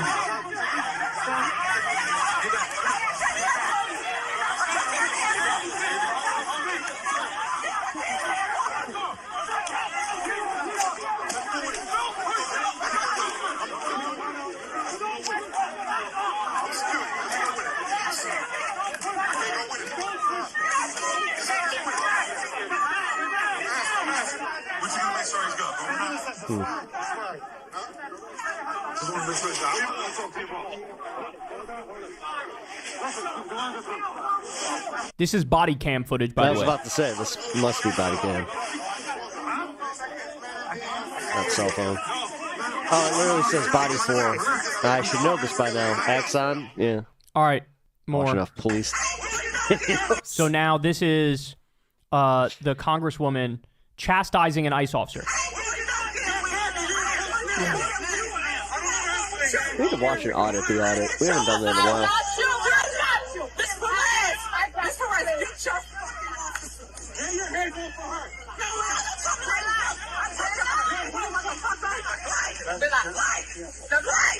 I like the police policing police. Or actually, the people policing police. That's what I meant.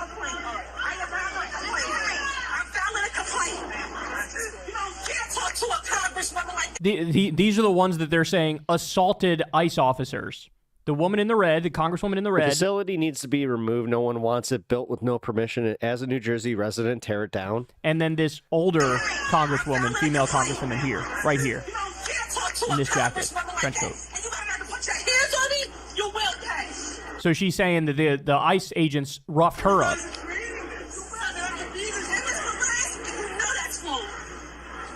So look, what went on here looks pretty straightforward to me. It looks like you had a protest going on, right? It had the mayor of Newark and a bunch of Congress people there. You know who's not protected from all these unconstitutional actions that Trump is carrying out. The people doing them. Congress people have a right to be inside the gate, right? We need to remember every single one of these people, and even if they have masks, we need to, like, there needs to be oversight. And if there isn't, then holy shit. The mayor technically doesn't, but he was invited by the Congress people. So he was inside the gate as well. They were giving their speeches. There were a bunch of protesters there. Sorry, I said I wasn't going to do the fear-mongering the ICE agents thing, were like, enough of this. Enough of this. We went from that to watching a mayor just get arrested. So I'm like, oh, shit. What do you have? First Amendment rights to protest? We're not going to allow it. And then, Wait, whatever. You had the bus show up that this? had immigrants that were being detained there. Because I have a feeling he's not, like, until the very end of this, he's going to just, like, brush it off, or he will not tell us. But do you know if the mayor, like, got let off right away, or so all this what's was going on? At the Is gate. the congresswoman suing? So it seemed like there was a confrontation over that. It was a little chaotic, a little bit hectic, and they ended up arresting the mayor, which there's no evidence whatsoever. What, really? A congressperson and the mayor showed up, and they were ready to, like, punch armed ICE agents in the face? Like, who the fuck are we kidding here? So they committed the number one crime in America, which Protesting. was disobeying authority, which was calling out law enforcement, protesting on their territory to talk about their abuses, right? And he ended up getting arrested as a result of it. That's what happened. And now they're claiming these elderly congresswomen, we're going to arrest them and charge them with assault. Can we just call this what it is? This is fascism.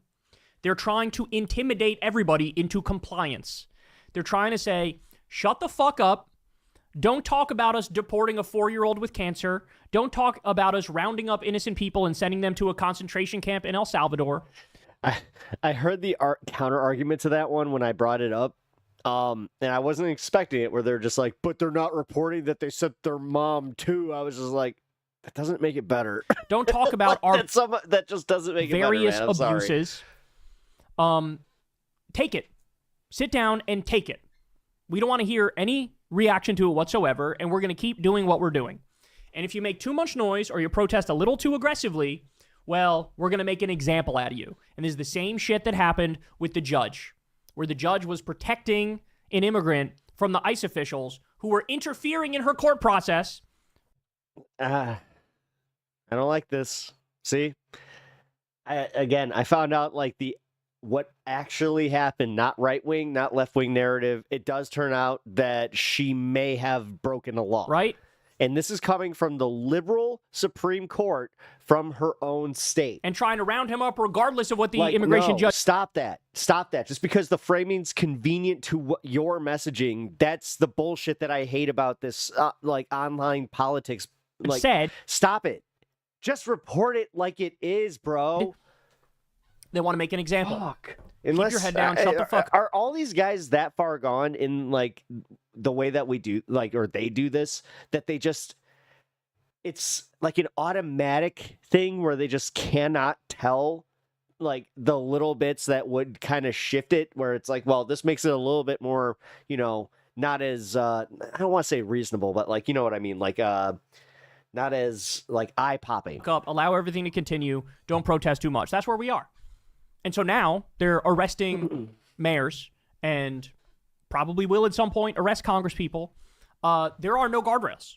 There are no guardrails left. Now, of course, he was since released. He went on CNN. He did an interview. He told his side of the story. He was like, hey, dog, I showed up. I gave a speech. Nobody at any point ever told me to move. They wound up arresting me because, again, these are power-hungry freaks.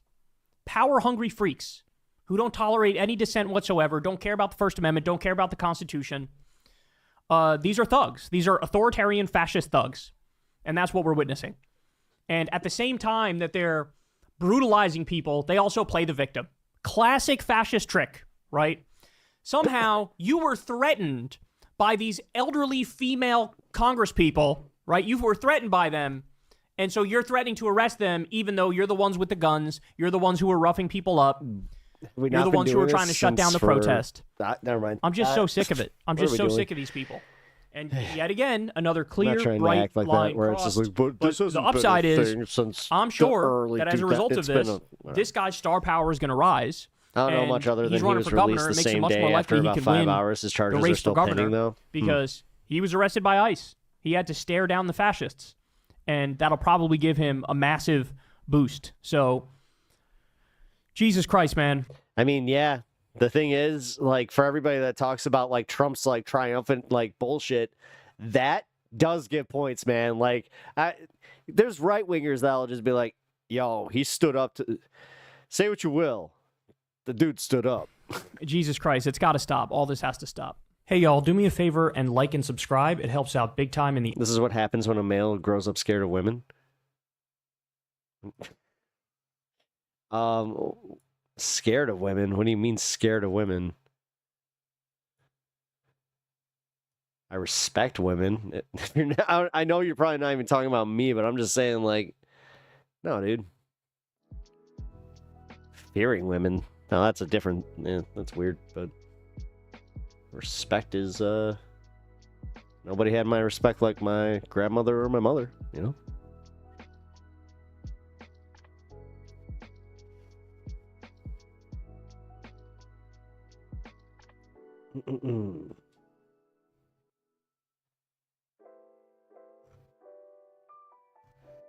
All right.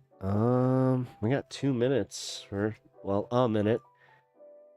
So, here, I'm gonna start shutting this stuff down. Let's see, who we going to raid? First off, I'm gonna change this to just chatting. VOD. All right, we got 1 minute until smoke time.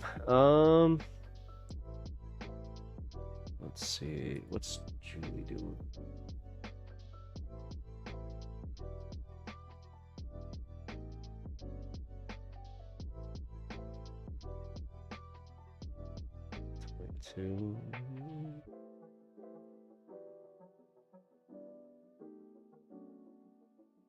Ooh, Skid's watching Trigun. We're going to go to Skid. All right, guys. Load up. 10 seconds. Oh, never mind. Not 10 seconds. I forgot. Which is behind.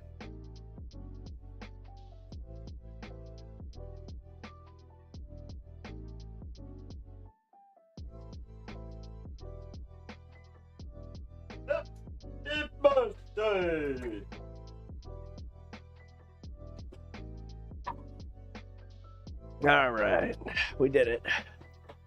Protesters were arrested today, though, but other than that, I would have to read more on it.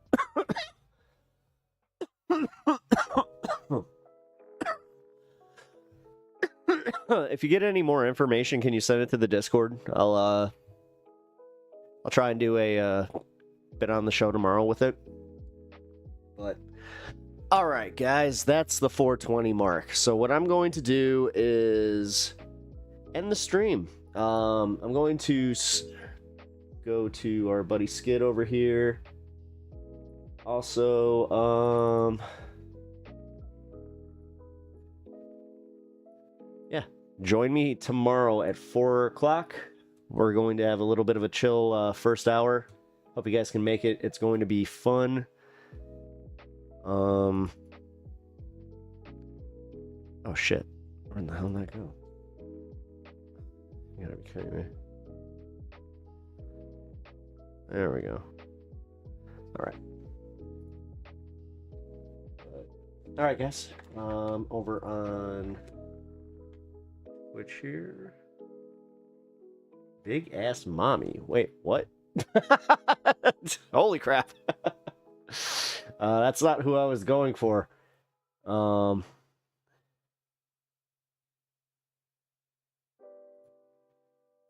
Res. Ah, screw it. We'll go with Res. He's got something fun going on.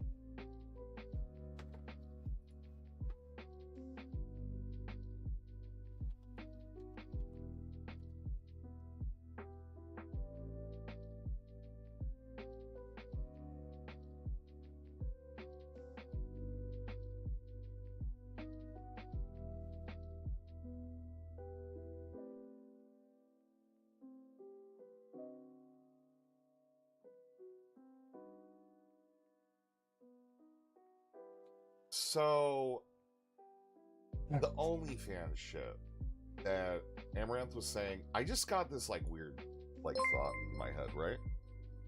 Yo! Pep Talks TV. Good afternoon, love you. Welcome in. Thank you for the raid. I don't know who you are, but I'm sure you're fine. You seem... Let's take a look. Let's find out. Let's find out. Okay? Uh-oh. Find out real quick. Alright, I'm curious. Alright. Will I make fun of you immediately after meeting Oh you? no. Who knows? Will he make fun of me No. immediately? No, you gotta turn your stream off. Oh God, you gotta turn your stream off. Okay, cool, good. Oh no. You have Will to he turn make your fun of stream me off, buddy. immediately? You gotta turn your stream off. That's all you gotta do. If you don't turn your stream off, I can still see you. I am looking at you on my stream. I don't know what you're doing. No. Oh God, I can hear it in my voice. Oh no. I just found you, Too. yeah. This is horrifying. Oh God. Oh. I don't know what you're doing. You gotta click the stop streaming thing on OBS. That's All right. No, I appreciate it. All right, cool guys. Well, take care. Cheers, guys. I will see you all tomorrow.